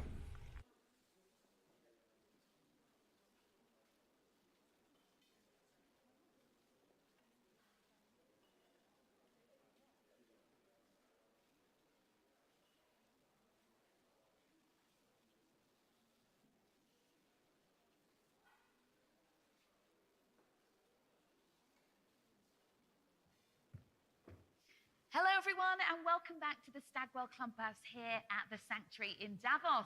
I'm Ria Hebden, delighted to be your host. We're going to keep things moving. If you've just joined us and you need to access the Wi-Fi, you can find the information on the tables, and you can help yourself to some drinks and stuff at the bar at the back of the room.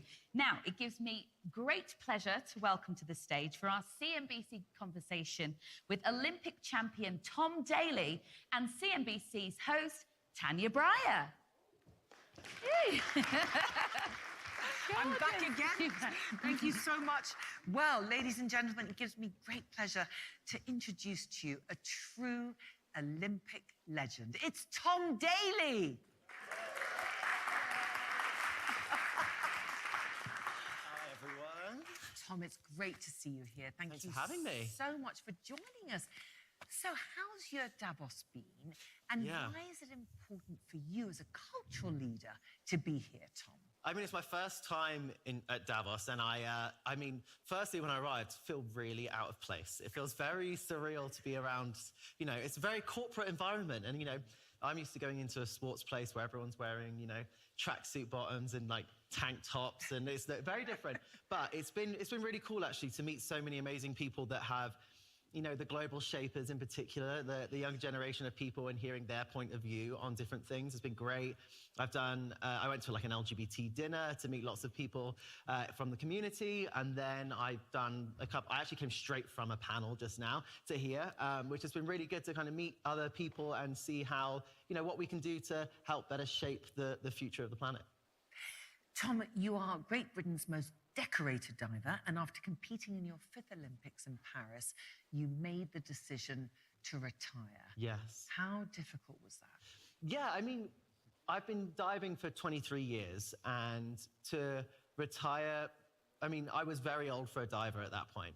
I'm turning 30 and still continuing to dive was like quite an achievement that my body lasted that long, because I retired what I thought unofficially retired after the Tokyo Olympics. So I took 2 years off, and then it was actually my son who encouraged me to come back to the pool in 2023, the year before the Olympics, just to give it one more go, because he wanted to see me dive at the Olympics. So when your kids say that, you go and do it. So it's been a big change since retiring, but there's other things that I've been really excited about taking forward, and hopefully leaving a legacy behind through the power of craft, knitting, and mindfulness. Well, Tom, you started in the sport when you were just 7. Yes. And as you said, it wasn't an easy decision. Your son encouraged you. But is there anything that you can highlight in your extraordinary career so far that has meant the most to you? Oh, gosh. I think there's multiple occasions where I can look at what it meant to be a diver. But I think really for me, it was coming to terms with a couple of things. Firstly, after Rio 2016, I thought that was going to be my Olympic Games, where I came away with a gold medal. Yeah. And I went into the prelim with an Olympic record. The semi-final, I just completely bombed out, crashed out, and had the worst competition day of my life. And I was really quite distraught with that, because obviously with the Olympics, you get one chance every 4 years. So you want to make that chance count. And it was afterwards my husband said to me, like, maybe you weren't meant to win an Olympic gold medal in this occasion because maybe your future children were meant to see you win an Olympic gold medal. So then flash forward to the Tokyo Olympics. Yes. I learned so much from getting married to having kids to then being a parent and an athlete at the same time. And I gained this whole new perspective, especially with COVID, around you can't control everything. And the things that matter most are that your friends and family are happy and safe and healthy. And going into those Olympic Games in Tokyo, I was able to stand on that diving board knowing that if I did really well or if I did terribly, I was going to go home to a family that loved and cared for me and didn't care how I did. And that really liberated me to actually be able to go and perform without that pressure that I put on myself. And that was when I managed to win an Olympic gold medal. And my son, Robbie, was watching from Canada at the time, actually, at 3 years old, on TV, which was a very surreal experience. So to then come full circle and get him and then my youngest son, Phoenix, come to watch the Paris Olympic Games all together, it was really special.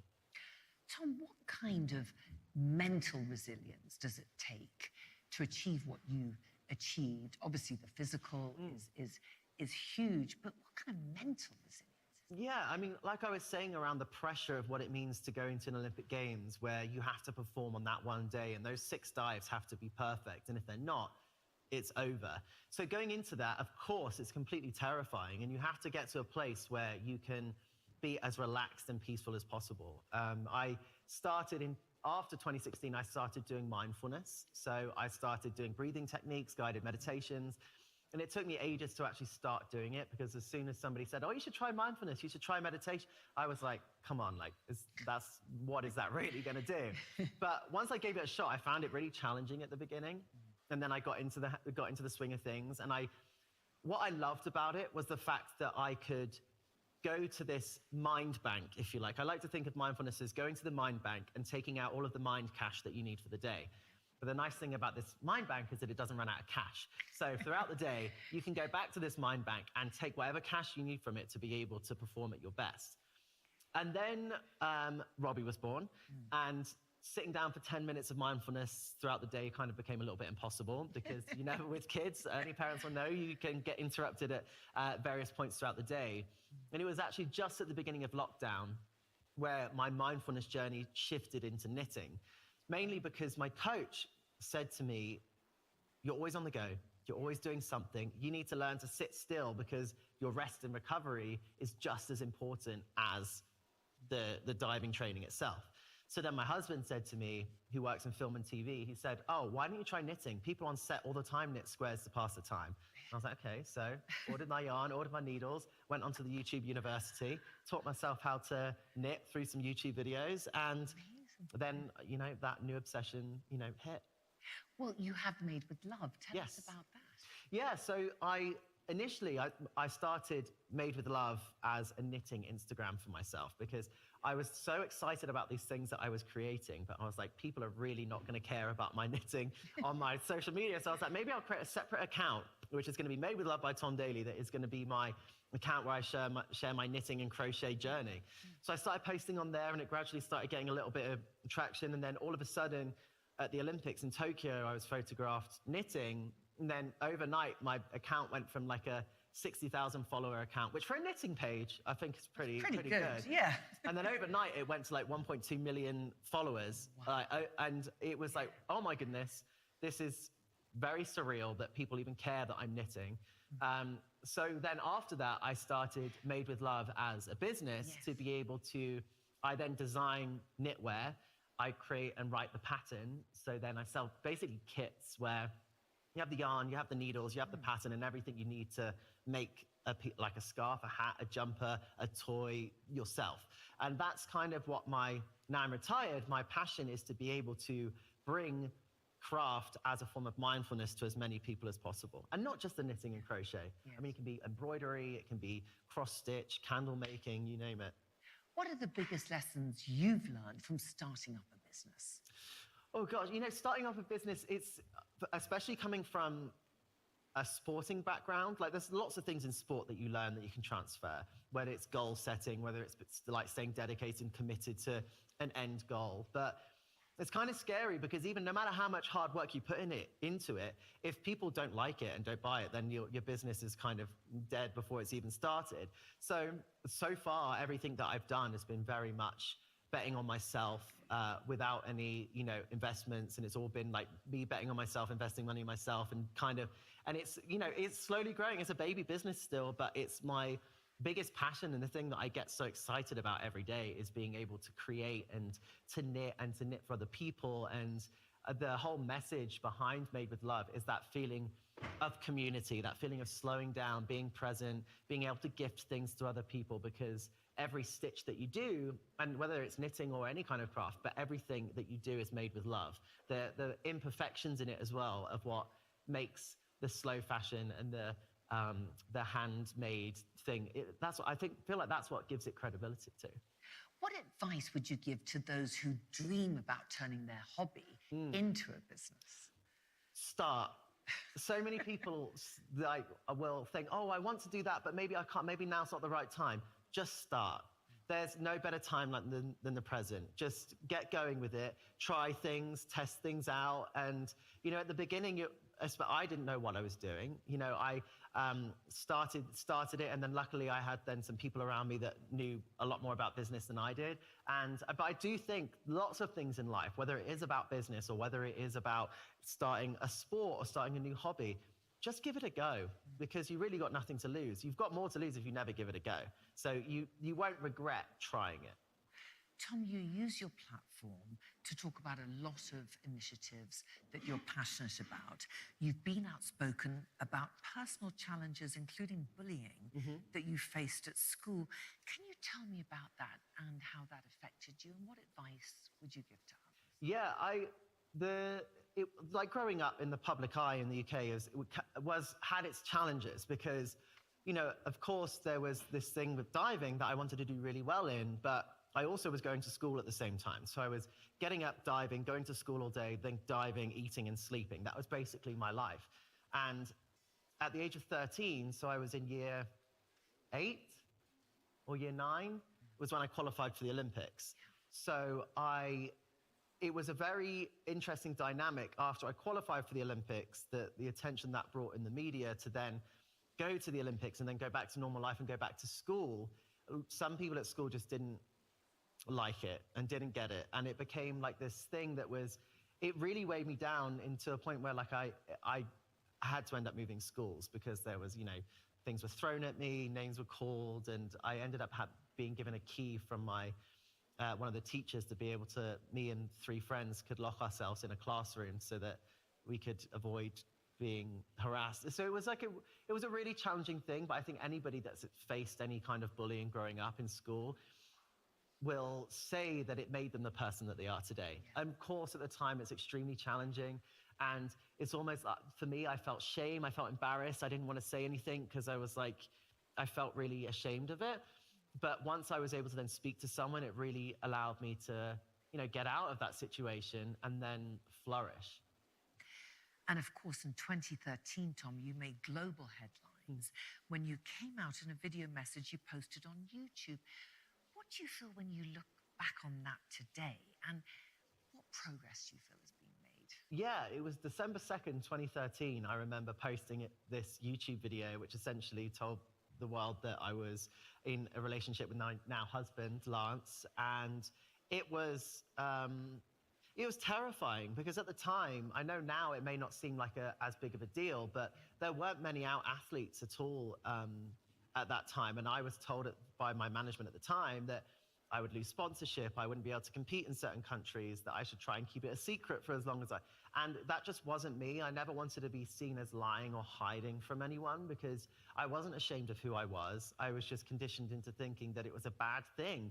So the shame that I felt every day was really quite intense, but then being able to come out and being able to be my true authentic self really allowed me to start diving better. I felt more like myself. I was able to just be true to everything that I believed in. And that's the amazing thing about visibility within sport, is that going from the London 2012 games that had 27 out athletes, look at games like Tokyo, and it had more out athletes in those games alone than all of the previous combined.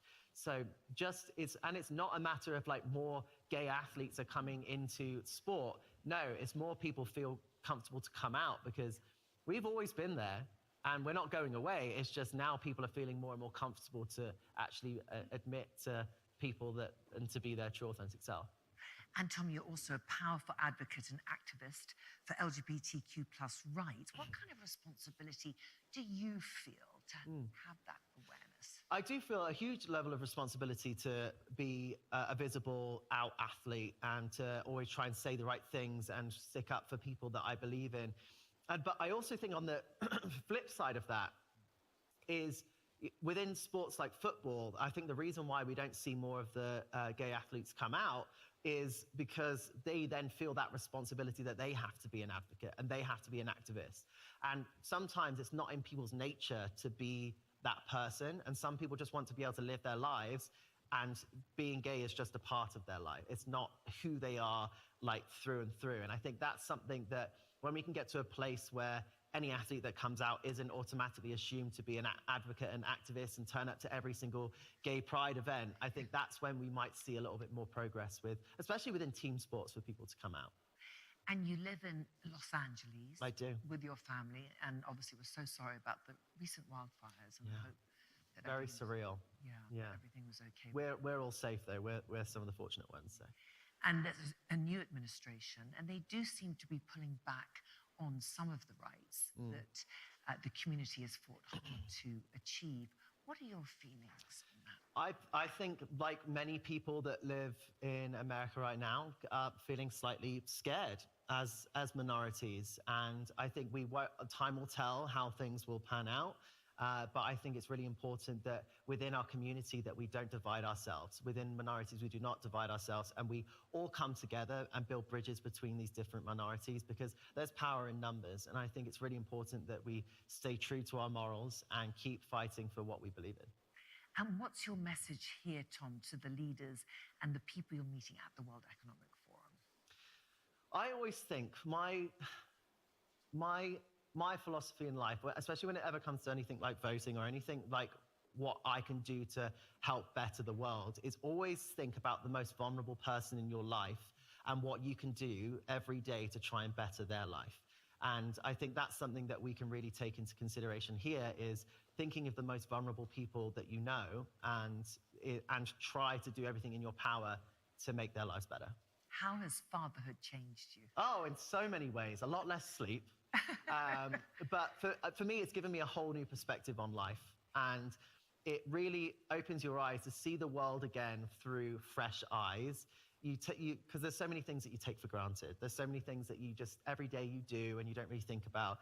But when you get to see it again through younger eyes, where they're seeing things for the first time, it gives you a new level of appreciation of many things, including my parents, in terms of like, you never quite appreciate your parents more than when you have to be a parent, when you're a parent yourself, and you have to go through all those struggles with the sleep and all the different things that you have to like consider and how much they sacrifice. And I think that's the amazing thing about being a parent, is that you automatically, your priorities shift, and it's the best thing in the world. It's the hardest thing in the world, but I think it's also the most rewarding when you see your kids wake up, they smile at you, they love you more than anything in the world. You know, I'm already at the point with Robbie, who's 6 now. He's like, I'm too embarrassing. I'm not allowed to be anywhere near him when he's with his friends, which I thought happened when they were teenagers. But anyway, apparently I'm embarrassing. So there we are. Olympic legend.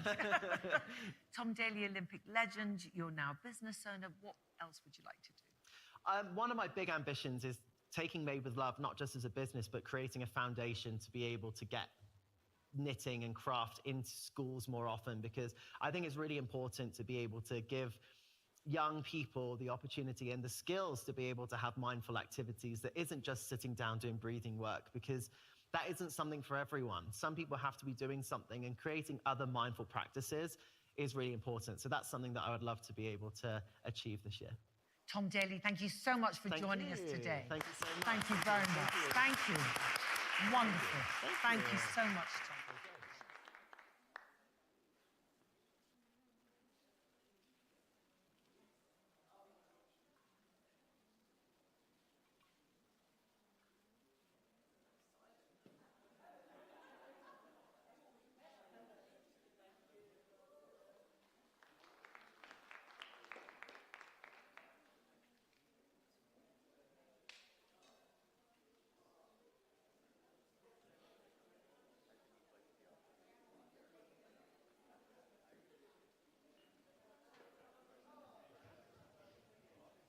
Okay, it's now time for the session we've all been waiting for. Thank you, Tom and Tania. We now have a fascinating Catalyst panel on a matter of trust, how tech can save journalism. And to moderate this panel, please give a big warm welcome from Axios media reporter Sarah Fisher. Oh, I think.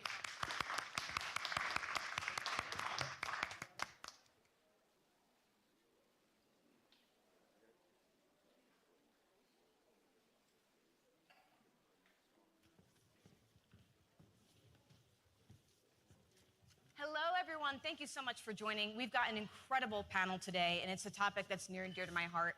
We're going to be talking about how tech can save journalism, but also how journalism can probably save tech. I'm joined by two experts who probably need no introduction, but I will introduce them anyway. Dan Gardner, who's the CEO and founder of Code and Theory, one of the largest tech and design agencies that services the news industry. Every single news company that you know, they have worked with. So Dan, come on up. He will be accompanied by Allison Chantel, who's the editor-in-chief and chief content officer at Fortune. Allison, come on up. Thank you, Dan. Shake my hand. All right, guys, so let's talk about it. This entire conference at Davos has been about AI. And the publishing industry is really struggling to figure out how they work with AI companies in a way that's fair and equitable. Allison, I'm going to start with you. Fortune has struck some deals with AI companies. The criticism of publishers that do that, and full disclosure, Axios has as well, is that we saw in the social media era that big tech companies can pull the rug out from under your feet anytime. And so you can't become dependent on the revenue they give you. What makes you confident that these are going to be sustainable partnerships and that you can trust these companies after that? It's a great question, and I think it's something that every publisher needs to decide for themselves. And by the way, I think if anyone sits up here and tells you, like, we've got it all figured out, we know where this is going, it is so not true. We're all figuring this out in real time. Our perspective is that we want to be compensated fairly for our journalism. And so then it becomes, you know, if they're treating us fairly and we think we're striking a good deal, that's a business side decision. My job as the editor is just to make sure that, like, our journalism is protected, it stays authentic, it doesn't get tainted in any way. And then it becomes a business side decision of, like, is this good for us or is it not? By the way, nothing is forever. Yes, some of the archival stuff, if that's part of the deal, can be for a long time of their training, but you know, all of these deals are moving all the time, and they're not like making one is short-term money, but also money that won't last, because I think this era of bulk payments to publishers for their content for LLMs isn't going to last either. We also saw this in social media. Facebook would cut giant checks to publishers to make content for their sites. That money was short-lived. They would change the strategy. All the publishers knew, you know, this is short-term money, but like, media is a really hard business. Let's take the money while it's there.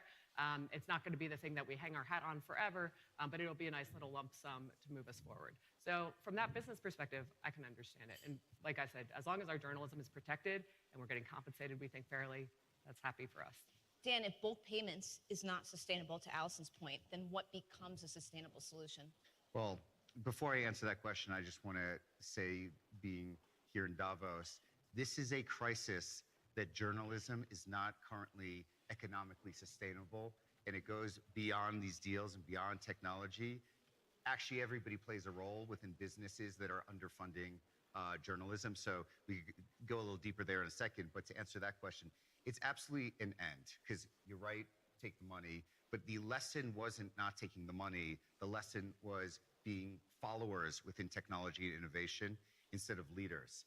And we saw that in social media. It was like, take the money, this is a distribution. They seeded it, and they create no innovation. I do not understand how masters of the storytelling, that's what like news and media does, are not masters at innovating around storytelling. All the innovation around format and distribution has all been ceded to technology and mainly social media. And I think that this is a turning point where now we do have AI, and yes, it will help execution of content and all those things. But the moment in time here is there is going to be a behavior change. It's already started. When there is a behavior change, that is the opportunity to recapture distribution, which they have lost along the way. So it's absolutely an end, because take the money and fund a new way while they fund their way to, you know, buy their way into traffic. You need to use their money to fund ways into your own ownership of your readers. So that sort of lends itself into this follow-up, which is, you said that journalism is in an economic crisis, but in order to innovate on technology, I mean, engineers are expensive, and to poach the good ones from tech companies requires a lot of investment. So essentially, Dan, you're saying it's okay to take that short-term money, but newsrooms should be utilizing it to fund tech development to compete? Yeah, look, the good news is AI also does something else, which frees up time and resources, because journalism should not be about execution writing. It should be about ideas and distribution of those ideas. So in one way, I see media and publishing or news organizations like, oh my God, AI is taking our jobs, and what are we going to do? But all this means is they could output more with less, and then they can find other ways, whether it's taking deals or using resources that they use. I never had one newsroom in the last decade that said, oh my God, I have too much money for our reporters. So like, this is the moment. The money's there. It's easier to create content than it's ever been, dynamic content. So and it's easier to engineer than it's ever been. So if this is not the time where innovation happens, then we may as well just cede it all to social media and the idea of news and journalism in its role as a third party to authorities and religious authorities and government authorities and business authorities. We may as well just say kiss it goodbye if we're going to just take that stance. But Allison, one of the trade-offs, it's not actually just the short-term pay, it's a branding problem. This was the issue in social media era, where the platforms were distributing journalism, but they weren't crediting the journalism in a way that built the brand equity. In the AI era, what assurances do you have that your partners are going to amplify Fortune's journalism and make sure people know it's Fortune? Because one of the challenges we're seeing with some of these search engines, Perplexity has gotten a lot of heat about this, is that they're not adequately attributing the licensed insights. How do you feel confident about these deals that they will? It's a great question. So our philosophy is we want people obviously reading Fortune on Fortune's sites. We also know that people want to read and consume wherever they are across mobile, the internet. We need to be there. So we put our content on TikTok. We put our content on Yahoo. We have a lot of partnerships and distribution. And it's not always crystal clear in the reader's face that that's a Fortune article on its face. But hopefully, if they're consuming the content, they will see the branding there. It's true that a lot of these LLMs, when they give you the answer, it's not very easy to see what the source thing is. We have one partnership with the company Pro Rata that I really think I hope that it succeeds. He's trying to create sort of like a walled garden of really high quality publisher content and creating an LLM there that gives attribution. And you can see like how much attribution from various sources very clearly at the top of the search result back to the reader, and ideally driving back to the publisher. But even if he doesn't drive content or clicks back to the publisher is getting on like a paid per Idea Lab, and he really was the founding idea behind pay-per-click advertising models. So he's looking at how Netflix monetizes versus paying by stream, and saying, like, can we apply that on an attribution basis to publishers? It's a really complicated system to try and figure that out. And if you can figure that out, I hope Godspeed, because it would be a great model for all of us. So that kind of thing gives me hope that a person like that is really trying to be an entrepreneur in the space that's giving credit to publishers and payment to publishers for their work. Yeah, and there's hope that it could work, right? In the music streaming era, we thought that we were done after Napster, and look at Spotify now. It's not impossible. Yeah. Dan, you talked about the funding aspect of this. Stagwell, which is the agency that owns Coded Theory, has this huge Future of News initiative where essentially they're trying to, through data, explain to brands the value of partnering with news companies. What have you learned through that initiative that you can share with this audience about the value that companies could reap if they were to, instead of run from controversial news or run from the news, lean into it?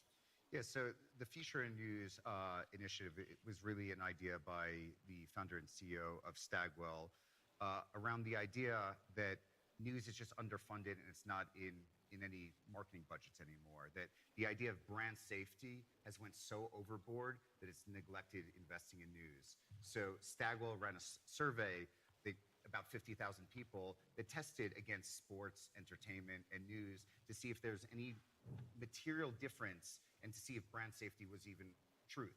And we found out through this 50,000 person study that actually it's immaterial, the difference. But yet, most CEOs don't even know that they are underfunding news. Most CMOs oftentimes don't even know they are underfunding news because it's this brand safety that has just worked its way down the system. And besides that, it is a fiduciary good for humanity to actually fund news. It's also good for business because news right now, because it's underfunded, you can imagine it's actually cheaper as marketers to actually reach people. So you have a better way to reach people, meaning more effective because it's cheaper and the same, at least as sports and entertainment. And it's also doing the right thing. So the future in news is bringing media and publishers together to bring more awareness to this, and hopefully then moving it to CMOs and CEOs to understand what is happening here and how this is obviously an important thing for humanity, and that actually they may not even know this exists. Can I follow up with you? Obviously, the title of this panel is How Tech Can Save Journalism. What role can technology play in solving this problem? I ask because there are brand safety companies, I think about like an Integral Ad Science or Double Verify, that are out there to try to help brands filter away from potentially conflicting news reports. If you're Boeing, you don't want to be next to a story about a plane crash.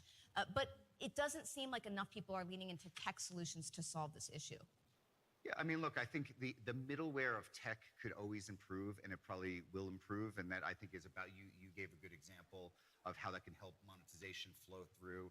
I think we can have better tech and maybe controls within the tech system that make sure that spending is going to the right places, specifically funding news and media, and also effectiveness. So I think that's the element, but I don't think that is the full solution in saving news. I think that is sort of a table stake that needs to happen, and I think actually probably will happen.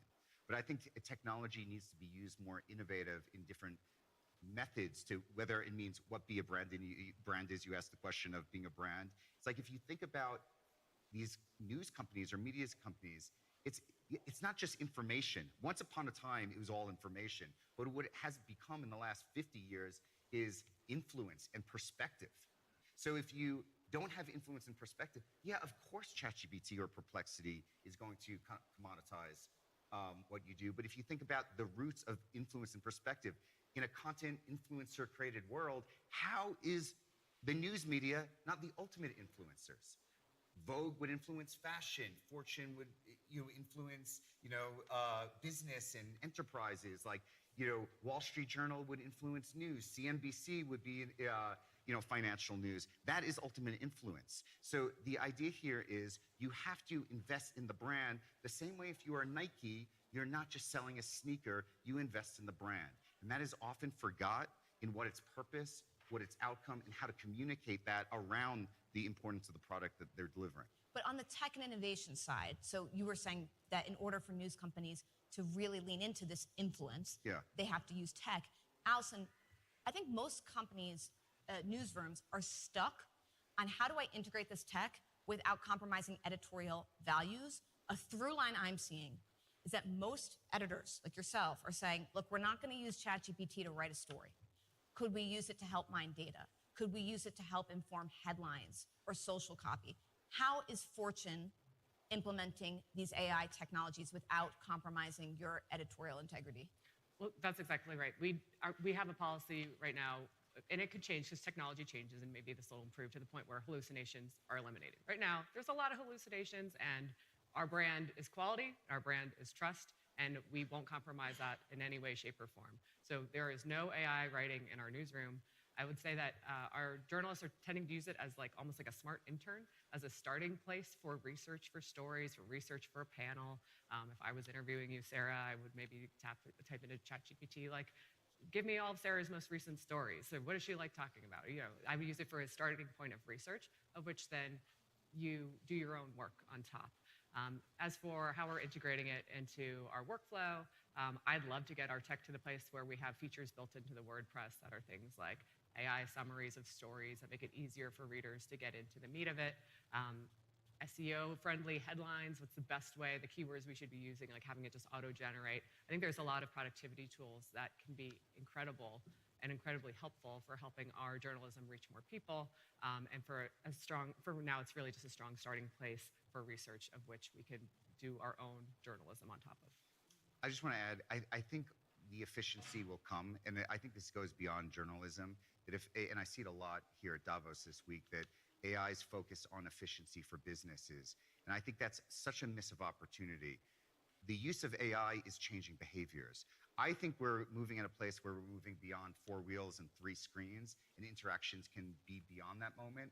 There are so many new opportunities where if we think about the internet, it's only like 25 years old in our like normal cultural lives that have changed businesses, where the point where every business had to go digital. It's small in history. And just like 2007, people said, oh, I love a newspaper. I love a magazine. Then 2008 happened, recession, digital first upstarts like BuzzFeed, HuffPost, Vice came, and it's like, whoa, no one cares about physical papers anymore. I think we're at a point that if we're actually creative and we're actually innovative in the news and media space, we could actually think beyond the way we've actually used the internet in the last 25 years. It looks the same. It may be designed slightly better. We may have removed a little friction. Cool, we have some summaries here. But I'm talking about new ways to actually communicate. We are at a point where behaviors are changing, and the news industry has to reclaim innovation and not cede it to technology companies. But okay, so here's a pushback. We talked about the economics of the news industry being in a dire place right now. A lot of news publishers depend very heavily in the short term on revenues from search traffic that will be displaced or replaced in the AI era in an uncertain monetization capacity. So what do you do if you're a news company and you see that the habits are changing and they're moving to AI chatbots, but the vast majority of your revenue is from clicks through search? This is the most obvious area where news can win, and it's shocking no one is doing it. Let's just look at the history of the digital landscape with the news. Once upon a time, classified and listings, everything was stolen from the news industry, from Craigslist to eBay to LinkedIn. How are these not media companies that actually built these services, ancillary services? New York Times figured out how to make gaming important and actually sticky.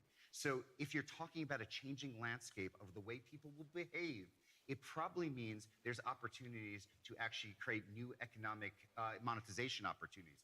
For example, here's a modern example. Why was Polymarket not invented by a media company? There was no reason other than no media company is actually thinking about innovation in ancillary products and services that make sense. I know it goes a little out there, but again, classifieds was not hard news, yet it was in the newspaper. So I think we have to think beyond traditional ways. The good old days are never coming back. So it's time we should think about, if you have a platform and you have influence, there probably is an opportunity for some ancillary way that you can create value to drive revenue. I agree with that. I think oftentimes the news companies pump the brakes on some of these types of ideas, like Polymarket, which is essentially placing bets in real time on the news because they're precious and they're worried about brand safety. Allison, to that point, a lot of these innovations that you talked about of implementing AI require 2 things. They require human expertise to know how to use these tools correctly, and they require human oversight to make sure that people don't abuse the technology. How are you going to include both of those things without getting into some of these costly economics of adding more heads? Well, first off, can I just comment on the search question? So I think that if you are only anchored to one source of revenue or one source of traffic, you are toast. And I do think we are seeing this movement where there's going to be a few big players in media, the New York Times, which really gets a lot of its attention from gaming, by the way, like less so than news, and that helps fund the newsroom. But like the New York Times, Bloomberg tied to its terminal, that money machine, that's a beautiful thing that funds all the journalism, the Wall Street Journal. And then you're going to have a few niche publications, I think. But if you don't have a strong brand and a strong mission that brings readers to you for one of those 2 reasons, I think there's like the dead middle ground. And you're going to see a lot of consolidation, of merging, of collapses continue, I think, on that front. And then you asked me another question, and I completely forgot. I wanted to about understand. head count. No, I'm it's so all sorry. good. Yeah, basically, you're going to need to add heads or convert heads within your organization to people who know how to use and implement these tools, and also people who will oversee the implementation of them to make sure that they're being used appropriately. That's really hard to do given some of the economic constraints. So how are you planning to reorganize or restructure roles to ensure that you can take advantage of these tools, that they're used appropriately, when it's not like you can magically, get 20 jobs to appear. Totally. I think like there will be some rejiggering of roles in the newsroom and things like, we have teams that help us with data analysis and things like that and tinkering with new tools, like, as we're finding out what things can make our journalism more efficient to create, can we have them train more of the newsroom in that? I think we'll be adding positions there, but I don't imagine spinning up a giant team and having this be a huge costly thing, at least not to start. Dan, when we think about the opportunities that AI can bring the news, we mentioned a few, optimizing headlines and things like that. Code and Theory is an expert in design and connecting news companies to their audiences through the user experience. How is AI going to help news companies from that lens? Yeah, I think that where we are with AI is wrong. Not wrong. There's an end here, and that there's so much focus on sort of the text call and retrieve. I need this, and you prompt, and it comes back with something. And I believe that the world is more visual, and not everybody at times talking works to your computer. But also, I like texting. I like doing these other things. I'm visual. There's sometimes that, and I think the idea of like generative UI is something that is just very slightly emerging now, where you can develop experiences that help drive destination, I'm going to call it. I'm going to simplify it. And I think that if you think about, again, back to perspective and influence, I think that we spend so much time removing friction from an experience and like clickbaity, related links. And I think if you flip it, like literally flip it and actually design with intentionality friction in, because I do believe friction, and we have studies around this, friction creates actually decision, where actually you remove friction, you don't have decision, which means if you don't have decision, you don't have perspective. I think there is this sort of untapped way to rethink how we design experiences, which hopefully can translate to have ownership of distribution, back to the earlier point, where actually how we tell stories could be different, totally different. I don't think it's just summaries. So an example of that could be you create a digital replica of me, an AI chatbot of me that's trained off of every story I've ever written. And when one of my readers asks for, what is Sarah Fisher's perspective on X, like a chatbot could give them a personalized response. Like, is that an example? I think that could be. I'll give another example. We did some work for Real Clear Politics. Leading up to the election, we launched something called Real Clear Polling. And polling, at least in the American election, is quite confusing. And this was a polling index, so it aggregated polls across America. And unless you're like a pollster, it's very, very confusing to understand the data. So we did the normal thing. Let's design it. Let's create hero areas. Let's try to guide the user to understand it. But they didn't know what was behind the polls. They didn't know other polls and other things to look at. They didn't even understand to ask the question. So summaries didn't even make sense because they didn't even know what to ask. So we built this UI feature called Context Lens that understood and was aware of what you were looking at any given time, whatever the editorial narrative that was put by Real Clear Polling. And not only did it have context aware, it prompted you and said, are you aware or are you interested in this other thing that can relate that you would have not even asked? So that was step one. It was prompting you and sort of letting you know in a very simple and dynamic way that things can exist beyond that you even know to ask. Then the other thing is when you engage with it, it didn't just give you, here's the text summary of the thing. It actually designed on the fly. And remember, back to the polling is confusing. It understood where you came from, the awareness of it, what the prompt that kind of got you there. It took a look at what the data was and then visualized it on the fly with interactions to continue that engagement. That is like just a different way that isn't just aggregated by perplexity, because they're not thinking about the nuance of polling. And most media publishers have certain angles and influence to which they report on that you could think about new UI ways to help inform and create perspective for their readers. Yeah, I can think for, as a business journalist, all of those applications for sorting through earnings will be very, very helpful. Allison, you're in this very unique position because in one sense, you need to champion the use of new technology in your newsroom because you need to innovate. On the other, you need to editorially separate those technology and business opportunities and cover these companies without bias. Like, how do you do that as a leader, and how do you communicate that to your entire newsroom who's using these tools and covering the companies providing them? Yeah, I mean, we do have largely separation of church and state. Like, I mean, I think like the newsroom is smart. They can see if there's like an ad on the page or something. So they can tell who some sponsors are. But generally, like, we try and keep the business on the business side, and like that's that. But we know it's our job to report on the largest companies in the world and the people leading them without fear or favor. So, you know, when people come to Fortune and they sign up to work for Fortune, they know that they're taking on a company that has been around doing this for 95 years, and the standards are incredibly high. So our editors are always challenging them. We don't shy away from reporting on companies, even if we're working like on the business side with them. I think it probably happens in every newsroom. You know, they're sponsored by someone and something, and they're still covering the companies. In terms of these relationships, do they include a feedback mechanism by which, if the generative AI results that they provide your newsroom are completely out of lockstep with truth and facts, that you're able to help these partners iterate and make them better? Like, or is that violating the church and state relationship because it's the newsroom that's uncovering these issues, but it's the business side that has the agreement? Yeah, I mean, look, if we saw problems, at least we would know who to contact. Like, you know, we could get to the person, like get to the founder of Perplexity, like we know them. So like makes it easier to just not have, like to be able, if we found a problem, we would of course bring it to their attention, as any journalist would in the reporting process. It just helps that we might have a contact that we could help lend them. And just putting on your editorial hat for a second, I would love for you to share with the audience, in covering these companies, they're so massive, they're raising so much money. Like, what is the difference that you see in this era of big tech versus the social media era of the Web 2.0 tech? Like, what is the differences of the landscape and the companies that you're writing about?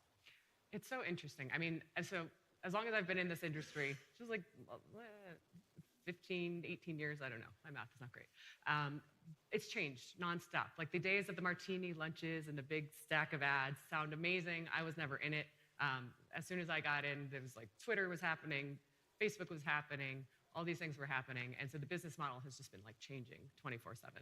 So, you know, I think Fortune in some ways coming in was an amazing thing because timing just really didn't digitalize the publications very well at all.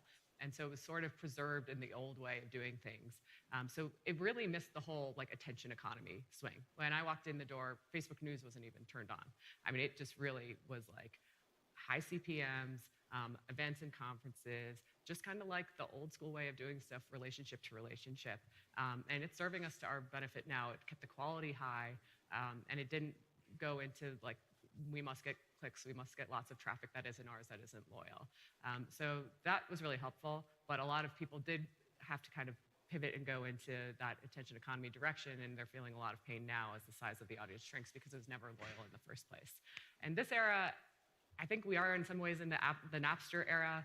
Our content is kind of being scraped, being taken. We're not being compensated properly. I think a lot of the large LLMs know that they should be compensating us, but they don't even have their own business models really sorted out, and they're losing a ton of money. And so the whole system is sort of in this like wait and see moment. We have lawsuits that are obviously going on that people are waiting to see where that lands between the New York Times and OpenAI. There's tech entrepreneurs working on solutions for publishers too to help us monetize, but we are really in this like, it's a bit of the Wild West. And you know, I think the other thing that I wanted to emphasize though, this panel is called A Matter of Trust, How Can Tech Save Journalism? I think a lot of people would even question like, why should we save journalism? If you go on X these days, it's like, we are the media now, screw legacy media sucks. And like, let's cancel the New York Times. I just want to stress like, when journalism is functioning as it should, it is really like the fourth estate of democracy. It is supposed to be the place that you go where you can get unbiased information. The work has been done for you to look at all sides of a situation, not just Elon's side and what he wants you to hear on X, but really what's happening, and then we bring you the facts. It's curated, it's filtered, the work has been done, and it really should be the best glimpse possible of what's true in the world. And so I just want to say, like, this fight is worth fighting. The journalism is super important. It's a scary world if we just have a bunch of influencers with misinformation spouting off on social media. So it's worth protecting. I love when I go on X and folks will say, why isn't the media covering this incredible story when it's a traditional news organization that broke it in the first place? Dan, we're going to end with you, just we have 1 minute left.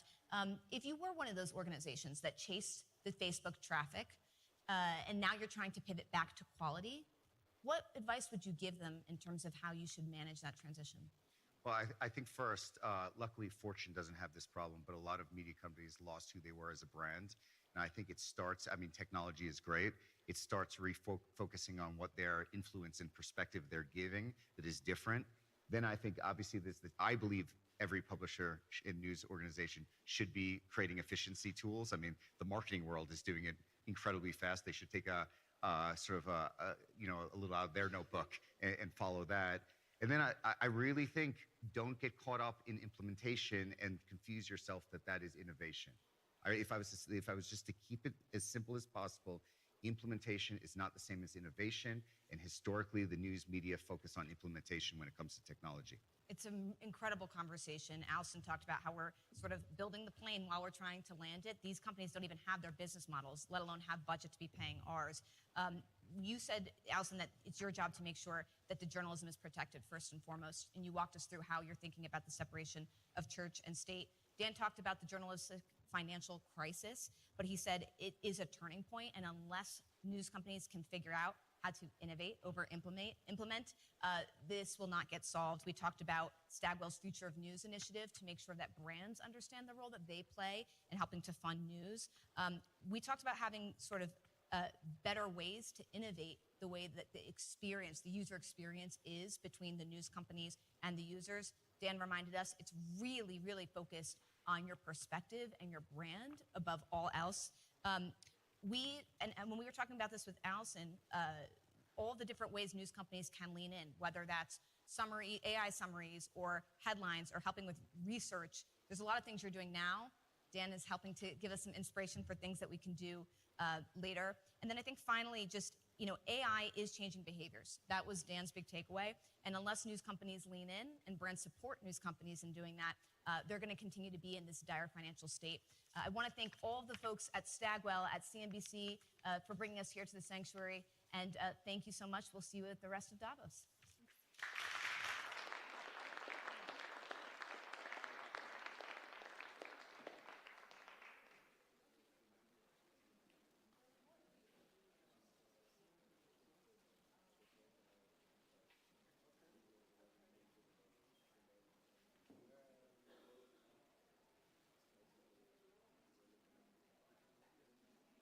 Okay, it's now time for our next CBC conversation. This one's on a mission to make hydrogen planes the future with CNBC senior technology correspondent Arjun Karpal. He's also going to be joined by Bertrand Piccard and Cristiano Amon, who's the CEO of Qualcomm, as well as Jim Rowan, who's the CEO of Volvo Cars. Please give them a big warm welcome. Oh, we're doing it in bits. Thanks. All right. Thank you, Ria. Lovely to see you again. See you. Thanks for joining, everyone. I've got a wonderful hour planned for you now. And we're going to start the conversation with Bertrand Piccard, who's president of Climate Impulse. In 2016, Bertrand, you touched down in Abu Dhabi after flying around the world non-stop in a solar-powered plane. It was the first flight of its kind. And now you're attempting another first. You're attempting to fly non-stop around the world in a hydrogen-powered plane. The aim? Well, Bertrand, you may as well explain it to us. Yes, Solar Impulse was more the promotion of renewable energies, showing that we can achieve incredible goals, even flying in an airplane with solar energy. But it was not really to promote solar aviation as such, because it's not really practical for commercial applications. But we can make it practical with hydrogen, and this is the next step, and try to make the ultimate flight, the one you cannot top, around the world, non-stop, zero emissions. And if you can do that, I think it's a really important sign for decarbonization of aviation and show that we can do much more than what we believe we can do. And this is probably a message that all the industry, the NGOs, the governments, the public needs to understand. We can do much better than what we have now. So this is about proving the viability of hydrogen as a fuel source in the aviation industry specifically. Yes, and if you do it in the air, you can do it everywhere. Because in the air, for aviation, it's the most difficult thing to do. So if you manage to do it as an example of aviation, of course, you can do it for trains, you can do it for trucks, you can do it for boats, and you can make it to make the hydrogen industry more desirable. Because today it's not really desirable. Just look at the situation. There is no supply, there is no demand, there are no airplanes going with hydrogen. So people think, what can we do? But we are at the same moment than the beginning of the mobile phones. You are maybe too young to remember that. But the first mobile phone I used was a suitcase, and it costed $15,000, and nobody believed in it. Well, after people putting antennas everywhere to make a network, we all have a mobile phone in the pocket. That means that we reach the critical mass, when you have enough demand, enough offer to have the price falling down. It happened like that with solar power, which is now 40 times cheaper than 25 years ago. So we have to do the same for hydrogen. And this is what I'm trying to contribute. Other people are also doing it, of course, but each one has to bring his part. When we think about decarbonizing transportation, a lot of the talk is revolving right now around electric, particularly in autos and other vehicles as well. Why hydrogen? Hydrogen is also electric. You know, you have an electric motor, and you can feed it with electricity coming directly from a battery, or you can feed it with electricity that has gone through a production of hydrogen that gives electricity again with a fuel cell. So in a car, it's more efficient to have a battery. All the energy going in the battery goes out, and you lose almost nothing. But if it's too heavy to use batteries, you know, if you cannot put 100 tons of batteries in an airplane, so you have to go through hydrogen. You lose a part of the energy, but it's much better anyway than to use fossil fuels. And could you, if we just go into the weeds a little bit, Bertrand, how do you get hydrogen? Where is it coming from? What's the current process in terms of production? Yes, you can have gray and polluting hydrogen by breaking molecules of gas. You let go the carbon in the atmosphere and you keep the hydrogen. This is not what we want to do. The best way is to make green hydrogen, so you take renewable sources of electricity that electrolyze water, cut the water in hydrogen and oxygen. So you are completely outside of the cycle of carbon. And then you use the hydrogen to go into the chain of propulsion of the airplane, the train, the boat, whatever. And there's also the challenge of storing hydrogen on the aircraft, because it needs to be stored at, is it minus 253 degrees Exactly, Celsius? You're a specialist now.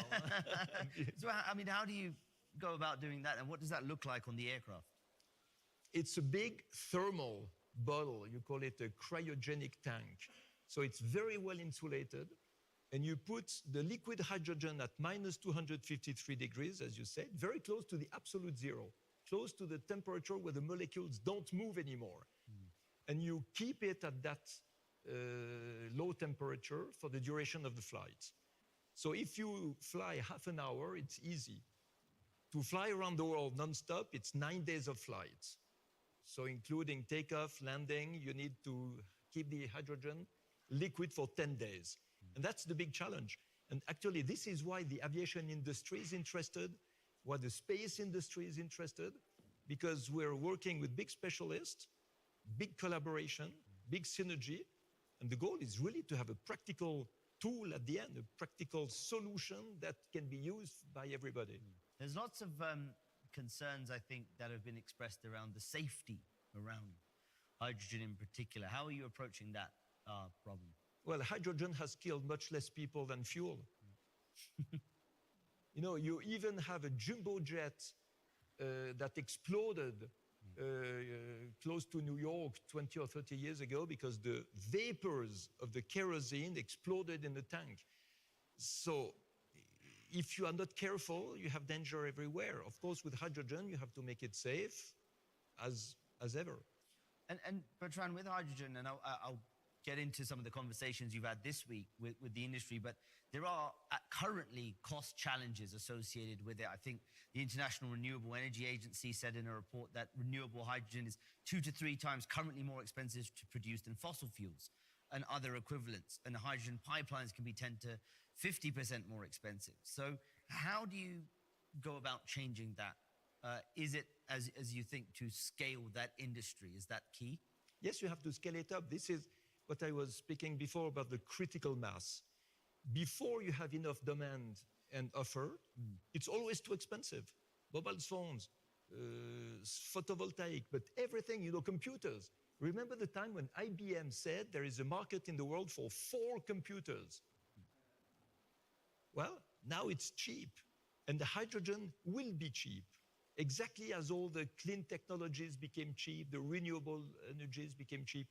But we have to take the first step, and this is what we want to do, and we want to accompany the people who are working on hydrogen and giving like a flagship that will help them.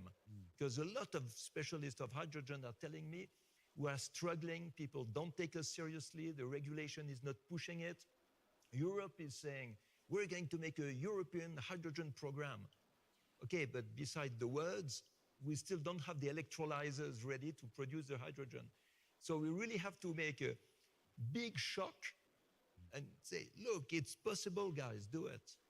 You've been meeting with people inside the energy and aviation industry this week. How are they reacting to your project, number one, and number two, to the idea of hydrogen as an alternative fuel?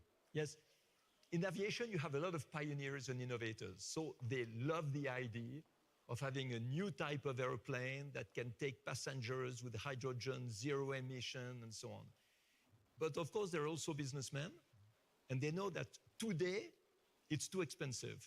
And this is why you need the pioneers and the explorers who are crazy enough to try to do it. And then the industry can take it over and go much further. Let's talk a bit more about the project then, Bertrand. What are the timelines and the aims as you go along through the next few years? Yes, I would not dare to speak about this project if the plane was not under construction. Yeah. Because I don't like the wishful thinking of saying we're going to do it sometimes without saying when and how. So the plane is under construction.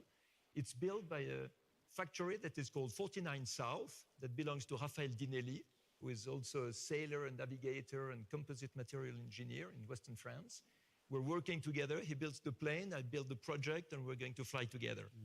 So Arion, you've been in the factory a few months ago, so you can be the witness that it really exists. And since you came, we are molding the wings, molding the tanks for the hydrogen. And we hope that we have the final shape assembled at the end of this year, the first test flights early next year, and around the world in 2028. Where are you doing the test flight? In an airport that's called Châteauroux, south of France, 3 kilometers runway. Because the first flight, you don't have to imagine something really spectacular. The first flight, the plane is rolling, goes 1 meter high, half a kilometer, and then lands.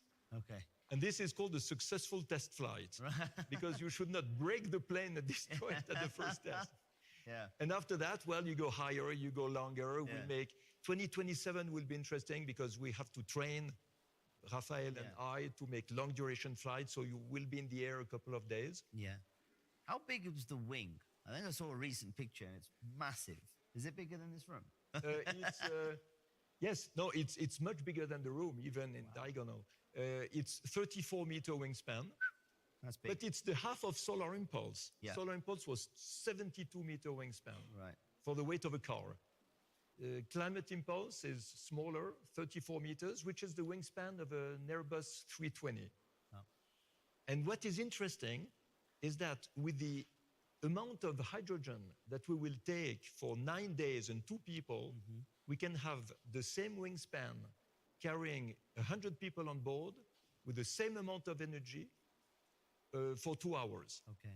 So you see that the order of magnitude works to carry people. Yeah, for sure. And so 9 days non-stop in the air. Yes.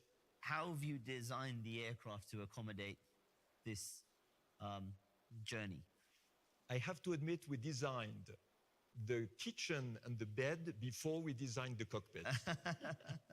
Because if you cannot sleep up there, if you cannot eat, if you don't have the restroom, you cannot stay 9 days in the air. And you're going to take it in turns to sleep and then... Now we're going to make shifts. Yeah. But the goal is not to sleep up there. Yeah. The goal is to enjoy. Yeah. When I was flying with Solar Impulse, crossing the Atlantic from New York to Europe, there was a full moon, showing the path to Europe, you know, showing this trace to the east. And when I had to sleep a little moment, I was ashamed. I was thinking, I'm seeing the most beautiful scenery of my life, and I have to sleep. It's ridiculous. You have to sleep at some And point. I was opening my eyes all the time to try to remember how beautiful it was. Yeah, and you know, the materials, they need to be light, obviously, as well. And how are you, what kind of materials are you using to ensure that this is a good flight? It has to be light. And I give you an example. If an airliner is 20% lighter, it saves 1 million tons of CO2 over its lifetime. So you see the importance of lightweight for efficiency. So Climate Impulse will be built with the newest carbon fibers made by ScienceCo. ScienceCo is the spin-off of Solvay. Solvay supported me a lot with Solar Impulse. Yeah. Now the spin-off of material is crucial to have this airplane being built. And in preparation for the flight, beyond obviously making sure the aircraft is safe and everything else, is there anything you need to do? Is there any training you're going to undergo? Yes, you need to train to be ready for every bad reaction that the plane could have. So with Raphael, we're training on big wingspan, gliders. You need to train on helicopters because helicopters are basically very unstable. So you need to learn how to keep a helicopter stable. Airplanes, of course, IFRs, so instrument flight, night flying, and so on. But okay, I had to do it for Solar Impulse also. And the food? What are you taking with you? We haven't got the sponsor signed yet. Okay. So I'm not going to speak of the food because I have to motivate them now to sign and have their name published. Yeah. So Bertrand... No, you know, I'm sorry, but I'm speaking about sponsors. But it's important to show that most of the successful explorers have been fundraisers before they have gone for their adventure. Otherwise, you do nothing. If you don't have partners bringing financial support, bringing technology, bringing a team sometimes, you do nothing. You remain in your office praying that it will happen. So I'm very thankful that we already have ScienceCo, we have Breitling, of course. Breitling as a watch company carries all my adventures since 32 years. And we have the Office Chérifien des Phosphates, which is a big phosphate industry in Morocco who wants to diversify in hydrogen. Right. And they use the University Mohammed VI Polytechnic to bring the educational program for Africa, you know, to have all these solutions available for African companies. So it's very important because it spreads the message. It's not just a selfish adventure where you enjoy flying. It's something that is to be profoundly useful for students, for other corporations, for governments, for the population also. If this flight is successful, how long do you think it will take for your, hope of a well-developed, scaled, sound business hydrogen industry to be formed? Airbus would like to have a hydrogen airplane for commercial use by 2035. Right. And I think it's reasonable to envisage this. But then once you have it, you need customers, you need certification, you need hydrogen supply on the airports, and then you need to replace the existing fleet flying on kerosene by hydrogen airplanes. And this will take another 30 years because an airplane that is sold in 2049 will fly for 30 years, 18 hours a day. So it will take a long time. And this is why the SAF, the Sustainable Aviation Fuel, is going to be useful as a transition to hydrogen because it's easier to produce it, although it's not completely decarbonized. Yeah. It's still a young project, Bertrand. What have been some of the biggest challenges so far you've encountered? For this project? For this project, yeah. Well, to start something from scratch, where you have no benchmark, a lot of people telling you it's impossible. You even have people who take their time to write in a newspaper, Climate Impulse project is useless and impossible. No, that's incredible. And this is a challenge when you face skepticism like this. So what I like to answer is, please, the people who believe it's impossible should not disturb the one who are trying to make it happen. That's really important. Otherwise, you lose your motivation. Bertrand, shall we just talk about your hopes on climate action? Last year, we had the hottest summer on record.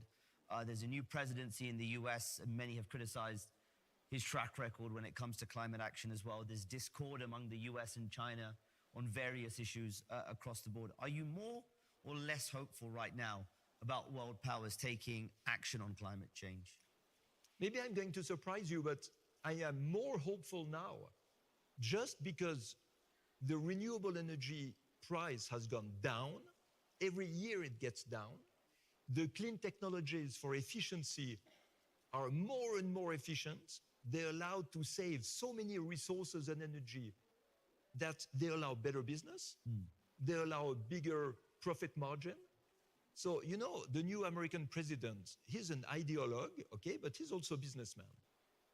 And he cannot avoid observing that wind and solar is more profitable than oil, although it is not yet scaled at the same level. But on the local use, it is more profitable. That efficiency should drive the business. You know, I remind you, efficiency is when you obtain a better result by consuming less resources and less energy. If you do that, you have less waste, you have less pollution, but you have less cost. So for business, it's much better. So maybe instead of speaking of sustainability and climate action all the time, we should speak more about efficiency. And then you get all the business with you, you get also the right-wing politicians with you, because they know that efficiency brings business and brings also more energy sovereignty and independence. If you stop wasting energy and resources, you have more that you can keep for yourself. So do you think we're on the right path to net zero by 2050? In the official speeches, no. Yeah. In the reality, I believe yes, because the big corporations, they know that the only way to make better business is to be more efficient, to go on renewables, to go on climate technologies, and that's a good sign. But we, of course, we have to do it faster because we're going too slow. You've obviously got a lot on your plate with Climate Impulse, but are you thinking about what next project you want to embark on after this? Or are you going to take a break? You know, I heard yesterday in an official session about aviation, someone saying that the next step should be to have a gravity shield under the airplane to reduce the gravity of the plane. And when I hear a scientist saying that, I'm thinking, wow, that might be the next project, to fly around the world in an airplane with no gravity. But I hope I will still be alive. You heard it here first. Bertrand, thank you so much for your insights. Good luck with the rest of the project. Round of applause for Bertrand Piccard, Thank you. President of Climate Impulse. Always a pleasure to speak to you. Likewise, always. Do stick around, everybody. I've got a couple of things. I'm about to do a live recording of our podcast, Beyond the Valley. It's our international tech-focused podcast with two very special guests who will be here in a minute. The second thing is, can I have a quick show of hands? Has anyone through the week heard about our event, CNBC event, Converge Live? Have we heard? No, so I should tell you about it. It's happening in Singapore in March. It's looking at the intersection and convergence of multiple different industries, the way things like technology and sport, entertainment, gaming even, are sort of converging together. And so it's an interesting one. Check it out. We have a website, Converge Live, which you can go and look to. You can register if you want to attend. It should be fun. First of its kind of event for us. So just a couple bits of housekeeping. This will be a live recording. You can see the team setting it up. So just be mindful of your phones and things like that, and chatter and whatnot. But otherwise, sit back and enjoy. I'm going to get my guests out very, very shortly to do this. So it's going to be the CEOs of Volvo Cars and Qualcomm talking about everything from electrification to autonomous driving and the path there. So just let me know when you guys are ready, and I'll bring them out. Yeah? All good. Has anyone heard of Beyond the Valley, by the way? So we're doing a terrible marketing job. Great. Well, hopefully there'll be some QR codes on the sides there. So if you like what you hear and you're interested in learning more, please scan it. You can subscribe, download, whatever. There's a bunch of episodes across there they are. Look, QR codes. There we go. There's various interviews and topics across the board. So hopefully you'll find something you like. We good?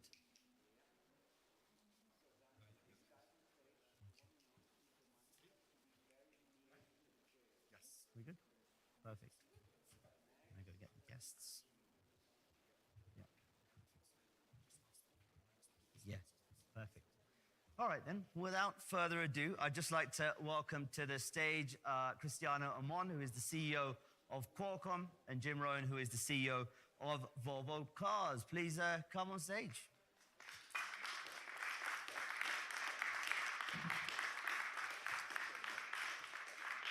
Hey, Cristiano. Good to see you. Good to see you. Welcome. Please take a seat anywhere. Hey, Jim, good to see you. How are you? Yeah, thanks for joining. All right, just get the mic close. Got the big mics on today. Yeah. By the way, before we start, thank you for going to our nightcap. Yeah, that was cool. Yeah, Manchester very good. United and all that. Yeah. It was good. Great. Perfect. I'm just going to do a little intro, and then I'll come to both of you. Everyone good? Okay, let's do this. There were a few years where car companies were scared tech companies were coming to eat their lunch. My, how things have changed. Now auto giants and tech firms are teaming up as the future car is reimagined. One of those partnerships is between Volvo Cars and semiconductor giant Qualcomm. And I have the CEOs of both companies here, Cristiano Amon from Qualcomm and Jim Rohn from Volvo Cars. Thank you both for joining me for this special edition of Beyond the Valley from the World Economic Forum's meeting in Davos. Very happy to be here. So let's kick off the conversation with both of you. Car companies v tech companies, that was the narrative a few years ago. Now it's collaboration. So just give us a little rundown and history of the nature of your relationship and what's changed. Very good. Do you want me to start, or you want to start? Go for it. All right. So maybe I'll start by saying a lot changed, and I would dare to say that car companies, especially Volvo, it's a tech company today. I think the car became a new computing surface. You know, you drive the car, you work from the car, you get entertained from the car. The car becomes really a lot of computational. It changes the service, it's changing the driving experience, it changes the navigation. So if we look at a company like Qualcomm, which if you look at our assets as being high performance connectivity for the cloud, especially wireless connectivity, cellular, Wi-Fi, everything, high performance, low power computing, and artificial intelligence processing at the edge.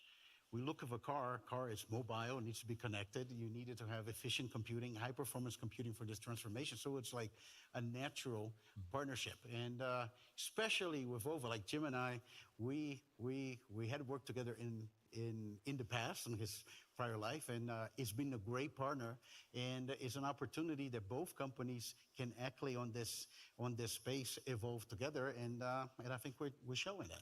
And Jim, from your perspective, when you think about as a car company and the partnership with tech company, what are you thinking and how has that relationship changed? Yeah, well, we had to make some really quick decisions as we could see the transformation. And everybody talks about the transformation in the auto industry as being a transformation from petrol to electrical propulsion.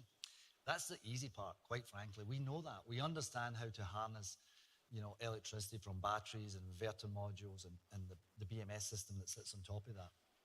It will get progressively better, of course, but really the profound change in the auto industry, which happened 2 or 3 years ago and is now accelerating, has been in 4 areas: software, silicon, connectivity, and data.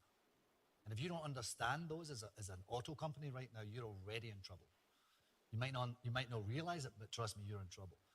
And so when I say software, that's got to be the full software stack. You've got to understand from the safety level all the way to the application layer. That was a new thing the auto industry really had to learn, is deeply embedded software.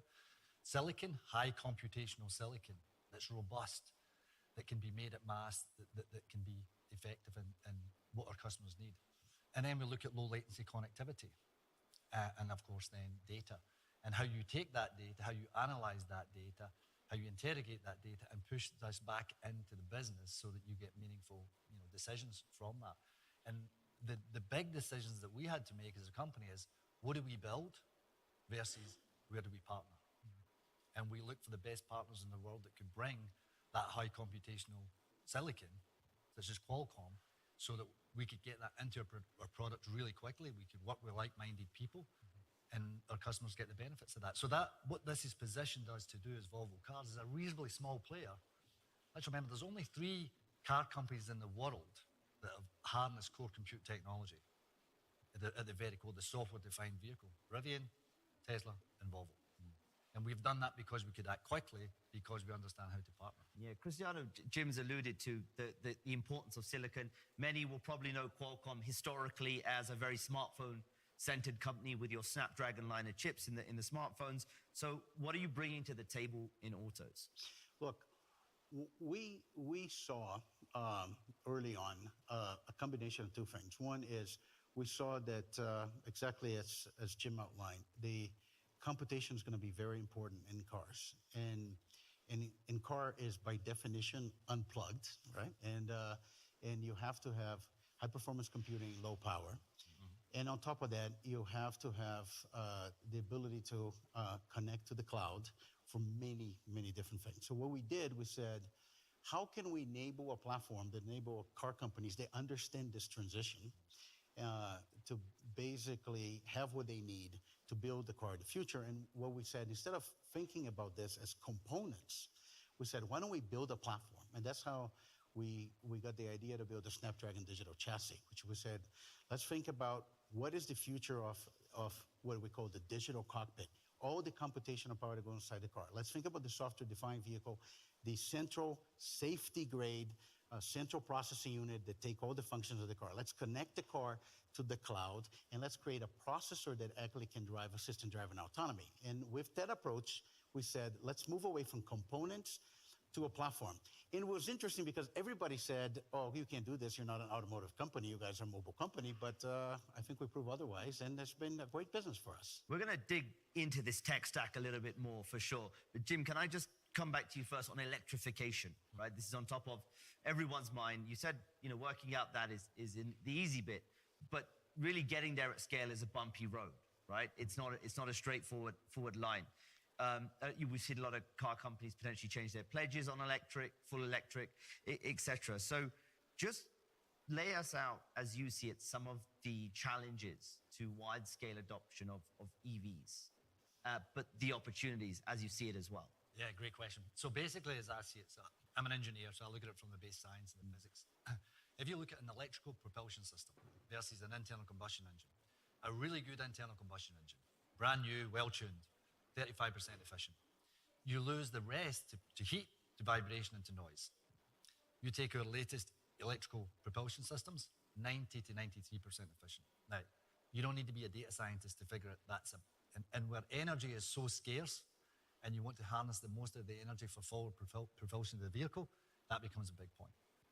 So but the friction factors that lie between full EV adoption is really 5. The first 3 are on the industry. We need to solve those. So the first one is cost. We need to get cost of the batteries down and comparable with ICE. We're working on that, and we're making super headway. The cost per kilowatt hour is coming down. Technologies like LFP technology is helping us in that quest. Second one is range, which is basically energy density.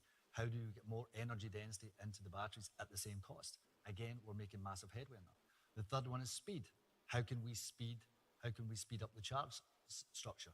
With 800-volt systems, which most companies are moving to now, we can put in 200 kilometers of range in 5 minutes, and that will only get better. So those 3 are on the industry. We're working hard. Fourth one is definitely infrastructure. We need more fast charge infrastructure. And the fifth one is simply change. We've been driving internal combustion for a long time. Some people love the vibration and all that stuff. And it's just going to take time for people to get to trust the technology. And maybe it's just as importantly, what is the residual value of an EV car versus an ICE car? They know what it is for ICE. That's still got to play out. So those are the 5 friction factors. But listen, technology wins the day. And it's a better technology. So I'm confident we'll get there. It's just going to take a little bit longer than we first thought. Maybe that partly answers my next question, but I'll ask it anyway. You've come from a background also in consumer electronics, which of course is extremely competitive. Now the auto industry is incredibly competitive given the sort of jump up of some of the Chinese players. You've got Tesla in the mix as well. How are you thinking about staying ahead of the competition? Well, it gets back to some of the partnership that we have with Qualcomm. It's speed. In the auto industry, it has been a slower pace of product development, needlessly in a lot of times. And now you see the competition that you see specifically from China. And it's not that they're cutting corners, they're just faster. So you can bring that into play, but you can't bring that into play if you try and do everything yourself. You've got to partner up and trust people. You guys are really good at this, we're really good at that. Let's get together, drive the synergies, drive the time, drive the time out of the equation and get products to the market quicker than anybody. And consumer electronics do that. I come from the smartphone industry, and that's where Christiana and I got to know each other. Is a new phone every single 12 months, the cadence. And so that was a big part of the engagement that we first had. Maybe if I can just add one thing real quick, because Jim mentioned a very important point. If you look what happened in the tech sector, if you're successful this year, there's no guarantee you're going to be successful next year. So you have to keep moving. And it's interesting is some of the elements that used to be present in the smartphone industry and consumer electronic, now we see in the auto industry. Car companies are now measured, not necessarily by how complicated their supply chain is, but they're measured by the speed of capabilities. And I think for that requires a different mindset. And that's why we like so much to partner with Jim and Volvo, because the mindset is there. How can we get faster with technology in a way that consumers will be able to use it, and what we're going to do right after that? So that's the change. Christiana, you said a phrase a couple minutes ago, software-defined vehicles. It's a phrase we hear sort of a lot in the tech industry, in the auto industry. Can you just unpack what that exactly means as it pertains to your vision of the car now? Yes. So the vehicle is becoming more, I know I'm just going to repeat the name, but it's becoming more software-defined versus hardware-defined. Yeah. Your industry used to tell me it's a smartphone on wheels. Yes. Is that still true? I think the car is becoming, maybe that's the most simplistic way to define SDV. The car is now a computer on wheels. And that changes many things.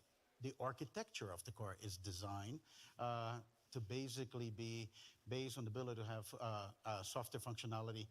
You can add the capabilities, especially one of the things that we have done on our platform.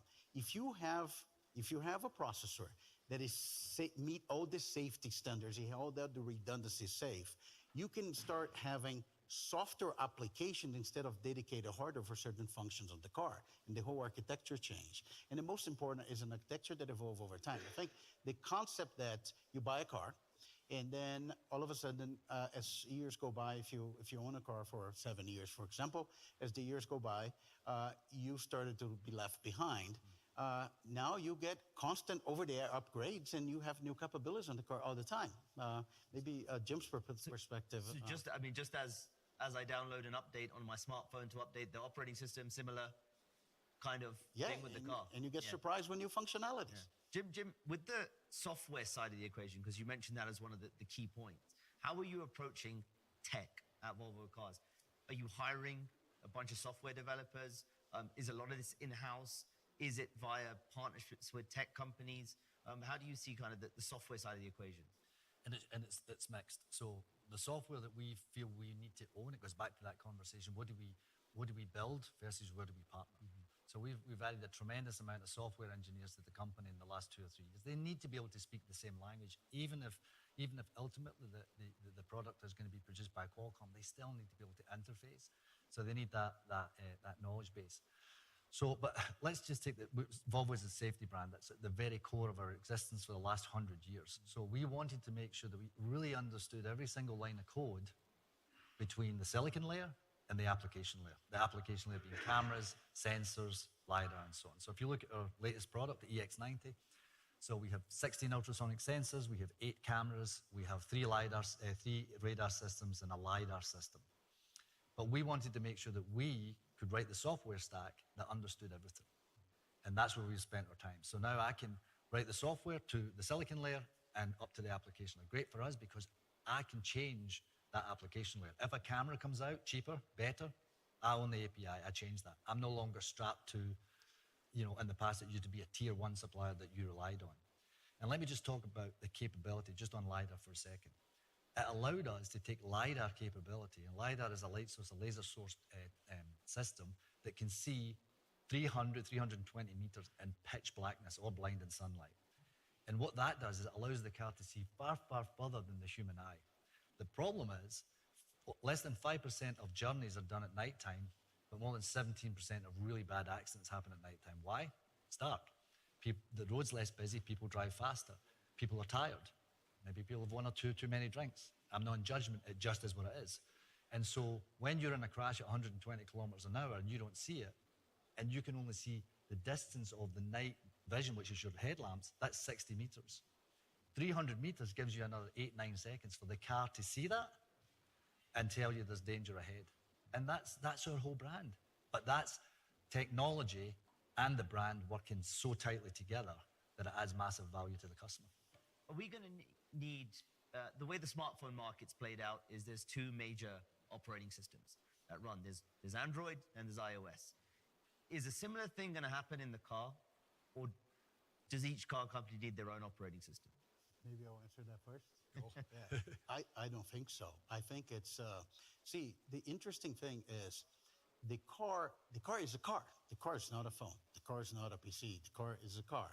And there are things that you're going to do in the car. They're very unique to the capabilities of the car and the car companies. And I think what we're showing, this is not a situation that all of a sudden every car is going to be just a hardware and you're going to turn it on and it's going to be CarPlay or Android Auto. Those things are going to be there, as interactive smartphone. But there's so many more functionality in the car, and I think that's what's exciting for a company like Qualcomm to partner with a car company that understand and invested in software. It's all of those different applications that is unique to that car and this is going to evolve completely independent. But I don't know, maybe Jim has a perspective. No, I mean, the whole, we need to give customers the choice. So I'm an engineer, but I'm also Scottish. So efficiency matters, right? And I can say that because I'm allowed to say that. It annoys me when I see engineering dollars frittered away on needless gimmicky stuff. I think that our customers want to come in and say, hey Volvo, rather than hey Siri or hey Google. I don't think they care. I just think they want the functionality. And that's why we have a big engagement with Google on Android Auto, because there's 7 billion smartphones, whatever there is in the world. Right now, you probably know, you're probably in every one of those, but they have already decided whether they're Android or whether they're Apple. We give them the option when they get into the vehicle to choose that, and it just makes their life so much easier. So I don't think that's the differentiator in terms of brand strength. I think it's a customer choice. Let's talk about some other technology which is very hard to avoid, artificial intelligence. Cristiano, again, it's something you focused on at Qualcomm, on-device, edge AI. When it comes to sort of AI infused in the car, what does that look like from your perspective? Look, this is one area that we're incredibly excited about this. And maybe what I'm going to do right now is just maybe give you a view of what is possible. And what is possible to happen. I think there's a technology which is now going to become available to a lot of the car companies. So the interesting thing is we built in our platform the ability to run large language models at the car. And you wanted to have the reliability, the fast response, especially when you are behind the wheels, but also the ability to adapt to things that are unique to the car. And many different models, whether it's a model for voice communication, how you get, interact with voice, vision. And I'll give an example what that means. So actually at CES, we had our concept car and we show like the art of possible when you have a number of different models running in the car. So one thing is, first of all, how you think about, and I go back to the comment I made about the platform, the car is different. Your car, you have different functionality than a phone or a PC. Like one is service. You can get the model trained on how the car operates and things about the car. So in that demonstration, if you can, both you want to ask the car how certain things work and how to operate things, but most important, if you have a problem, the car tell you this is exactly what the problem that you have. You're going to have to go to service, or you don't have to go to service right now. You can drive, or drive at this speed, or etc. Because the car understands, the model understands what's happening, interact with you. And that's just thinking about the car functionality and service. The other thing that we show, which is very unique, as Jim outlined, you're building all those sensors in the car. You you have all those sensors, you have cameras, and you use those cameras, for example, for assisted driving. But the camera is also seeing the street or what you're driving. So think about the concept of a smart glass, but now you're behind the wheel. What you see, the car sees. So we show some examples. Like you can basically say, you're driving and say, this particular restaurant that is coming up in the corner, is that good or not? And the car will tell you, yes, it's a 5-star review restaurant. Or you can say, tell me something, the first time driving the city, tell me something interesting about the cities, any places to see. There's so many things. It's going to change navigation. It's going to change safety. So it's very exciting. And I think the ability is you run those models, whether you run them both in the car and the cloud. It's not about one or the other, but you have the reliability of having that, whether you have bandwidth or not, when you're connected or not, and work in a hybrid fashion, connecting with the cloud. So I think there's an incredible potential. And I'll finish by saying, Gen AI will make the car get better and better over time as you keep adding new functionality. And Jim, there's Gen AI in the car. So I'd love your views on that. But also, how are you thinking about it across the business when thinking about design? And we'll get onto autonomous driving as well very soon. But how are you thinking it more broadly beyond just the car? Yeah, so if you look at, let's pick an example. It's always easier on examples. So let's take insurance. Insurance is something which is kind of decided by actuaries. It's really where you live and how likely you're likely to have your car broken into at nighttime, or how you drive. And they kind of take it, when were you last in a crash, and what age are you, how much experience you got. Other than that, but if I look at a Formula One driver who's, maybe 19 or 20, the chances are they probably have sharper reactions than me, yet they'll pay more insurance premium. So, because of their age, simple as that, and because they haven't got a history of no crash. So we're working on right now, we can use the technology within the car, and we can start to help young people drive much better because they're still learning. 44,000 people in the US alone die every year in car accidents. And of course, a lot of those people are young because they're still learning to drive. So you imagine you take the benefits of the car, even if you have your son or daughter coming up and say, hey, listen, Dad, I'd like to borrow the car. And you're like, okay, well, it's only going to be you, son, right? You're going to drive, oh, hey, I'm going back to my youth. But I can now take his phone, I can set it, and I can say, okay, it's only going to be you. I can deactivate the car if any other seat cushion is sat upon. I can set acceleration to moderate. I can set the top speed to 50. I can even set the radio to 3. I don't suggest you do that, and I would have hated that, of course, as a young man, but we can do this technology. But here's the most important thing, to Cristiano's point, the car sees everything. I can see if he's paying attention, if he's texting. We can see if he's driving too close to the car in front, if he's really stopping at the stop signs. And we can actually give you a driving score. So you're a 25% driver, you're an 85% driver, you pay more than you, because in our algorithm, you're a much safer driver. I don't care what age you are, how much experience you've got. And then we set a dynamic insurance premium based on facts, which is how good a driver you are and the likelihood of you crashing. And as your child, or as you become a better driver and your score goes up, your premium goes down. That's just one example whereby the whole insurance industry is going to be massively disrupted, because we're going to offer this, and so are other people. And they're going to use AI, and they're going to use algorithmic programming to make sure that it's as accurate as possible. And of course, AI is going to underpin the path to autonomous driving as well, with everything that's involved in that. Jim, actually, I'll start with you. Elon Musk and Tesla talk about robo-taxis, full self-driving. They think that Tesla owners are going to, let their car go away and pick people up and all of that. And there are various views from car companies on autonomous driving. You're seeing sort of some of these semi-autonomous systems being, these ADAS systems being put in cars. What is your view on autonomous driving? What is it going to solve, and what's the path there? Yeah, so the way in which we're building our safety stack from ADAS, which is assisted driving, all the way up to full AD. Full AD will be capable, and it will come in certain designated highways, probably to start with, where it's easy, and the rule-based architecture makes it simple to control the vehicle. When you're in downtown urban areas and there's roadworks and there's kids and there's bikes and skateboards and dogs and all that, so that's going to be a lot more troublesome. And it will be regulated on a country-by-country, state-by-state, almost city-by-city basis. We're building the technology stack. But for me, and we keep hearing this, there's 5 levels of autonomy.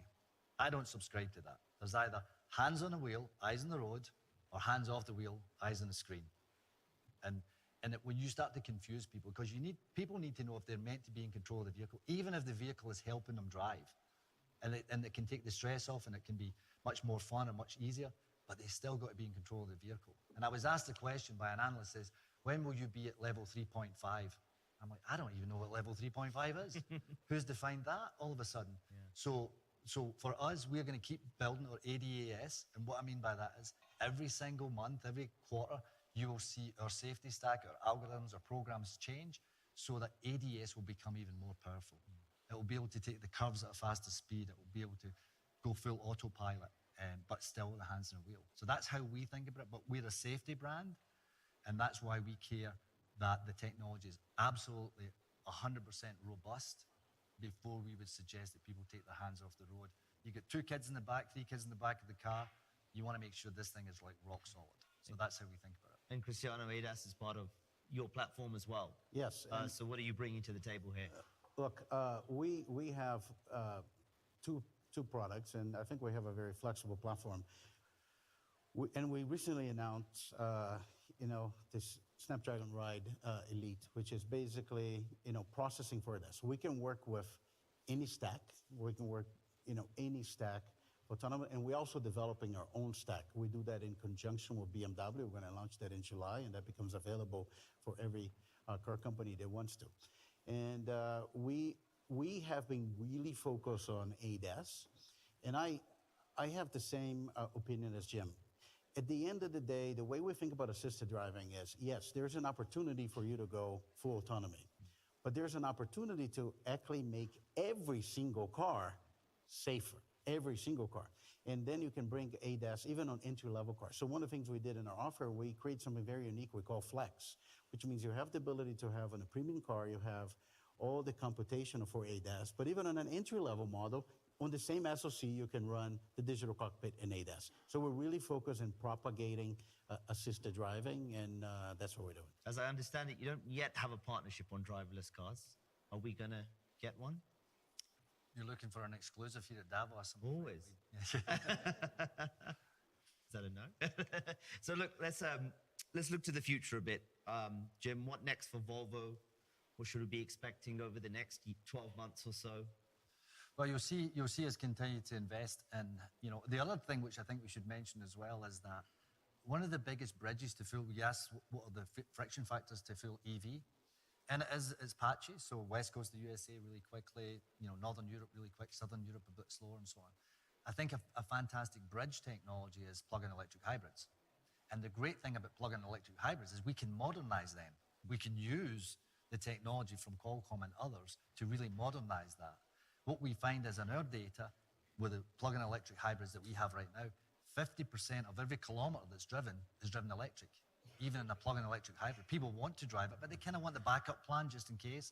And maybe they live in a district whereby they don't have access to that. So I think you're going to see, and the other thing about plug-in electric hybrids, you can take the investments in batteries, you bring that all the way back into EV. So it's not a wasted or a duplicate investment. So I think you're going to see, we've already signaled that we will do full EVs. We'll concentrate on our next tech stack, which is the SPA3 platform, takes it to the brand new level. And also we can use some of that technology in plug-in electric hybrids. Yeah, and for you, Cristiano, Qualcomm and autos. I have a second question for you, but Qualcomm and autos first. You mentioned sort of building the full stack with BMW. What are going to be the key priorities for the auto business in 2025?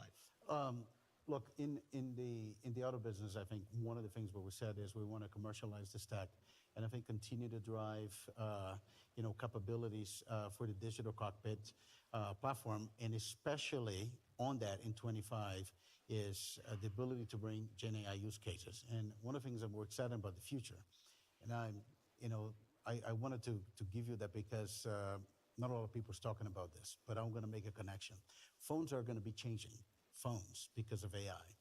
And one of the things that AI brings, besides the functionality, AI changes the human-computer interface, because now the human-computer interface is like we interact with other humans. The computer now, for the first time, you don't have to get trained to use an ASCII keyboard or a mouse.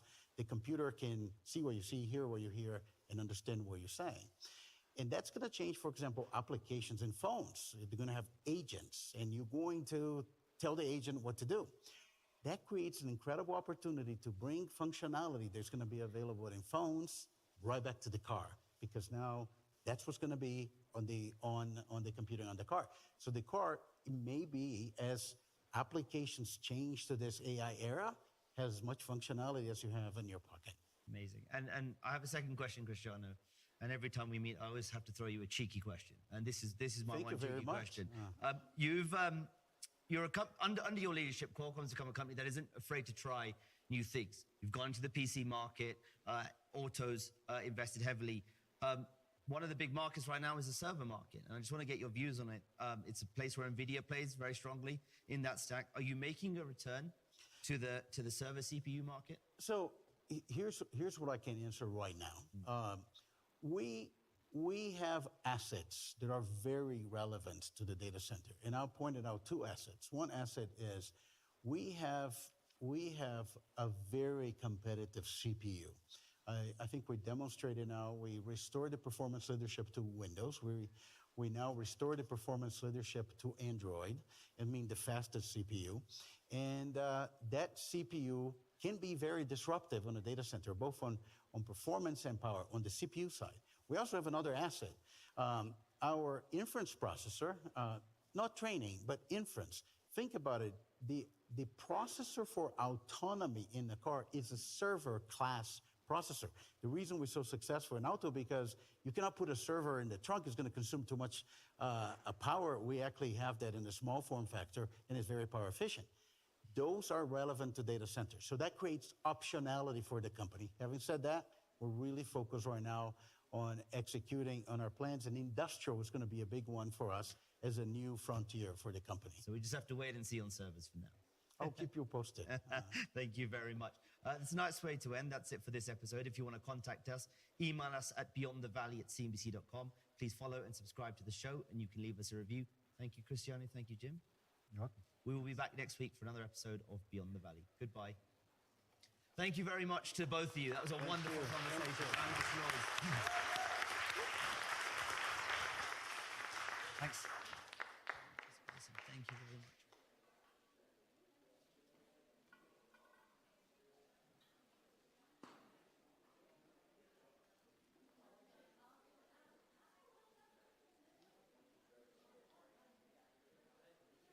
Photo of you all on the stage, perhaps? Yeah, we can. Yep, thank you. I'll send you a LinkedIn or contact. Quick photo. We produce something for you. Quick photo. Use cases, the apps. Very good. Just really quickly on the stage. Thank you so much. Thank you. Arjun, do you want to be in the middle? Yeah, sure. Lovely. That looks great, guys. Thank you so much. Ready? That's it. That's it. Beautiful. Fantastic. Thank you so much. Thank you. You're going to get jumped up. I just need to wrap up the show, if that's okay, gentlemen. Thank you so much. Okay, well, that brings our final 3 days of programming to a close. What a fantastic 3 days it has been. I'd like to say a massive thank you to all of our incredible speakers, to the moderators, to the audience, to you for watching, for asking fantastic questions. Thank you also to Stagwell and to all of the crew behind the scenes and in front of the camera for making all of these 3 days possible. We're looking forward to seeing you back here again next year. Before that, though, be sure to check out convergelive.com. We'd love to see you in Singapore in March. And that's it from me, Ria Hepton. It's been a pleasure. Thank you.